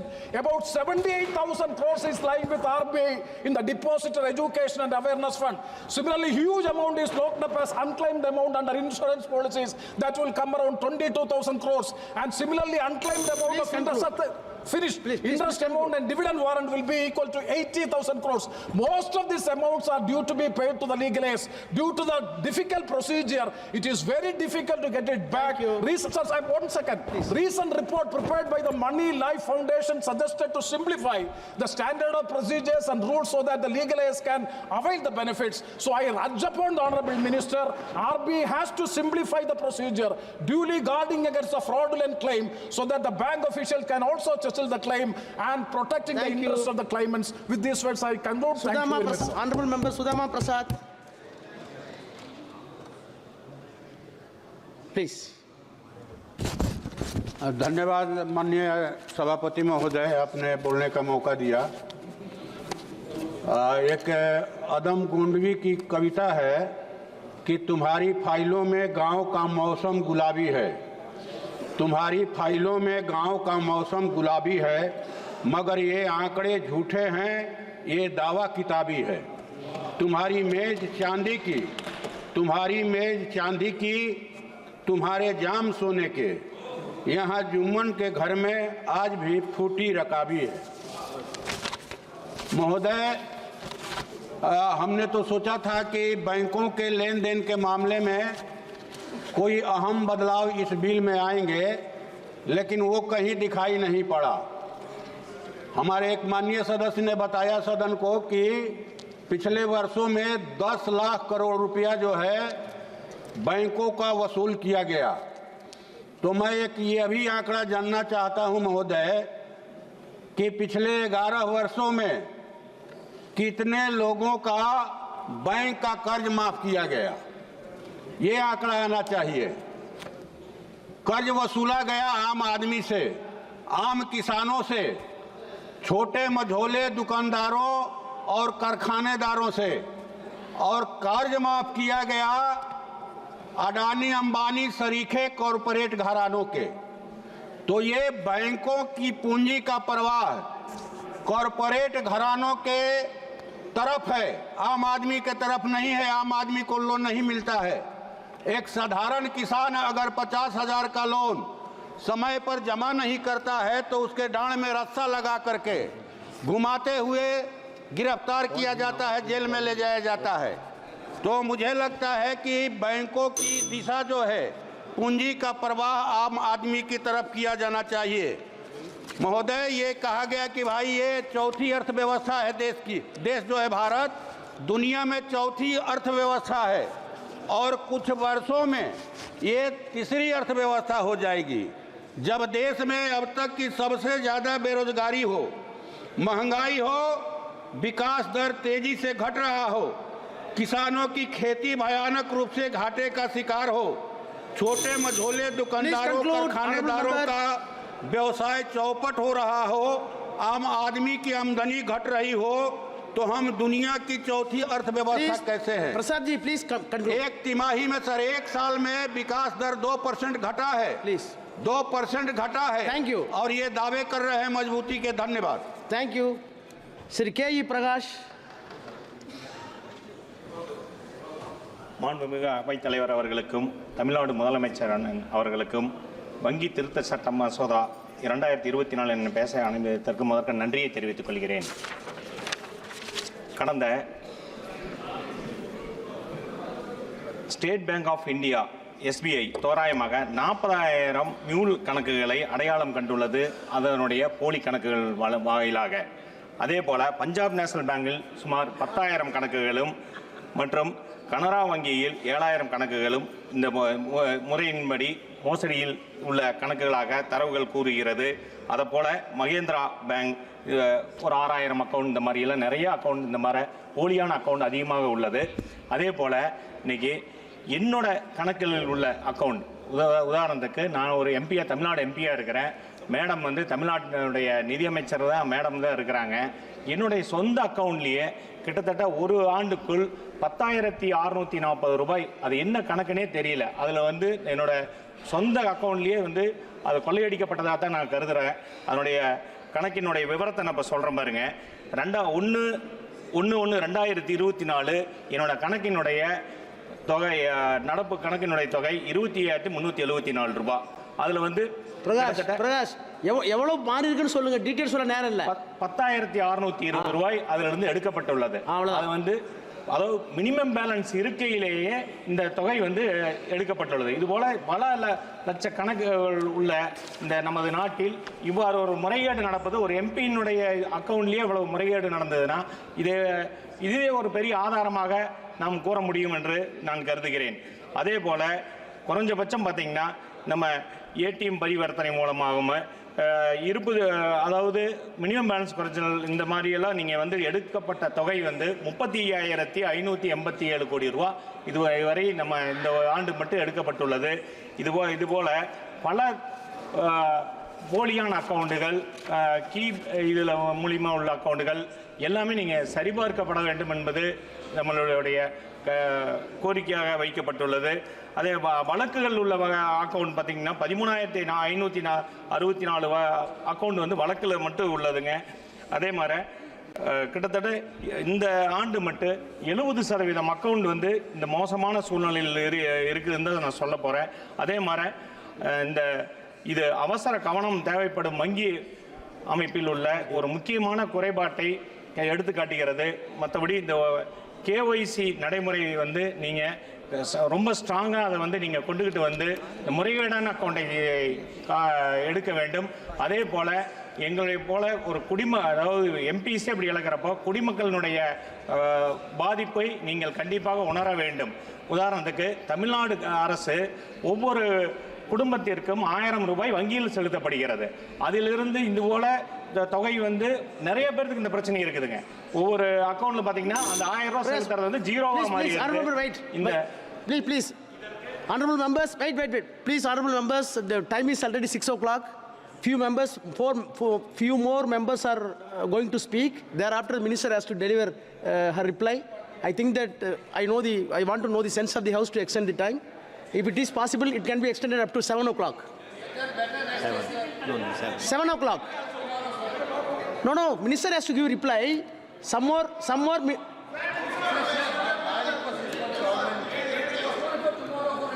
No, minister has to reply today. I think that. Venugopalji, please. I think that it may be extended up to 7 o'clock. We requested in BSc also, single party MPs to be given a chance. We are giving. See, I am having list. Gogaji, I am having list. I want to accommodate. In spite of that, time has to be extended since it is already 6 o'clock. Let it be extended up to 7 o'clock. Please continue. Time extended till 7 o'clock. இதுபோல ஒவ்வொரு குடிமக்களுடைய வங்கி கணக்குகளிலும் நம்ம கொள்ளையடிக்கப்படுவதாக நினைத்துக் கொள்ளப்படக்கூடிய இந்த தொகை அனைத்தும் திரும்ப செலுத்தப்பட வேண்டும். இதனுடைய கணக்குகள் அனைத்தும் நீங்கள் கண்டிப்பாக தரவு செய்யப்பட வேண்டும்.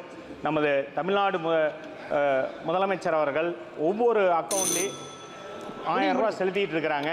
அதை வந்து மினிமம் பேலன்ஸை மெயின்டைன் பண்ணாமல் அவங்களுக்கு அந்த 1000 ரூபாய் வந்து அது ஒன்றிய அரசு எடுத்துக்கொள்ளுகிறது. நாங்கள் அங்கே 1000 ரூபாய் செலுத்துறத ஒன்றிய அரசு வந்து அது நூதன முறையில் எடுத்துக்கொள்கிறதாக தான் நாங்கள் கருதுகிறோம். அது நீங்கள் வங்கி சேவையில் இதை வந்து நீங்கள் கடுமையாக நீங்கள் ஆட்சேபனை சட்ட திருத்தம் கொண்டுகிட்டு வர வேண்டும் என்று நமது தமிழ்நாட்டைச் சேர்ந்த நிதியமைச்சர் அவர்களை நான் கேட்டுக்கொள்கிறேன். கண்டிப்பாக எங்களுக்கு நிதி கண்டிப்பாக தேவை. ஏன்னா சிறு தொகை, இது சின்ன குடிமக்கள் சின்ன தொழில் பண்ணுறவங்கெல்லாம் இதில் ரொம்ப பாதிக்கிறாங்க. அதனால் அதை வந்து நீங்கள் கண்டிப்பாக காப்பாற்றப்பட வேண்டும் என்று கேட்டு இதை கண்டிப்பாக நீங்கள் செய்து கொடுக்க வேண்டும் என்று கேட்டு. திரு பிரான்சிஸ் ஜார்ஜ்.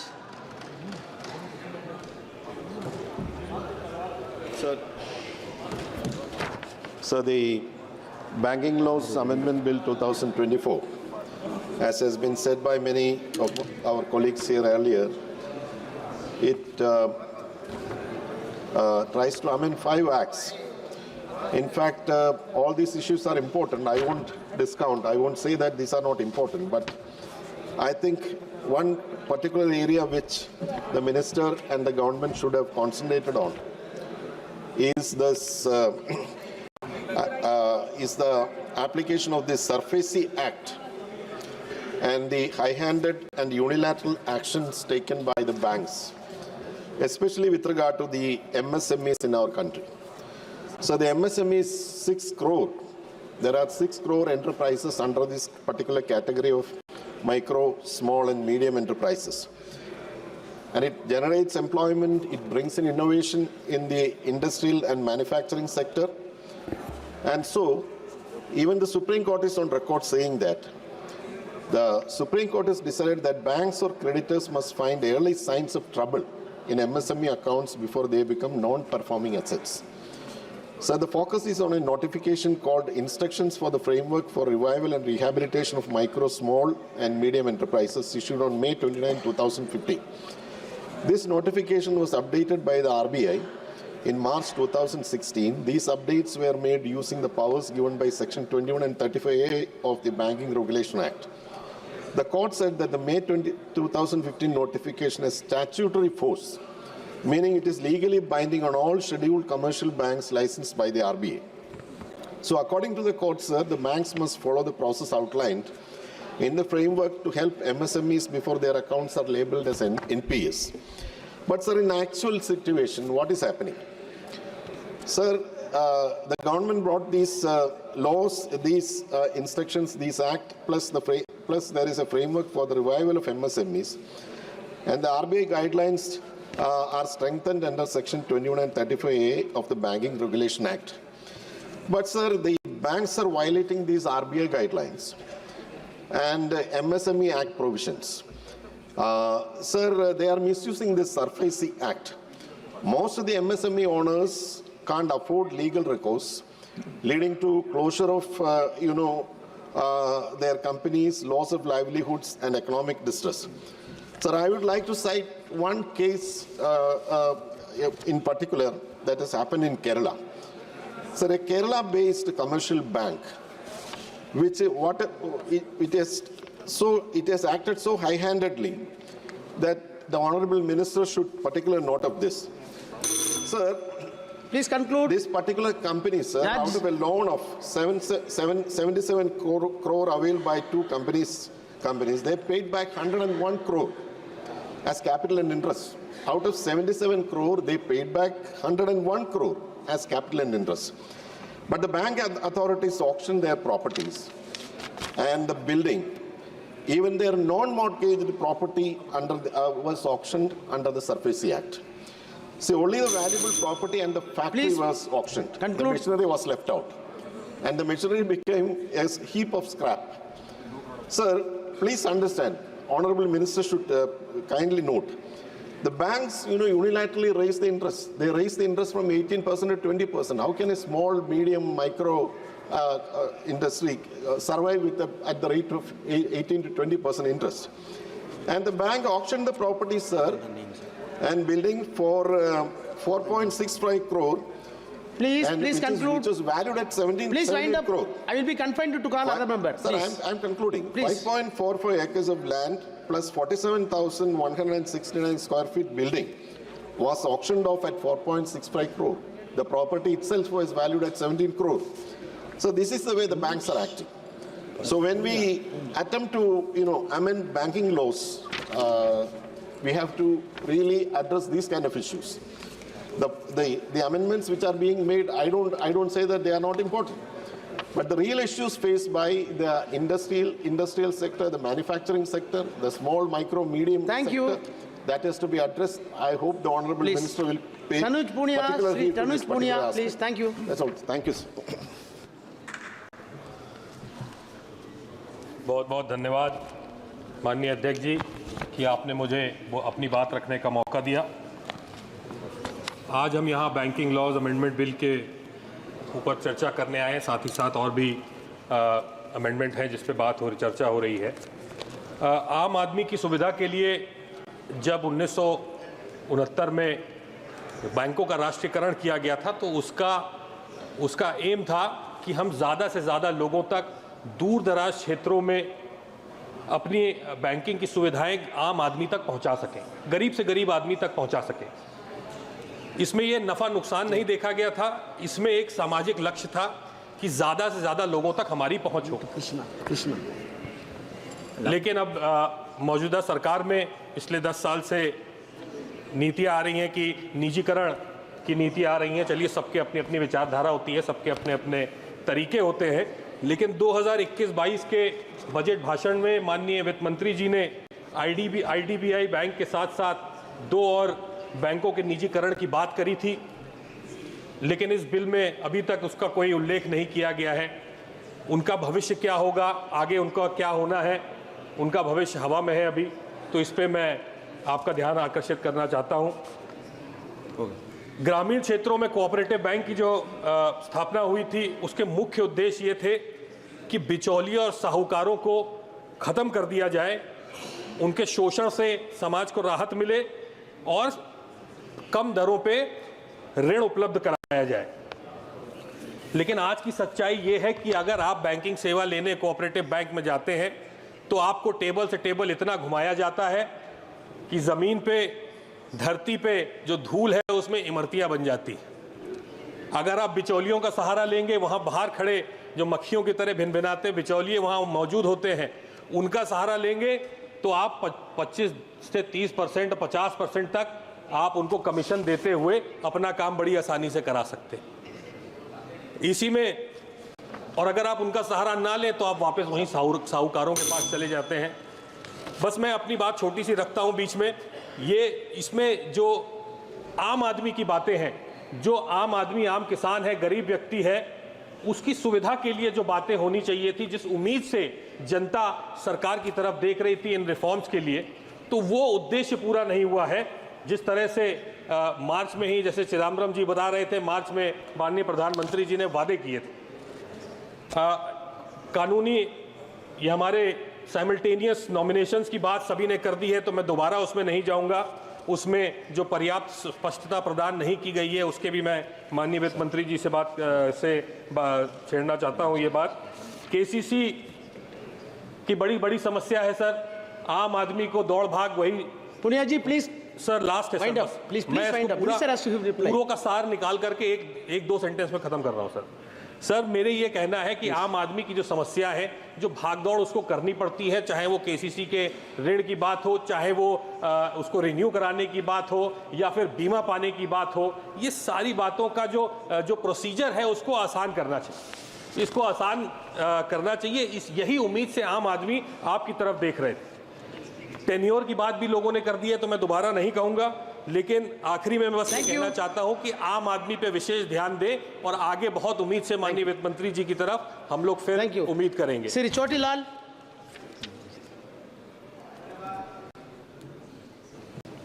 महोदय, आपकी अनुमति से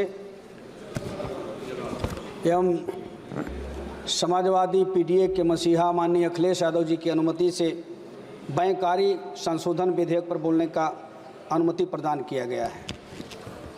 बैंक के निजीकरण के कारण मौजूदा समय में कर्मचारियों के साथ साथ ग्राहकों को भी बहुत परेशानी होती है महोदय। 70% लोग ग्रामीण क्षेत्र में रहते हैं। संविदा कर्मचारियों के सीधे भर्ती के कारण युवाओं में रोष है। आरक्षण समाप्त कर सीधे भर्ती कर नियम विरुद्ध है, जिसके देश के युवा पीड़ित है, युवा परेशान है, कोई नौकरी नहीं है, लोन आसानी से नहीं मिलता है। इसमें सुधार की ज़रूरत है। लोन कैसे मिलता है? 4 महीने बैंक का चक्कर लगाते लगाते किस प्रकार से अपने क्षेत्र के लोगों से अगर आप पूछेंगे, जनता जनार्दन से पूछेंगे, तो वो बताते हैं कि आसानी से लोन मिलने वाला नहीं है। जितना आसानी आप सोच रहे हैं वो आसानी नहीं होता है। इसलिए आसानी से गरीबों को, आदिवासियों को, सबको लोन मिलना चाहिए, मध्य वर्गों को भी मिलना चाहिए। देश के अनुसूचित जाति, अनुसूचित जनजाति, मध्य वर्ग के सभी गरीब को सस्ता लोन मिलना चाहिए और 50% पर सब्सिडी पर भी लोन मिलना चाहिए।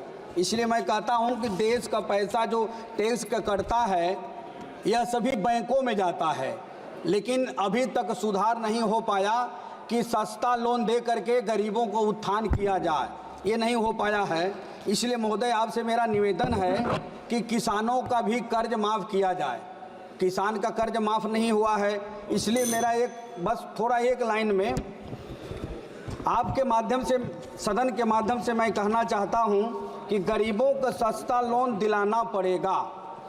गरीबों को सस्ता लोन दिलाना पड़ेगा। जैसे पहले लोन मिलता था, बकरी, भेड़, गाय, भैंस इत्यादि लोन कराना पड़ेगा।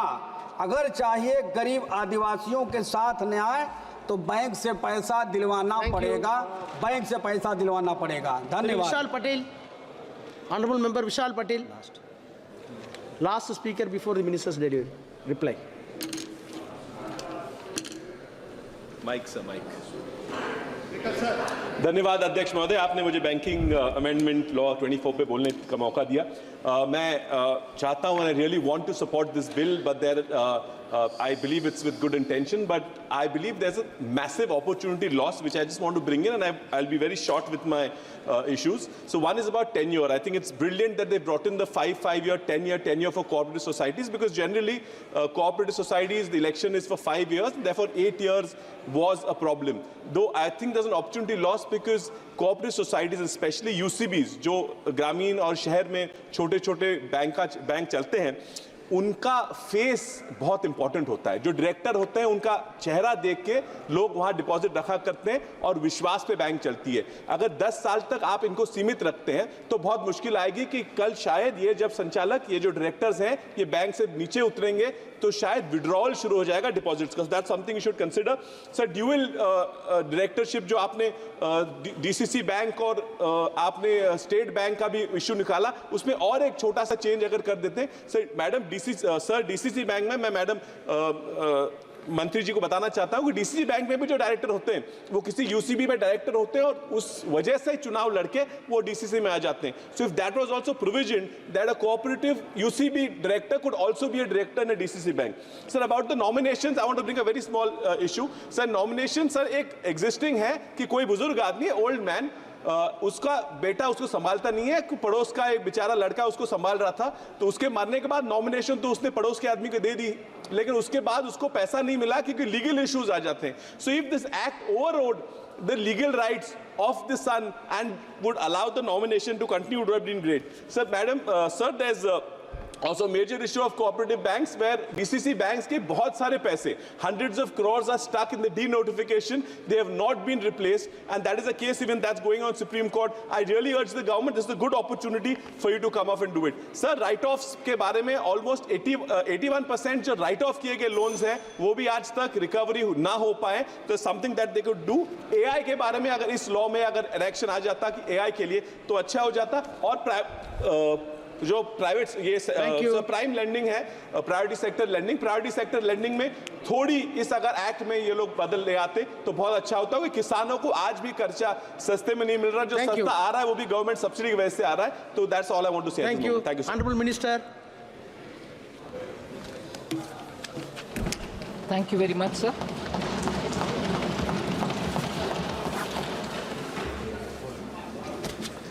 So I'm indeed grateful to all the members. I think about 28 of them have spoken, subject to correction if there is any number change. As much as possible, I've been physically here to hear them, and I'll take more of my time to respond to each of their comments rather than get into the details of the amendments which the bill is bringing in. I think even in my opening statement, I have explained the details of what the amendments are aimed at and how many amendments they are, and also as to why these many amendments are coming through in one go. And I will certainly elaborate a bit more to explain to Honorable Member N.K. Premchandran, who normally gets into a lot of details about the parliamentary process, proceedings, and so on. So I ardently listen to him, this bill or otherwise too. But in this case, I'll certainly give the details to explain why his apprehensions are not well founded. His apprehensions are, I would think, apprehensions only, because I can explain as to why they are not well founded. I would, as much as possible, try to go in the same order in which most of the MPs have spoken.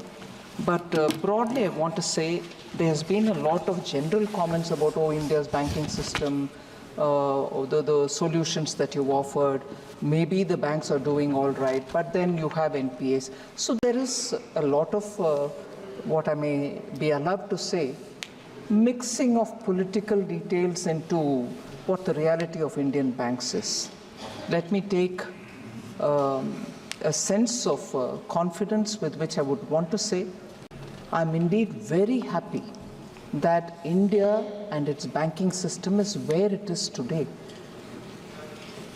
Being part of this government or as a citizen of this country, I would appeal to all honorable members through you, Speaker Sir, to just look at the world around us. Where are their banking systems? Many countries have lost their banks. Many of them have really collapsed. And we would think in countries where the regulatory mechanisms are very sound, in such countries too, banks have failed and failed miserably.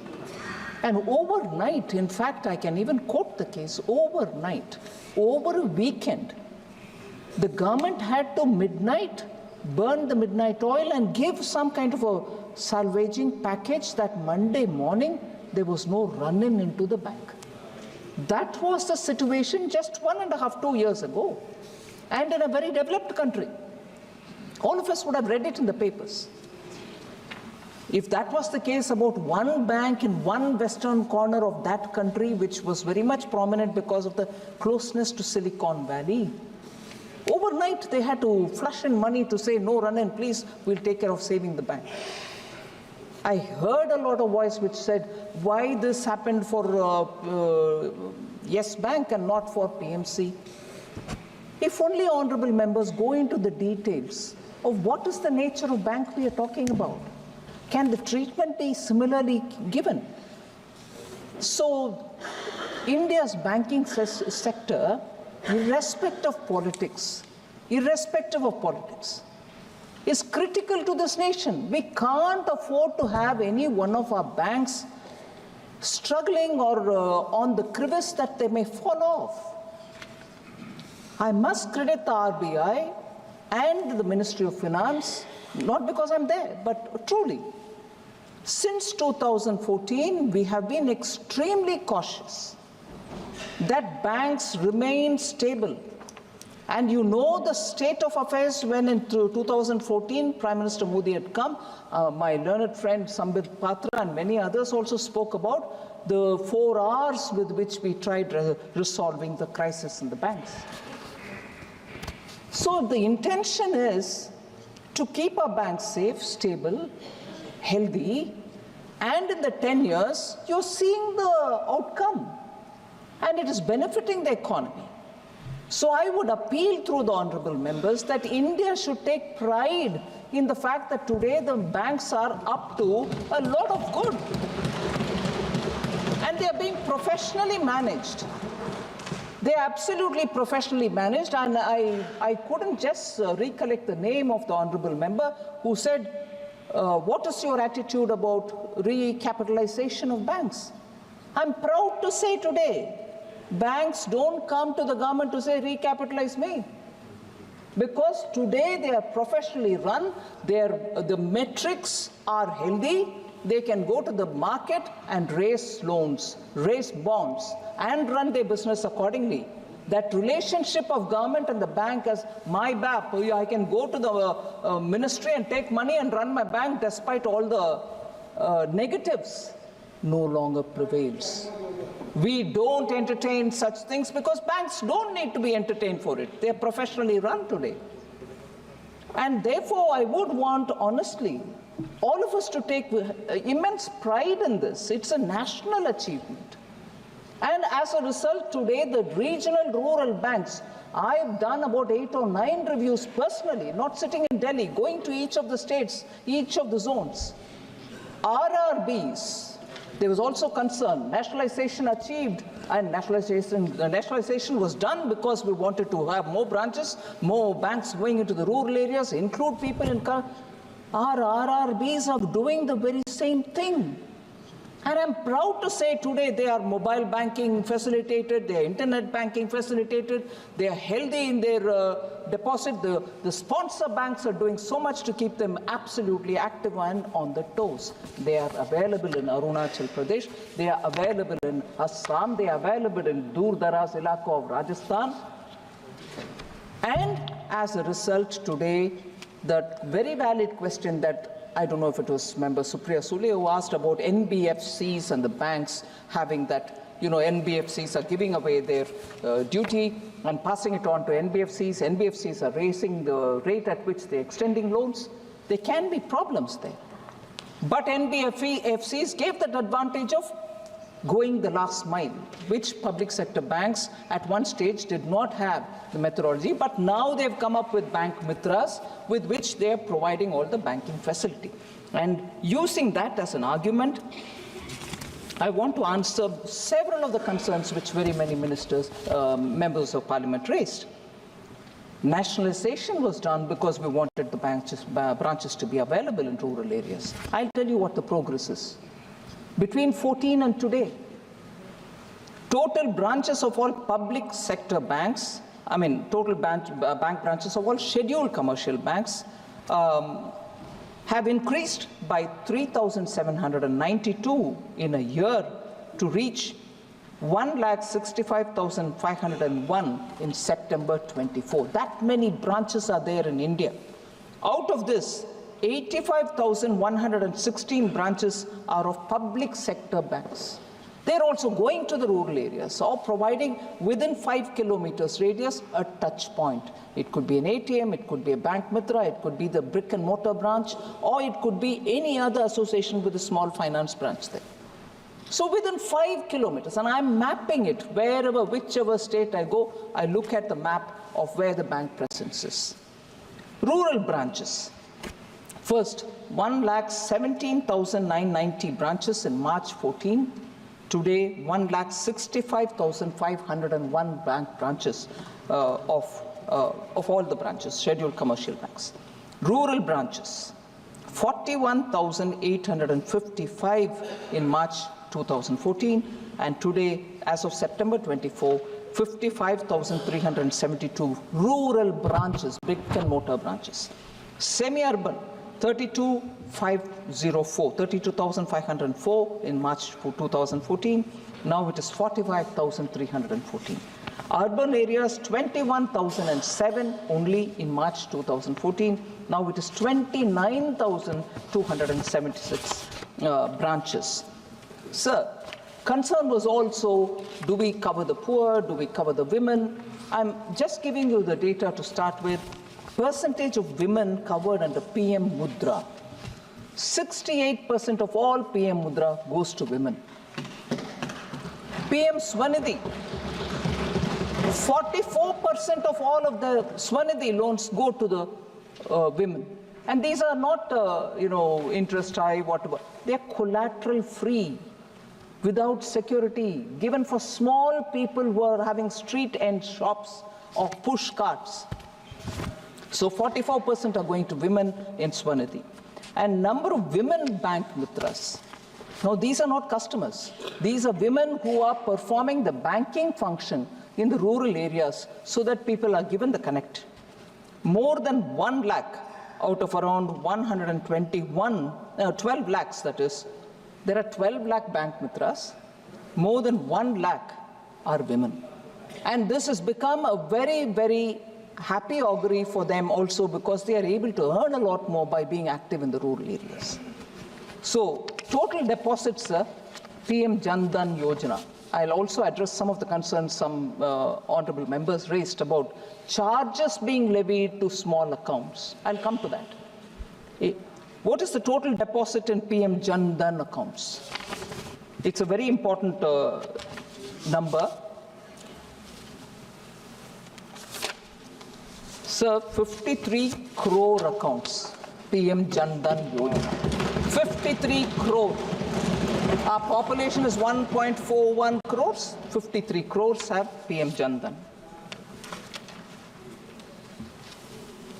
At the time when we started, and I never get tired of saying this, I repeat it. At the time in 2014, when I had the honor of serving under Honorable Prime Minister and under Shri Arun Jaitley as an MOS in finance, when it was launched, there was a lot of heckling. Oh, you're starting it for people with zero balance account? Who? They can't even keep their balance. And what will happen to the service charge? Will they not be? They will not be in a position to. This is a useless exercise. All this was said at that time. I told you the number of people who have got PM Jan Dhan account today. Are these zero balance accounts? No. Today we have a total of 2.37 lakh crores in those accounts. 2.37 lakh crores. Average balance, and this is a very important metric that we have to keep in mind. Average balance of PM Jan Dhan account has increased from 1065 rupees. A single account, 1,000 rupees. 1,065 rupees was the average. Today, 4,397 rupees is the balance in the account. A Jan Dhan account, average, had 1,000 rupees only as their balance. 1,000 rupees. And that is March 2015. Today, those accounts, minimum balance on an average is 4,397 rupees.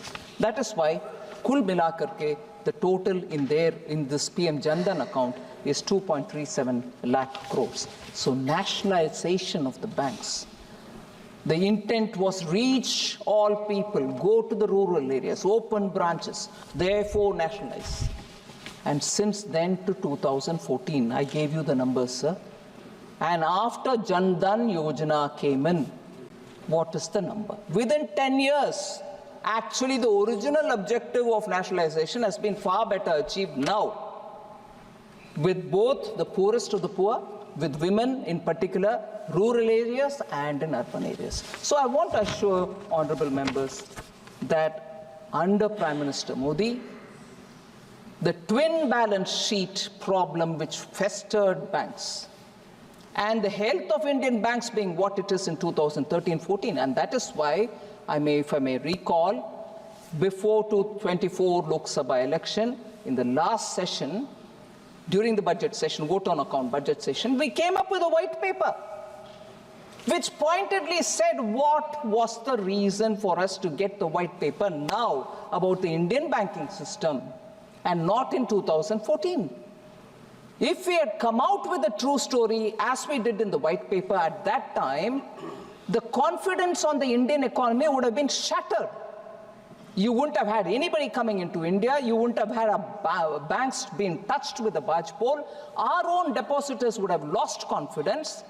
So it was easy temptation to release a white paper that time, which we did not. And I'm so happy Prime Minister and the Finance Minister at that time did not fall into that temptation. It would have given us a mileage for saying this is what we've inherited.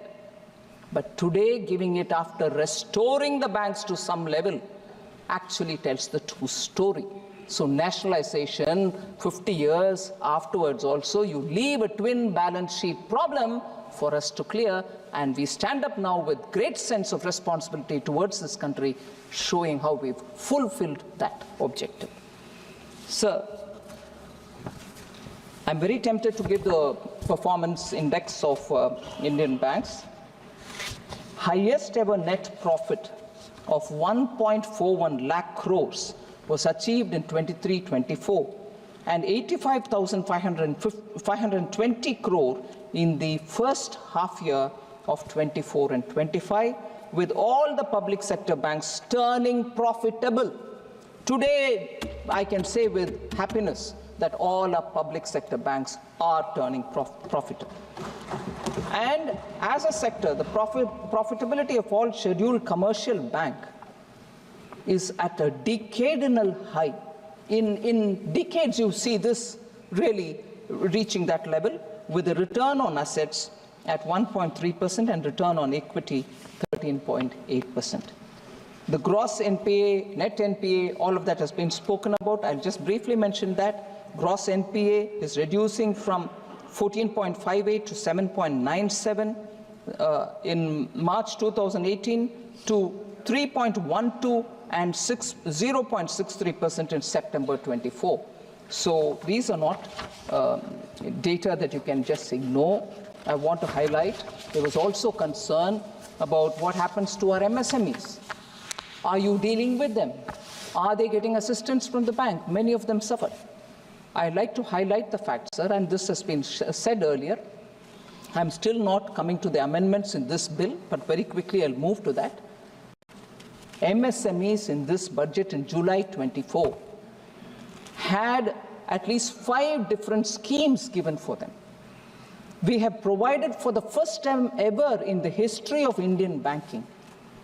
We have given them collateral-free, security-free term loans to buy machine and plants. Plant and machinery loan was never given to MSME.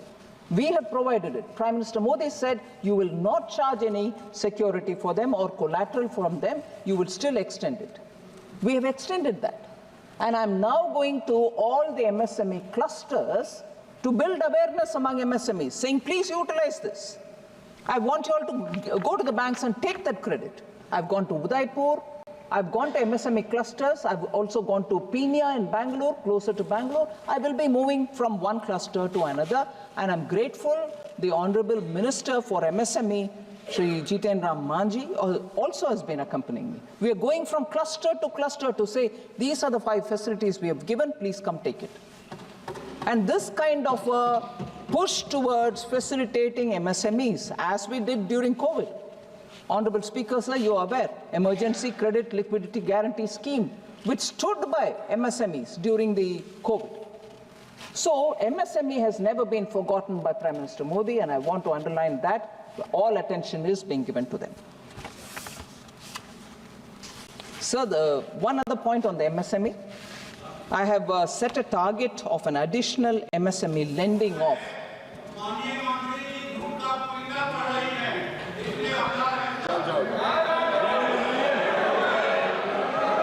Sir, honorable member is saying something, I don't want to undermine him, but is jute parliamentary language? I'm sure people here can look at it. Sorry? Sorry? आप उनका जवाब मत दो। नहीं, इनका एक जवाब जरूर मैं दूंगी। अभी दे रहे हैं, क्योंकि उन्होंने मुझे झूठ का आरोप लगाया, लेकिन मैं बात नहीं बोलते हुए आपका जो आरोप को साबित करती हूं झूठ है। नहीं, माननीय मंत्री जी, माननीय मंत्री जी,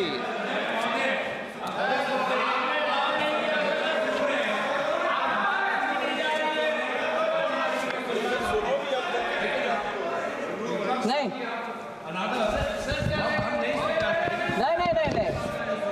गोगोई जी का हर एक पॉइंट का मैं जवाब दे रही हूं सर। गोगोई जी, ऑनरेबल मेंबर गोगोई का हर एक पॉइंट का मैं जवाब दे रही हूं, क्योंकि वो जो मेंबर कहते हुए चले गए मगर उनके समर्थन में दूसरे ऑनरेबल मेंबर खड़े हो रहे हैं, मैं तो मेरा अपना डिफेंस करना ही चाहिए।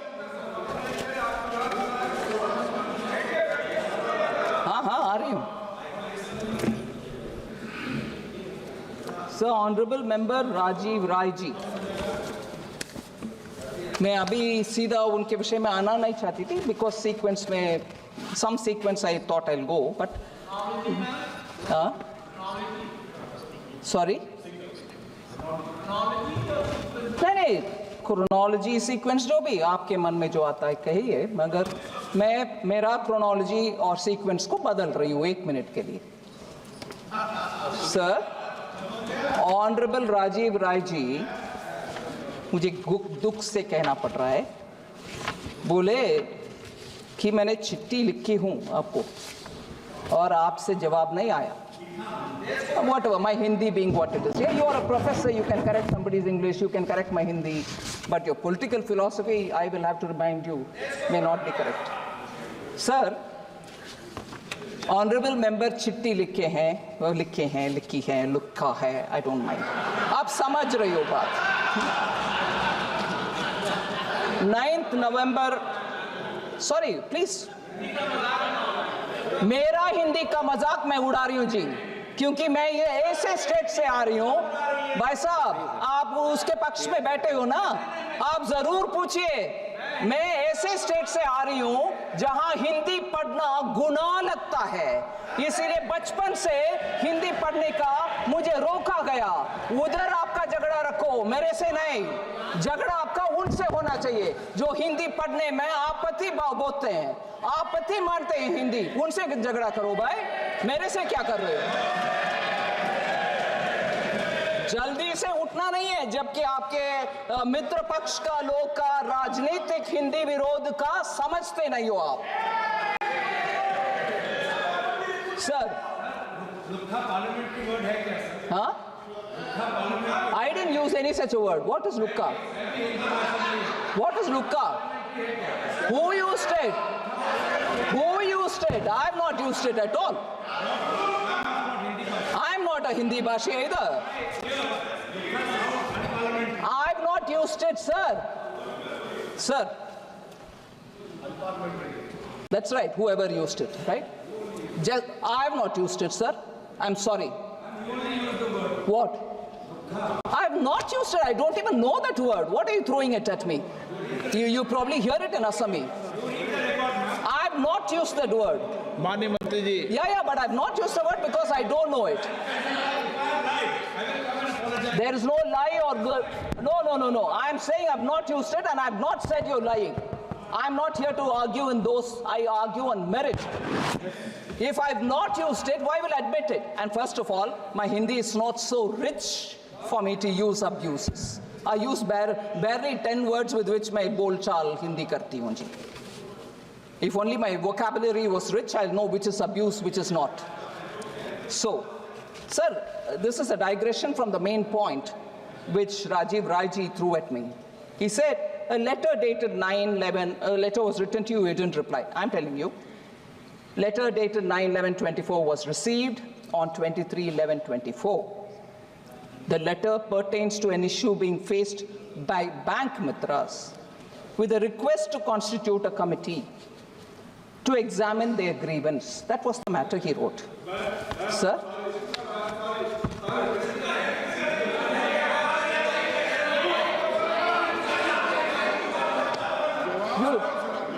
That was your letter now? Which is the letter you're talking about?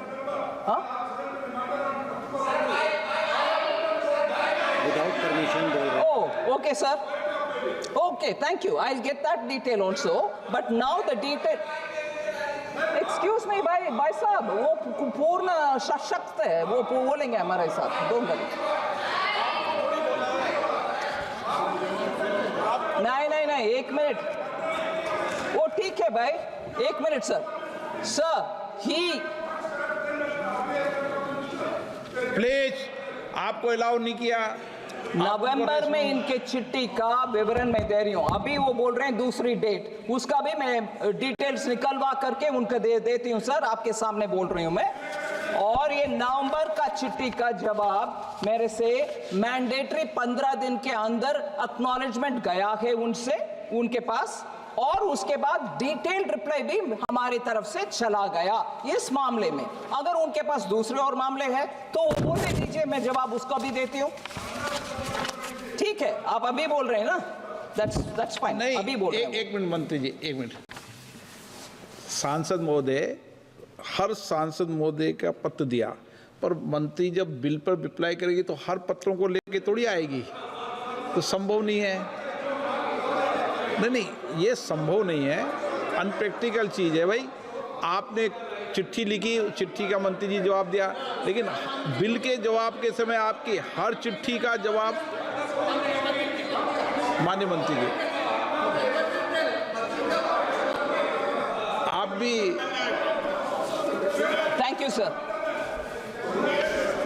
आप डिटेल दे दीजिए, उसका भी मैं देती हूँ, विवरण देती हूँ. अगर मेरी तरफ से जवाब नहीं आता, मैं लिखित में माफी भी लिखती हूँ. मैं ऐसे वैसे आदमी नहीं है जी. मगर आप जब दूसरे के साथ झूठ के आरोप मेरे ऊपर डालते हो स्पीकर के सामने, I will not sit quite.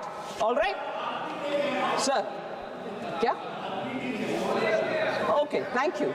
Rejoice yourself by correcting my Hindi, but you should also hold a complaint against them for not allowing us to learn Hindi in Tamil Nadu. Sir. All right, that's fine. Sir. Sir. Letter received. Sir. Sir. Gaurav Gogoi ka vishay, sir. I want to get into details. Sorry? Please. Thank you for clarifying that. Please, honorable member. Thank you for holding. Sir. Okay. Please. माननीय मंत्री जी. So because there's so much of heat on this, let me take 1 minute on that. I appreciate the honorable member getting up to say we are not opposed to many things, but we are opposed to only imposition of Hindi. I want to just give a clarification, sir. It's not the core part of the bill, but yes, I agree.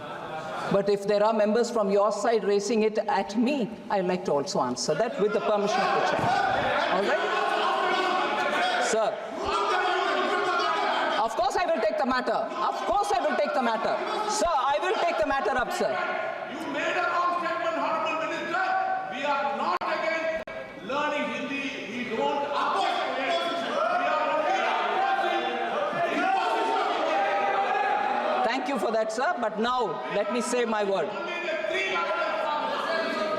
माननीय मंत्री जी, So sorry if I can just take a minute more on that.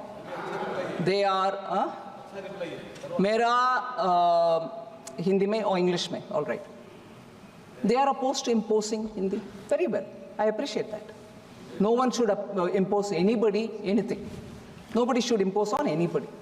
And that's why Honorable Prime Minister talks about Ek Bharat, Shreshta Bharat and encourages every state to have their own language.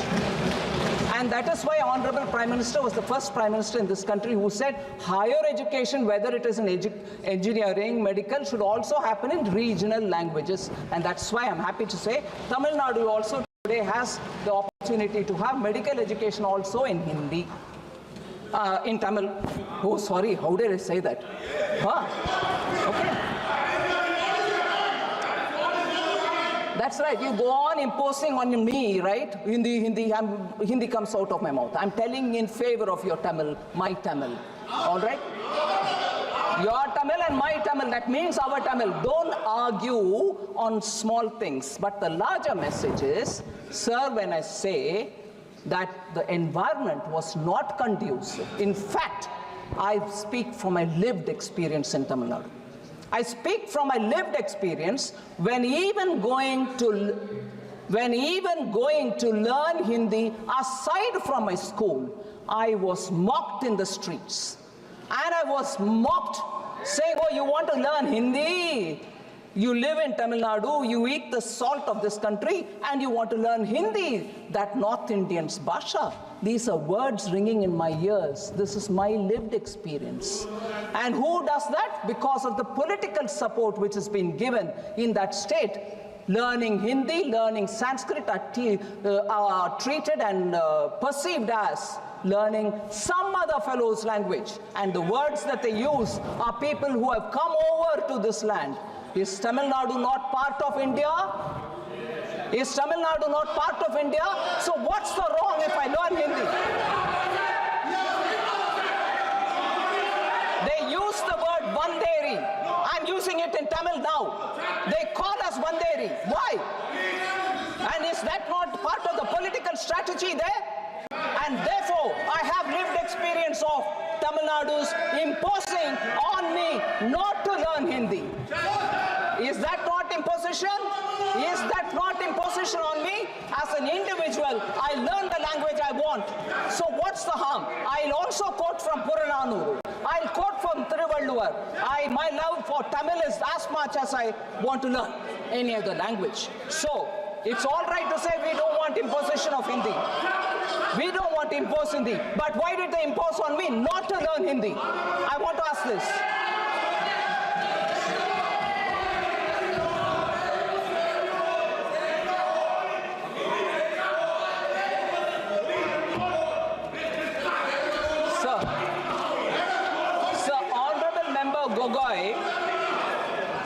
Honorable Member Gogoi raised a few more things.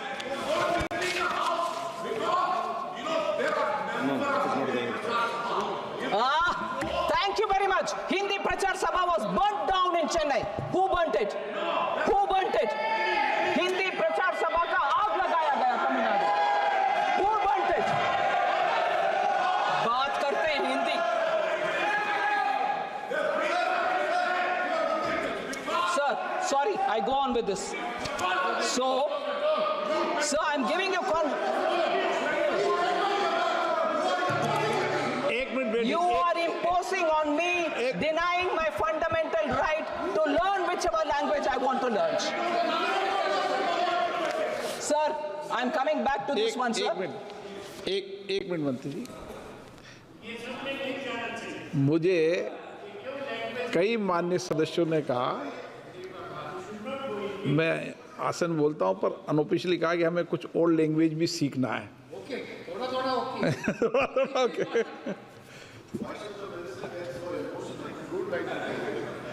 और सबको सब language आए तो अच्छा है. जितनी ज़्यादा language है, जितनी भाषा है, अच्छा है.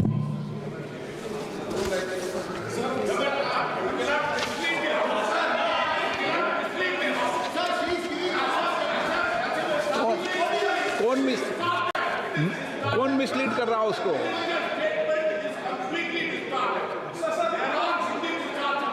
कोई रिकॉर्ड में नहीं जा रहा। कोई रिकॉर्ड में नहीं जा रहा। आप आपस में डिबेट कर रहे हो पर रिकॉर्ड में कोई नहीं जा रहा। माननीय मंत्री Sir, I'm going ahead, sir.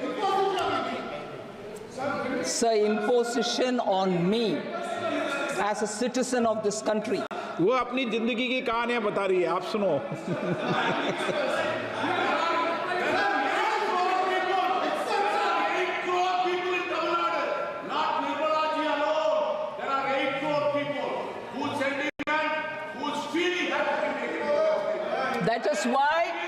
That is why I'm glad the MP is talking about it, former minister is talking about it. Tell me one prime minister who's taken Tamil to the UN. Narendra Modi. Tell me one prime minister who quotes Tamil repeatedly because he respects that language. Tell me one prime minister with whom DMK has been in alliance with, where the prime minister quoted Tamil. It is our prime minister who quoted Tamil. That's a respect we give for the sentiment of all of us Tamils. All of us Tamils. You also, sir, if they want that from me, I am also that Tamil who suffered this.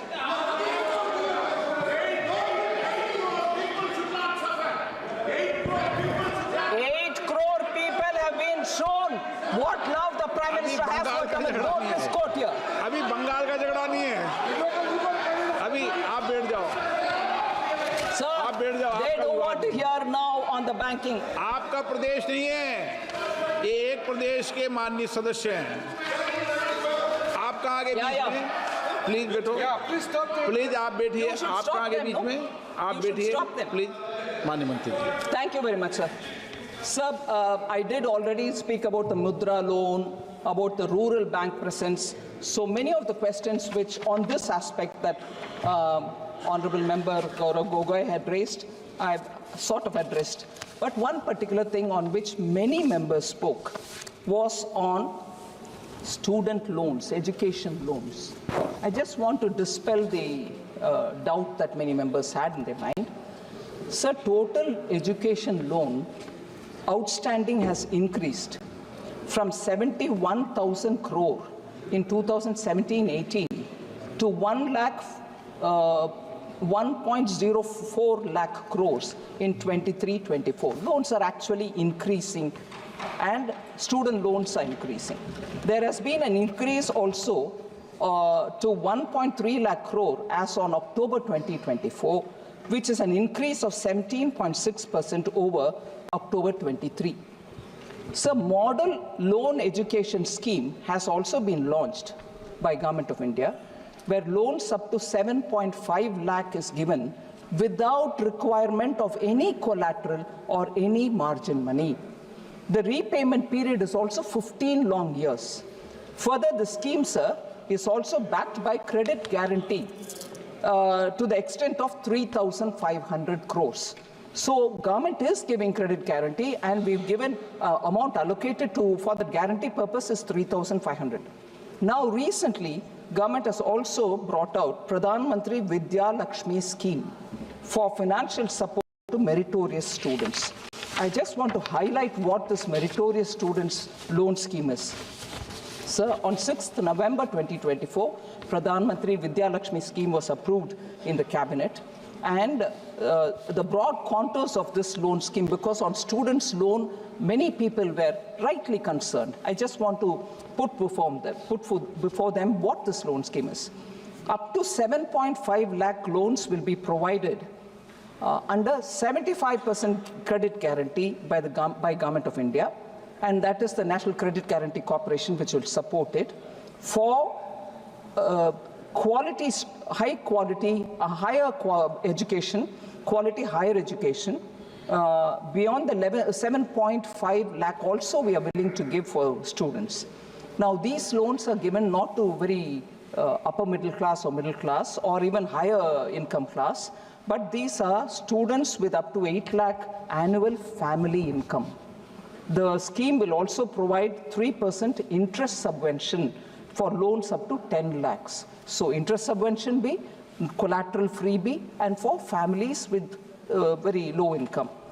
And this is in addition to a scheme which is already existing, to the full interest, there is a full interest subvention given to students for up to 4.5 lakh annual family income. So not 8 lakh, but even lesser gets full interest subvention.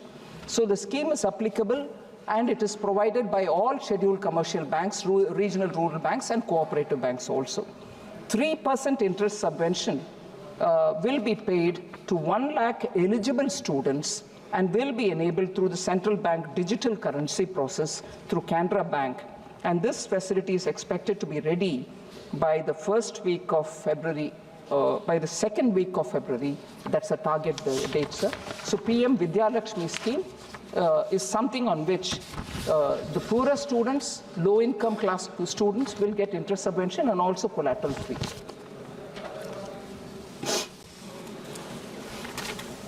So, Kalyan Banerjee ji raised a few issues, which I just want to clarify. Sir, he was speaking elaborately on the nomination issue. I want to clarify on that, sir. Sir, at the moment, the provisions allow only for the nomination of one person for the payment of depositors' money, articles kept in safe custody, and also for safety lockers and so on. The proposed amendment, sir, will enable individuals to nominate up to 4 persons for these facilities with options for either successive or simultaneous nominations. I just want to draw the difference between where it is successive and where it will be simultaneous. That will be the first explanation I want to give Honorable Member Kalyan Banerjee. Sir, depositors will have the option for successive or simultaneous and not and.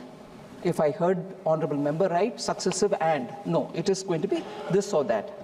For instance, for deposits, option for either successive or simultaneous nominations are available. Whereas for articles kept in safe custody or in safety lockers, only successive nominations will be allowed. Successive nominations ensure that if the first nominee is unavailable, the next nominee in line will become operative, maintaining continuity and reducing complications of legal heirs.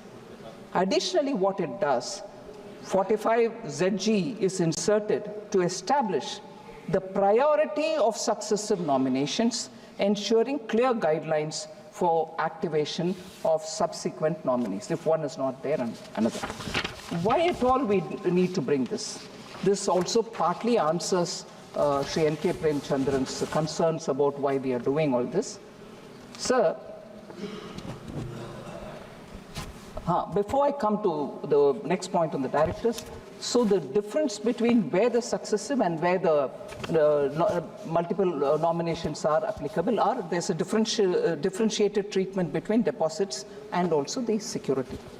Sir, Kalyan Banerjee ji and also I think many others, N.K. Premchandran also and Supriya Sule also raised this issue of cooperative bank directors.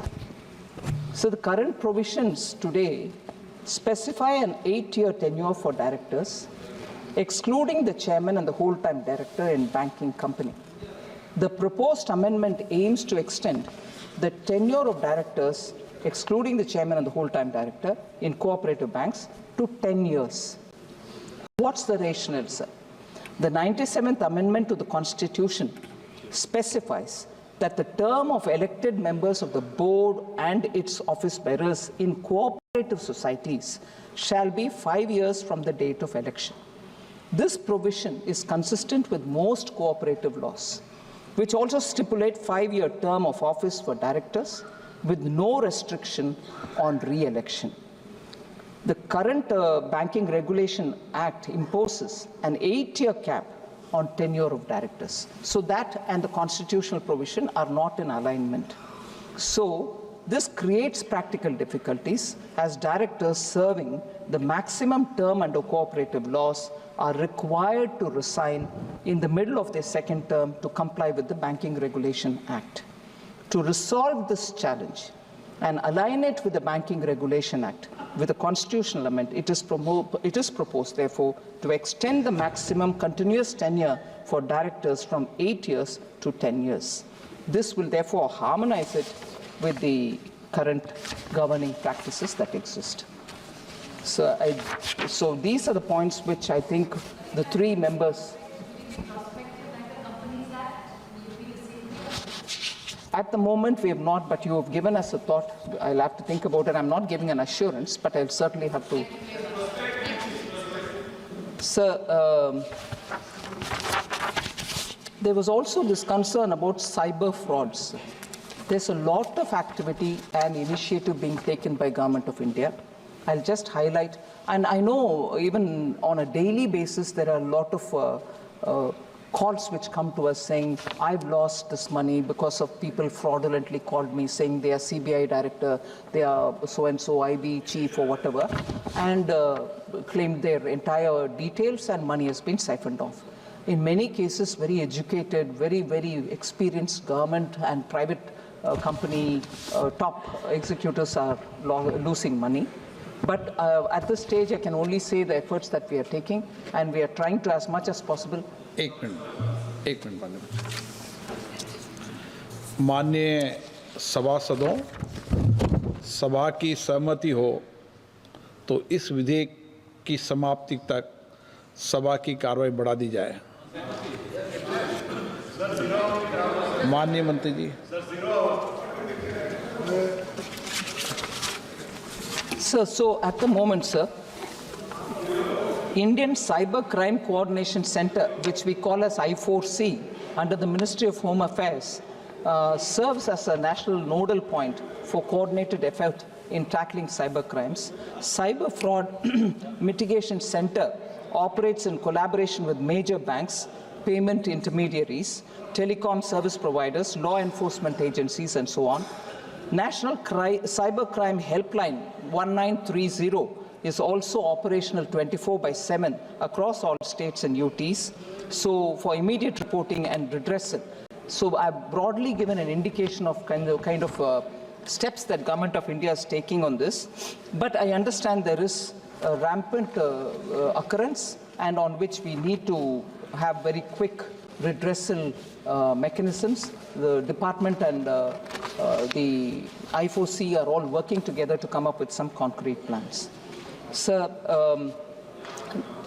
member Dr. Rani Sri Kumar had raised this issue, sir, which is very important, so I thought I should specifically say that banks are being, minimum bank savings deposit that people hold are also being charged with penalties and so on. I want to assure member Rani Sri Kumar that none of the basic account holders, 65 crore basic saving bank deposit holders, or the 54 crore Jan Dhan account holders who are absolutely bottom of the rung, none of them are penalized for not maintaining minimum balance. It's a written order. No bank can charge on them. And in fact, these accounts are also given overdraft facility of 10,000, which is extended to all these basic account and Jan Dhan account. And besides that, Jan Dhan account holders are also given 2 lakh rupees as accident insurance, and also a RuPay card with no additional charge for them to use the card. So I just want to assure that the member, we don't charge anything for services for these accounts. So finally, N.K. Premchandran ji, write-off loans. So this is a repeated point of concern which many honorable members speak about, write-off, waive-off. When write-offs happen, banks make a certain provision, and for loans which are defaulted and after a certain level, they are then given to NARCL, National Asset Reconstruction Company, which then finds buyers, proves up that, and buyers, after they come and take it, the due amount to the bank comes back. So this was very nicely legislatively created, and that is why NIRCL is actively working to take away these accounts where after a certain amount, which they can take over, and for lesser amount defaults, the usual local redressal mechanisms, DRTs, SURFACs, all of them come into play. No write-off is left without pursuing from the defaulter the total amount that he owes the system. And therefore, there were quite a few members of Parliamentary who spoke from this side, saying how much has been obtained from defaulters, how much has been given back, retributions, bank restitution to the banks have happened. Restitution alone is above 15,000 crores. So this is an ongoing process. It's not going to be just one day. But I repeat this line, write-off is not waive off. Banks are pursuing them. So with that, sir, I think I mostly addressed many of the members' concern. I request through you. So there was one important point, sir. I think, again, it was Dr. Shiv Kumar, Rani Shri Kumar, sorry. She spoke about also members' amalgamation, and many other members also spoke about amalgamation of banks. Many banks have lost their employees. I would like to tell this House, from the time amalgamation happened till today, on account of the amalgamation, not one employee has been removed from the banks. Not one. And therefore, I want to be very clear, no one. Then. No, you may give me. Fine. Fine, but they have not been removed is the point that I want to say. I'll look into what you've given. Sir, this EPS 95, very sensitive topic. Honorable Member Supriya Sule raised it. This scheme is administered by the Ministry of Labour and Employment. And Finance Ministry has no record of any approval or assurance which Sri Arun Jaitley has given on this matter. We don't have any record. So I just want to very clearly put it that the Finance Ministry, through the Minister... That's okay. That's fine. I take that point, but then no assurance was given by Honorable Finance Minister at that time, sir.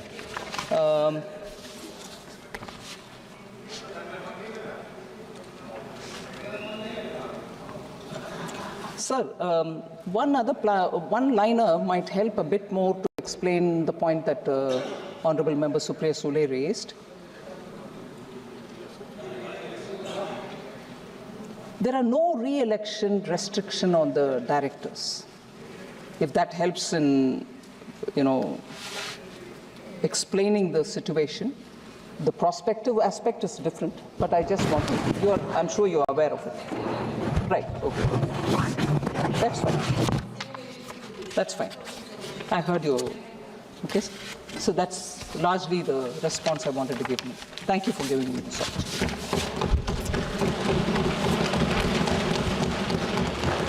प्रश्न ये कि ये विधेयक पर विचार किया जाए।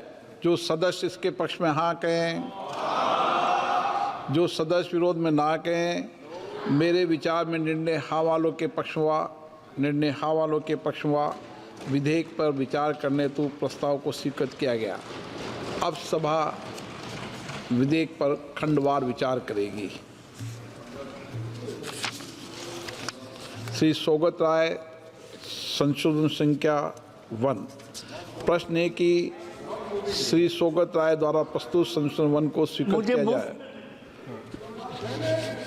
Amendment number 1। प्रश्न है कि श्री सौगत राय द्वारा प्रस्तुत प्रस्ताव संशोधन संख्या 1 को स्वीकृत किया जाए। जो सदस्य इसके पक्ष में हाँ कहें, जो सदस्य विरोध में ना कहें। मेरे विचार में निर्णय ना वालों के पक्ष हुआ, ना वालों के पक्ष हुआ। संशोधन अस्वीकृत हुआ। श्री N.K. प्रेमचंदन जी, संशोधन संख्या 13। Amendment number 13, not speaking. प्रश्न है कि श्री N.K. प्रेमचंद द्वारा प्रस्तुत संशोधन संख्या 13 को स्वीकृत किया जाए। जो सदस्य इसके पक्ष में हाँ कहें, जो सदस्य विरोध में ना कहें, मेरे विचार में निर्णय ना वालों के पक्ष में संशोधन अस्वीकृत हुआ। प्रश्न है कि खंड 2 विधेयक का अंग बने। जो सदस्य इसके पक्ष में हाँ कहें, जो सदस्य विरोध में ना कहें, मेरे विचार में निर्णय हाँ वालों के पक्ष में खंड 2 विधेयक का अंग बना। श्री शौकत राय संशोधन संख्या 21।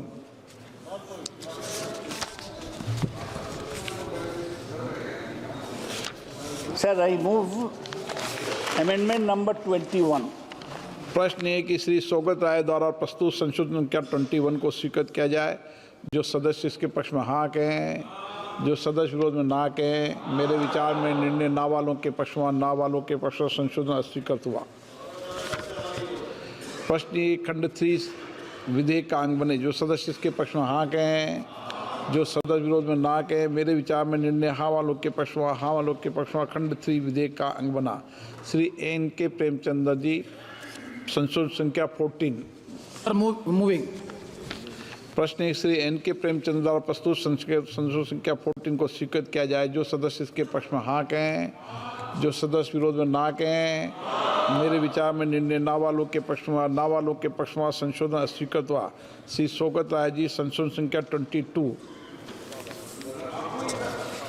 Sir, in page 2, line 33, for 10 years, I substitute 12 years. Sir, in this context, I want to mention that there is a controversy between the Reserve Bank and the government.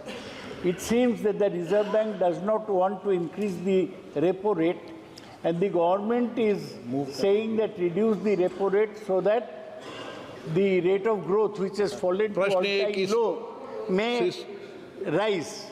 Sir, I would like the प्रश्न है कि शौकत राय जी द्वारा प्रस्तुत संख्या 22 को स्वीकृत किया जाए। जो सदस्य के पक्ष में हाँ कहें, जो सदस्य विरोध में ना कहें, मेरे विचार में निर्णय ना वालों के पक्ष में संशोधन अस्वीकृत हुआ। प्रश्न है कि खंड 4 विधेयक का अंग बने। जो सदस्य इसके पक्ष में हाँ कहें, जो सदस्य विरोध में ना कहें, मेरे विचार में निर्णय हाँ वालों के पक्ष में खंड 4 विधेयक का अंग बना। श्री N.K. प्रेमचंद जी संशोधन संख्या 15। Sir, I am moving amendment number 15 in which a director of the state central cooperative bank elected to the board of the state cooperative bank, in which he is a member for a maximum period of 6 months. It is a harmless amendment, may be accepted, ma'am. प्रश्न है कि Shri N.K. Premchand द्वारा प्रस्तुत संशोधन संख्या 15 को स्वीकृत किया जाए।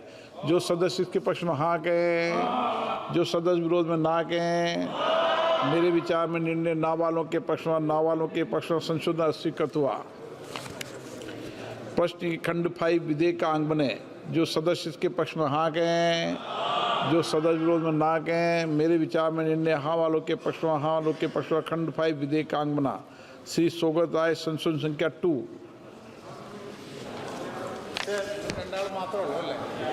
I move that for page 3, line 2, the last day of the fortnight or if last day of such fortnight, substitute the last working day of the fortnight or if the last working day of such fortnight. Sir, इस सिलसिले में एक बात केवल कहना चाहता हूँ, state bank of India act का अमेंडमेंट है। ये स्टेट बैंक है जिसका चेयरमैन एक प्राइवेट कंपनी का कोल माइन खरीदने के लिए ऑस्ट्रेलिया गए थे। प्रश्न है कि शौकत राय द्वारा प्रस्तुत संख्या 2 को स्वीकृत किया जाए। जो सदस्य इसके पक्ष में हाँ कहें, जो सदस्य विरोध में ना कहें, मेरे विचार में निर्णय ना वालों के पक्ष में संशोधन अस्वीकृत हुआ। प्रश्न है कि खंड 6 विधेयक का अंग बने। जो सदस्य के पक्ष में हाँ कहें, जो सदस्य विरोध में ना कहें, मेरे विचार में निर्णय हाँ वालों के पक्ष में खंड 6 विधेयक का अंग बना। श्री N.K. प्रेमचंद जी संशोधन संख्या 16। Not moving sir.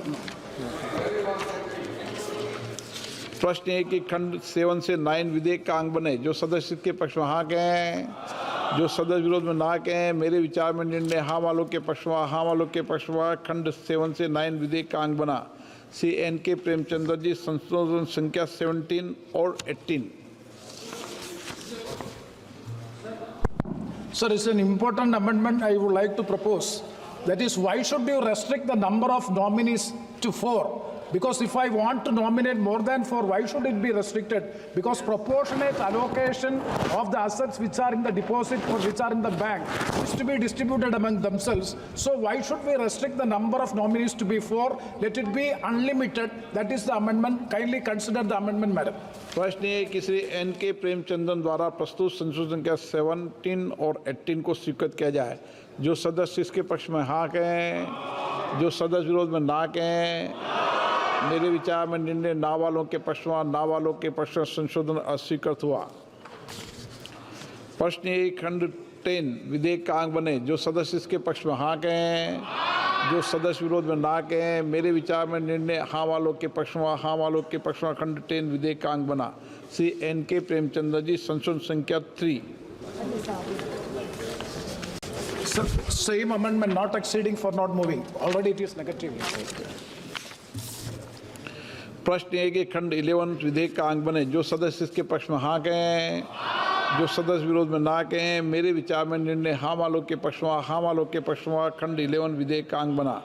Shri N.K. Premchandra ji, संशोधन संख्या 4। Same amendment, not exceeding for not moving. प्रश्न है कि खंड 12 से 14 विधेयक का अंग बने। जो सदस्य इसके पक्ष में हाँ कहें, जो सदस्य विरोध में ना कहें। मेरे विचार में निर्णय हाँ वालों के पक्ष में, हाँ वालों के पक्ष में खंड 12 से 14 विधेयक का अंग बना। श्री सौगत राय जी, संशोधन संख्या 5, 6, 7।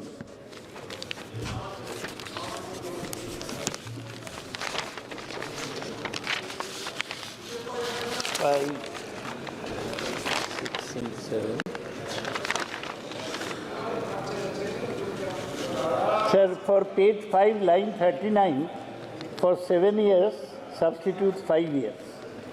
6, for 7 consecutive years, substitute 5 consecutive years. And 7, page line 46, page 5, for 7 years, substitute 5 years. I move the amendment. प्रश्न है कि श्री सौगत राय द्वारा प्रस्तुत संशोधन संख्या 5, 6, 7 को स्वीकृत किया जाए। जो सदस्य इसके पक्ष में हाँ कहें, जो सदस्य विरोध में ना कहें। मेरे विचार में निर्णय ना वालों के पक्ष में, ना वालों के पक्ष में संशोधन अस्वीकृत हुआ। श्री N.K. प्रेमचंद्र जी, संशोधन संख्या 8। Not moving, sir. Shri Saugata Rai ji, संशोधन संख्या 24। Sir, in page 6, line 3, for shall be entitled, you write, substitute shall not be entitled. Sir, in this context, I want to say that I am not very happy at the Investor Promotion and Education Fund. I don't think that it is performing any function, and it makes somebody whose own hard-earned money is there to recover the money. प्रश्न ये कि सौगत राय द्वारा प्रस्तुत संख्या 24 को स्वीकृत किया जाए। जो सदस्य इसके पक्ष में कहे हाँ कहें, जो सदस्य विरोध में ना कहें। मेरे विचार में निर्णय ना वालों के पक्ष में, ना वालों के पक्ष में संशोधन अस्वीकृत हुआ। प्रश्न है कि खंड 15 और 16 विधेयक का अंग बने। जो सदस्य इसके पक्ष में हाँ कहें, जो सदस्य विरोध में ना कहें। मेरे विचार में निर्णय हाँ वालों के पक्ष में, हाँ वालों के पक्ष में खंड 15 और 16 विधेयक का अंग बना। श्री N.K. प्रेमचंद्र जी, संशोधन संख्या 9। Sir, I am moving that amendment. It is also very important that corresponding new bank may fix. I would like to substitute Reserve Bank may fix in consultation with the central government, or any higher remuneration the corresponding new bank may fix. This is also good for the legislation. Kindly accept, or in future kindly give an assurance so that I can. प्रश्न ये कि Shri N.K. Premchandra द्वारा प्रस्तुत संशोधन 9 को स्वीकृत किया जाए। जो सदस्य के पक्ष में हाँ कहें, जो सदस्य विरोध में ना कहें। मेरे विचार में निर्णय ना वालों के पक्ष में, ना वालों के पक्ष में संशोधन अस्वीकृत हुआ। प्रश्न एक खंड 17 विधेयक का अंग बने। जो सदस्य इसके पक्ष में हाँ कहें, जो सदस्य विरोध में ना कहें, मेरे विचार में निर्णय हाँ वालों के पक्ष में, हाँ वालों के पक्ष में खंड 17 विधेयक का अंग बना। श्री N.K. प्रेमचंद्र जी, संशोधन संख्या 10। Sir, I am not moving 10, 11 and 12 because already it is negative. So I am not moving all these amendments. 10, 11 and 12. Shri Vishal Patil, संशोधन संख्या 19, 20। सर मेरे शंका का समाधान हो गया तो not moving sir. Saugata Rai ji, आपकी भी कोई समस्या का समाधान हुआ? श्री सौगत राय जी, संशोधन संख्या 26 और 27। want to keep the minister on their toes, which is why I give the amendment, so that they are aware of the parliamentary procedure and give due importance to the voice of the opposition. I am concerned about the banks helping certain Saugata Rai ji, industrial संशोधन संख्या houses. 26, 27। संशोधन संख्या 26 and 27। प्रश्न है कि श्री सौगत राय द्वारा प्रस्तुत संशोधन संख्या 26 और 27 को स्वीकृत किया जाए। जो सदस्य इसके पक्ष में हाँ कहें, जो सदस्य विरोध में ना कहें, मेरे विचार में निर्णय ना वालों के पक्ष में, ना वालों के पक्ष में संशोधन अस्वीकृत हुआ। प्रश्न है कि खंड 18 विधेयक का अंग बने। जो सदस्य इसके पक्ष में हाँ कहें, जो सदस्य विरोध में ना कहें, मेरे विचार में निर्णय हाँ वालों के पक्ष में, हाँ वालों के पक्ष में खंड 18 विधेयक का अंग बना। श्री N.K. प्रेमचंद्रन जी, संशोधन संख्या 11। Not moving. प्रश्न ये कि खंड 19 विधेयक का अंग बने। जो सदस्य इसके पक्ष में है वो हाँ कहें, जो सदस्य विरोध में ना कहें, मेरे विचार में निर्णय हाँ वालों के पक्ष में, हाँ वालों के पक्ष में खंड 9 विधेयक का अंग बना। Shri N.K. Premachandran ji, not moving. Not moving. प्रश्न है कि खंड 20 विधेयक का अंग बने। जो सदस्य इसके पक्ष में हाँ कहें, जो सदस्य विरोध में ना कहें, मेरे विचार में निर्णय हाँ वालों के पक्ष में, हाँ वालों के पक्ष में खंड 20 विधेयक का अंग बना। प्रश्न ये कि खंड 1 अधिनियम सूत्र विधेयक का पूरा नाम विधेयक का अंग बने। जो सदस्य इसके पक्ष में हाँ कहें, जो सदस्य विरोध में ना कहें, मेरे विचार में निर्णय हाँ वालों के पक्ष में, हाँ वालों के पक्ष में खंड 1 अधिनियम सूत्र विधेयक का पूरा नाम विधेयक का अंग बने। मंत्री जी अब प्रस्ताव करें कि विधेयक को पारित किया जाए। Sir, I rise to move that the bill be passed. प्रश्न है कि विधेयक को पारित किया जाए। जो सदस्य इसके पक्ष में हाँ कहें, जो सदस्य विरोध में ना कहें, मेरे विचार में निर्णय हाँ वालों के पक्ष में, हाँ वालों के पक्ष में प्रस्ताव स्वीकृत हुआ, विधेयक पारित हुआ। सभा की कार्रवाई बुधवार दिनांक 4 दिसंबर 2024 को प्राप्त 11 बजे तक के लिए स्थगित की जाती है।